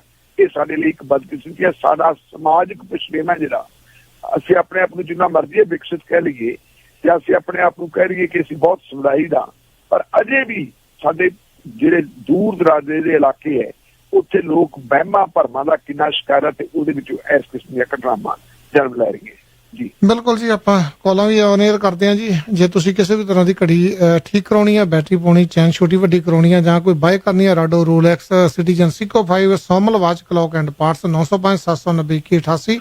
ਮੌਂਟਰੀਅਲ ਤੋਂ ਟੋਰਾਂਟੋ, ਟੋਰਾਂਟੋ ਤੋਂ ਮੌਂਟਰੀਅਲ ਜਾਣਾ ਚਾਹੁੰਦੇ 514 560 6613। ਜੇ ਤੁਸੀਂ ਫਸਟ ਜਾਂ ਸੈਕੰਡ ਮੌਰਗੇਜ ਲੈਣੀ ਹੈ, ਕਿਤੇ ਵੀ ਤੁਹਾਨੂੰ ਨਾ ਹੋ ਜਾਂਦੀ ਹੈ ਤੇ ਕਿਰਨ ਕੋਰਪੱਡਾ ਨੂੰ ਕਾਲ ਕਰ ਸਕਦੇ ਹੋ 416 710 2020 416 710 2020। ਇਸ ਦੇ ਨਾਲ ਹੀ ਜੇ ਤੁਸੀਂ ਵਧੀਆ ਸੋਫਾ ਬਣਾਉਣਾ ਬੈਸਟ ਕੁਆਲਿਟੀ ਦੇ ਵਿੱਚ ਰਾਉਂਡ ਸ਼ੇਪ ਜਾਂ ਐਲ ਸ਼ੇਪ ਕਿਸੇ ਵੀ ਤਰ੍ਹਾਂ ਦਾ ਤੁਸੀਂ ਅਪਾਇੰਟਮੈਂਟ ਬਣਾ ਕੇ ਸ਼ਗਨਦੀਪ ਉਹਨਾਂ ਨੂੰ ਮਿਲ ਸਕਦੇ ਹੋ 905 799 8877।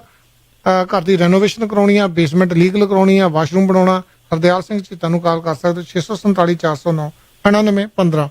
ਹਾਂਜੀ ਵੀਰ ਜੀ, 46 ਦਾ ਸਵਾਗਤ ਹੈ ਜੀ ਤੁਹਾਡਾ। ਹਾਂਜੀ ਭਾਈ, ਸਤਿ ਸ਼੍ਰੀ ਅਕਾਲ ਜੀ। ਸਤਿ ਸ਼੍ਰੀ ਅਕਾਲ ਜੀ। ਭਾਜੀ ਮੋਦੀ ਸਾਹਿਬ ਤਾਂ ਕਹਿੰਦੇ ਸੀ ਇੱਕ ਮੌਕਾ ਹੋਰ ਦੇ ਦਿਓ ਕਿ ਅੱਤਵਾਦ ਖਤਮ ਹੋ ਜਾਊ, 5 ਜਵਾਨ ਹੋਰ ਸ਼ਹੀਦ ਹੋ ਗਏ ਜੀ। ਕਦੇ ਰੁਕੂਗਾ ਕਿ ਜਾਂ ਏਦਾਂ ਹੀ ਚੱਲੀ ਜਾਊਗਾ ਸਾਰੀ ਉਮਰ ਜੀ? ਜੀ ਧੰਨਵਾਦ ਜੀ। ਜੀ ਢਿੱਲੋਂ ਸਾਹਿਬ। ਬਿਲਕੁਲ ਜੀ, ਮੋਦੀ ਸਾਹਿਬ ਤਾਂ ਬਹੁਤ ਕੁਝ ਕਹਿੰਦੇ ਸੀ ਪਰ ਉਹ ਹੁੰਦਾ ਨਹੀਂ। ਮੋਦੀ ਸਾਹਿਬ ਨੇ ਤਾਂ ਇਹ ਗੱਲ ਕਹੀ ਸੀਗੀ ਕਿ 56 ਇੰਚ ਦੀ ਛਾਤੀ ਵਾਲਾ ਆਦਮੀ ਹੋਣਾ ਹੈ ਤੇ ਟੈਰਰਿਜ਼ਮ ਬਿਲਕੁਲ ਸਮਾਪਤ ਹੋ ਜਾਊਗਾ। ਤੁਹਾਡੇ ਯਾਦ ਹੋਣਾ ਹੈ ਮੋਦੀ ਸਾਹਿਬ ਨੇ ਉਦੋਂ ਕਿਹਾ ਸੀਗਾ ਕਿ ਇਸ ਦੇਸ਼ ਦੇ ਵਿੱਚ ਖਾਸ ਕਰਕੇ ਜੰਮੂ ਕਸ਼ਮੀਰ ਦੇ ਵਿੱਚ ਕੀ ਹੋ ਰਿਹਾ ਹੈ ਕਿ ਸਾਡੇ ਜਿਹੜੇ ਫੌਜੀ ਆ ਉਹਨਾਂ ਦਾ ਸਿਰ ਵੱਢ ਕੇ ਲੈ ਜਾਂਦੇ ਆ ਪਾਕਿਸਤਾਨ ਵਾਲੇ ਪਾਸੇ ਤੇ ਉਹਨਾਂ ਦੇ ਨਾਲ ਫੁੱਟਬਾਲ ਖੇਡਦੇ ਆ। ਅਸੀਂ ਇਹ ਸਾਰਾ ਕੁਝ ਖਤਮ ਕਰ ਦਿਆਂਗੇ। ਲੇਕਿਨ ਅੱਜ ਕਸ਼ਮੀਰ ਦੇ ਵਿੱਚ ਹੋ ਕੀ ਰਿਹਾ ਹੈ? ਕੱਲ ਤੁਸੀਂ ਦੇਖਿਆ ਹੋਣਾ ਕਿ ਸਾਡੇ ਟੌਪ ਦੇ ਕਈ ਅਫੀਸਰ ਜਿਹੜੇ ਹੈਗੇ ਕਸ਼ਮੀਰ ਮੁਕਾਬਲੇ ਦੇ ਵਿੱਚ ਮਾਰੇ ਗਏ, ਕਿਉਂਕਿ ਕੁਝ ਚੀਜ਼ਾਂ ਉਹ ਹੁੰਦੀਆਂ ਜਿਹੜੀਆਂ ਚੀਜ਼ਾਂ ਦੇ ਪਿੱਛੇ ਰਾਜਨੀਤਿਕ ਕਾਰਨ ਹੁੰਦੇ ਹੈ।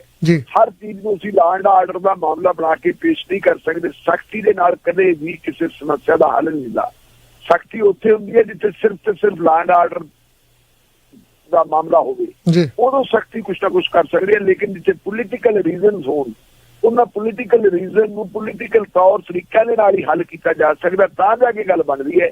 ਨਹੀਂ ਇਸ ਤਰ੍ਹਾਂ ਨਹੀਂ ਕਿ ਜੇ ਕਿਸੇ ਬੰਦੇ ਨੇ ਕਹਿਤਾ ਕਿ ਅਸੀਂ ਟੈਰਰਿਜ਼ਮ ਖਤਮ ਕਰ ਦਿਆਂਗੇ, ਅੱਤਵਾਦ ਖਤਮ ਕਰ ਦਿਆਂਗੇ। ਅੱਤਵਾਦ ਐ ਖਤਮ ਕਿਵੇਂ ਹੁੰਦਾ? ਜੇ ਅਸੀਂ ਉਹਨਾਂ ਦੀਆਂ ਭਾਵਨਾਵਾਂ ਦੇ ਨਾਲ ਖਿਲਵਾੜ ਕਰਾਂਗੇ ਔਰ ਇੱਕ ਦੇਸ਼ ਦੇ ਵਸਨੀਕਾਂ ਦੇ ਵਿੱਚ ਬੇਗਾਨਗੀ ਦੀ ਭਾਵਨਾ ਪੈਦਾ ਹੋਊਗੀ ਤਾਂ ਕੁਦਰਤੀ ਹੈ ਫਿਰ ਟੈਰਰਿਜ਼ਮ ਨੇ ਤਾਂ ਵਧਣਾ ਹੀ ਵਧਣਾ, ਉਹ ਰੁਕ ਨਹੀਂ ਸਕਦਾ। ਬਾਗੀ ਉਦੋਂ ਪੈਦਾ ਹੁੰਦੇ ਆ, ਅੱਤਵਾਦੀ ਉਦੋਂ ਪੈਦਾ ਹੁੰਦੇ ਆ ਜਦੋਂ ਉਹਨਾਂ ਨਾਲ ਜ਼ਿਆਦਤੀ ਹੁੰਦੀ ਹੈ, ਜਦੋਂ ਉਹਨਾਂ ਦੀ ਗੈਰਤ ਨੂੰ ਵਿਗਾੜਿਆ ਜਾਂਦਾ ਹੈ। ਗੈਰਤਮੰਦ ਬੰਦਾ ਜਿਹੜਾ ਹੈਗਾ ਕਦੇ ਰਹਿੰਦਾ ਨਹੀਂ। ਪਿਛਲੇ ਦਿਨਾਂ ਦੇ ਵਿੱਚ ਸਾਡੇ ਦੋ ਫਿਲਮੀ ਕਲਾਕਾਰਾਂ ਦਾ, ਇੱਕ ਰਿਸ਼ੀ ਕਪੂਰ ਤੇ ਦੂਜਾ ਇਰਫਾਨ ਹੋਣਾ, ਇਰਫਾਨ ਖਾਨ ਦਾ ਜਿਹੜਾ ਹੈਗਾ ਦੇਹਾਂਤ ਹੋਇਆ ਸੀ। ਇਰਫਾਨ ਖਾਨ ਨੇ ਇੱਕ ਫਿਲਮ ਬਣਾਈ ਸੀਗੀ, ਮੇਰਾ ਖਿਆਲ ਤੋਮਰ ਸਿੰਘ ਸੀ ਸ਼ਾਇਦ ਦਾ ਨਾਮ। ਉਹਦੇ ਵਿੱਚ ਉਸ ਫਿਲਮ ਦੇ ਵਿੱਚ ਉਹਨਾਂ ਨੇ ਡਾਇਲਾਗ ਵਰਤਿਆ ਸੀ ਕਿ ਜਿਹੜੇ ਵਾਗੀ ਹੈ ਉਹ ਜੰਗਲਾਂ 'ਚ ਰਹਿੰਦੇ ਆ। ਬਹੀੜ ਕਿਹਾ ਸੀ ਉਹਨਾਂ ਨੇ ਕਿ ਬਹੀੜਾਂ ਦੇ ਵਿੱਚ ਰਹਿੰਦੇ ਆ ਵਾਗੀ, ਤੇ ਜਿਹੜੀ ਪਾਰਲੀਮੈਂਟ ਹੈ ਸਾਡੀ ਪਾਰਲੀਮੈਂਟ ਦੇ ਵਿੱਚ ਡਕੈਤ ਬਹਿੰਦੇ ਆ ਜਾ ਕੇ, ਇਹ ਸ਼ਬਦ ਵਰਤੇ ਸੀ। ਸੋ ਜਿਹੜਾ ਬਾਗੀ ਕਿਸੇ ਬੰਦੇ ਦਾ ਬਣਨਾ ਜਾਂ ਕਿਸੇ ਬੰਦੇ ਦਾ ਅੱਤਵਾਦੀ ਬਣਨਾ, ਇਹ ਉਦੋਂ ਹੀ ਬਣਦੇ ਆ ਬਾਗੀ ਤੇ ਅੱਤਵਾਦੀ ਜਦੋਂ ਉਹਨਾਂ ਦੇ ਨਾਲ ਜ਼ਿਆਦਤੀ ਹੁੰਦੀ ਹੈ। ਜੀ ਬਿਲਕੁਲ ਜੀ। ਢਿੱਲੋਂ ਸਾਹਿਬ, ਆਰਥਿਕਤਾ ਨੂੰ ਪਟੜੀ ਤੇ ਚਾੜਨ ਲਈ ਦੇਸ਼ ਦੇ ਗਰੀਬਾਂ ਲਈ ਵੱਡੀ ਰਾਹਤ ਜ਼ਰੂਰੀ ਆ, ਇਹ ਬਿਆਨ ਦਿੱਤਾ ਜੀ ਅਭਿਜੀਤ ਬੈਨਰਜੀ, ਨੋਬਲ ਅਵਾਰਡੀ ਹੈ ਜੀ। ਬਿਲਕੁਲ ਜੀ, ਨੋਬਲ ਅਵਾਰਡੀ ਹੈ ਅਭਿਜੀਤ ਬੈਨਰਜੀ। ਇਹਦੇ ਬਾਰੇ ਤੁਸੀਂ ਪਹਿਲਾਂ ਬਿਲਗਾ ਸਾਹਿਬ ਨੇ ਜੋ ਗੱਲ ਕੀਤੀ ਹੈ ਸ਼ੁਰੂ ਦੇ ਵਿੱਚ ਉਹਨਾਂ ਨੇ ਜ਼ਿਕਰ ਕੀਤਾ ਸੀ ਕਿ ਇਹਨਾਂ ਨੇ ਕਿਹਾ ਸੀ ਕਿ ਜਿਹੜੀ ਹੈਗੀ ਹੈ ਵੱਡੇ ਪੱਧਰ ਦੇ ਉੱਤੇ ਆਰਥਿਕ ਰਾਹਤ ਦੇਣੀ ਚਾਹੀਦੀ ਹੈ ਆਮ ਲੋਕਾਂ ਨੂੰ, ਗਰੀਬ ਲੋਕਾਂ ਨੂੰ। ਉਹਨਾਂ ਨੂੰ ਸਿੱਧੀ ਪੇਮੈਂਟ ਕਰਨੀ ਚਾਹੀਦੀ ਹੈ ਤਾਂ ਕਿ ਉਹਨਾਂ ਦੀ ਖਰੀਦ ਸ਼ਕਤੀ ਦੇ ਵਿੱਚ ਵਾਧਾ ਹੋਵੇ ਤੇ ਆਰਥਿਕਤਾ ਸਾਡੀ ਪਟੜੀ ਤੇ ਚੜ੍ਹ ਸਕੇ ਜੀ। ਉਹਨਾਂ ਨੇ ਇਹ ਵੀ ਕਿਹਾ ਸੀ ਕਿ ਅਸੀਂ ਜਿਹੜਾ ਪੈਕੇਜ ਦਿੱਤਾ ਹੈ ਉਹ ਪੈਕੇਜ ਸਾਡੀ GDP ਦਾ ਸਿਰਫ ਤੇ ਸਿਰਫ 1% ਹੀ ਵਧਦਾ ਹੈ ਜੀ। ਜਦੋਂ ਕਿ ਅਮਰੀਕਾ ਵਰਗੇ ਦੇਸ਼ ਹੈ ਜਿਹੜੇ ਉਹ ਆਪਣੀ GDP ਦਾ 10% ਵੀ ਕਰਦੇ ਹੈ, ਖਰਚ ਕਰਦੇ ਹੈ। ਇੱਥੇ ਮੈਂ ਵੀ ਜ਼ਿਕਰ ਕਰ ਦੇਵਾਂ ਕਿ ਅਭਿਜੀਤ ਬੈਨਰਜੀ ਇਸ ਬੰਦੇ ਨੂੰ ਨੋਬਲ ਅਵਾਰਡ ਮਿਲਿਆ ਕਦ ਹੈ? ਇਹਨੂੰ ਨੋਬਲ ਅਵਾਰਡ ਆਰਥਿਕ ਖੇਤਰ ਦੇ ਵਿੱਚ ਮਿਲਿਆ ਸੀ, ਇਹਨੂੰ ਔਰ ਇਹਦੀ ਵਾਈਫ ਨੂੰ ਸਾਂਝਾ ਨੋਬਲ ਅਵਾਰਡ ਮਿਲਿਆ ਸੀ ਜੀ। ਔਰ ਇਹਨਾਂ ਨੂੰ ਇੱਕ ਜਿਹੜਾ ਇਹਨਾਂ ਨੇ ਕੰਮ ਕੀਤਾ ਸੀ ਜਿਹਦੇ ਬਦਲੇ ਮਿਲਿਆ ਇਹ ਨੋਬਲ ਅਵਾਰਡ ਕਿ ਦੁਨੀਆ ਦੇ ਵਿੱਚੋਂ ਗਰੀਬੀ ਕਿਵੇਂ ਖਤਮ ਕੀਤੀ ਜਾਵੇ ਜੀ। ਜਦੋਂ ਦੌਲਤ ਸਾਡੇ ਕੋਲ ਬਹੁਤ ਸਾਰੀ ਪਈ ਹੈ ਲੇਕਿਨ ਗਰੀਬੀ ਵੀ ਬਹੁਤ ਜ਼ਿਆਦਾ ਹੈ, ਇਹਨੂੰ ਕਿਵੇਂ ਖਤਮ ਕੀਤਾ ਜਾਵੇ ਤਾਂ ਇਹਨਾਂ ਨੇ ਜਿਹੜਾ ਆਪਣਾ ਇੱਕ ਥੀਸਿਸ ਲਿਖਿਆ ਸੀ, ਜਿਹੜੀ ਇਹਨਾਂ ਨੇ ਖੋਜ ਪੱਤਰ ਲਿਖਿਆ ਸੀ, ਉਸ ਖੋਜ ਪੱਤਰ ਨੂੰ ਮਾਨਤਾ ਦਿੱਤੀ ਗਈ ਸੀ। ਨੋਬਲ ਅਵਾਰਡ ਦੇ ਜਿਹੜੇ ਜਥੇਬੰਦਕ ਸੀ ਉਹਨਾਂ ਨੇ ਅਵਾਰਡ ਦਿੱਤਾ ਗਿਆ ਜੀ। ਇਹ ਜਦੋਂ ਸਾਡੇ 2019 ਦੀਆਂ ਚੋਣਾਂ ਹੋਈਆਂ, 2019 ਦੀਆਂ ਚੋਣਾਂ ਤੋਂ ਪਹਿਲਾਂ ਇਹਨਾਂ ਦੇ ਨਾਲ ਤਾਲਮੇਲ ਕੀਤਾ ਸੀਗਾ ਅਭਿਜੀਤ ਬੈਨਰਜੀ ਦੇ ਨਾਲ ਕਾਂਗਰਸ ਪਾਰਟੀ ਵਾਲਿਆਂ ਨੇ ਜੀ, ਤੇ ਇਹਨਾਂ ਨੇ ਕਾਂਗਰਸ ਪਾਰਟੀ ਨੂੰ ਵੀ ਇੱਕ ਸੁਝਾਅ ਦਿੱਤਾ ਸੀ ਕਿ ਤੁਹਾਡਾ ਆਰਥਿਕ ਏਜੰਡਾ ਕੀ ਹੋਣਾ ਚਾਹੀਦਾ ਹੈ। ਉਸ ਆਰਥਿਕ ਏਜੰਡੇ ਦੇ ਰਾਹੀਂ ਇਹਨਾਂ ਨੇ ਇਹ ਗੱਲ ਕਹੀ ਸੀ ਕਿ ਜਿਹੜੀ ਸਾਡੀ ਪੇਂਡੂ ਗਰੀਬੀ ਹੈ, ਖਾਸ ਕਰਕੇ ਜਿਹੜੇ ਕਿਸਾਨ ਹੈ ਜੀ, ਕਿਸਾਨਾਂ ਦੀ ਆਰਥਿਕਤਾ ਜਿੰਨੀ ਦੇਰ ਤੱਕ ਅਸੀਂ ਸੁਧਾਰਦੇ ਨਹੀਂ ਉਨੀ ਦੇਰ ਤੱਕ ਇਸ ਮੁਲਕ ਦੀ ਆਰਥਿਕਤਾ ਦੇ ਵਿੱਚ ਕਿਸੇ ਕਿਸਮ ਦੀ ਬਿਹਤਰੀ ਨਹੀਂ ਆ ਸਕਦੀ।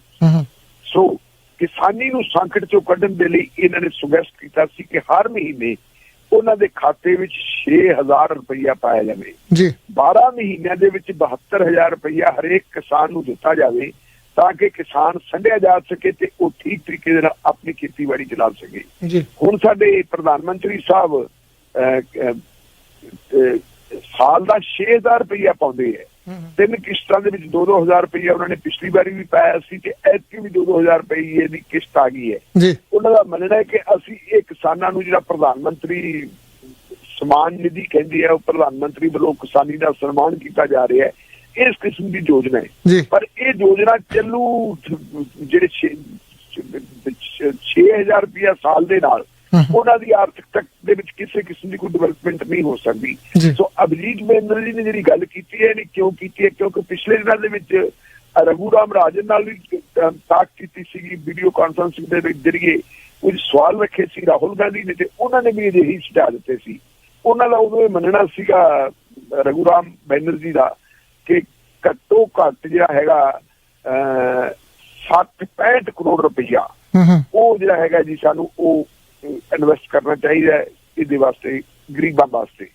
ਇਹਨਾਂ ਨੇ ਹੁਣ ਜਿਹੜੀ ਗੱਲ ਕਹੀ ਹੈ, ਇਹਨਾਂ ਨੇ ਕਿਹਾ ਕਿ ਬਹੁਤ ਵੱਡੀ ਜਿਹੜੀ ਹੈ GDP ਦਾ ਜਿਵੇਂ 10% ਹੈ, 10% ਵਰਗਾ ਹੀ ਕਰਨਾ ਚਾਹੀਦਾ, ਅਮਰੀਕਾ ਵਰਗਾ ਪੈਕੇਜ ਦੇਣਾ ਚਾਹੀਦਾ।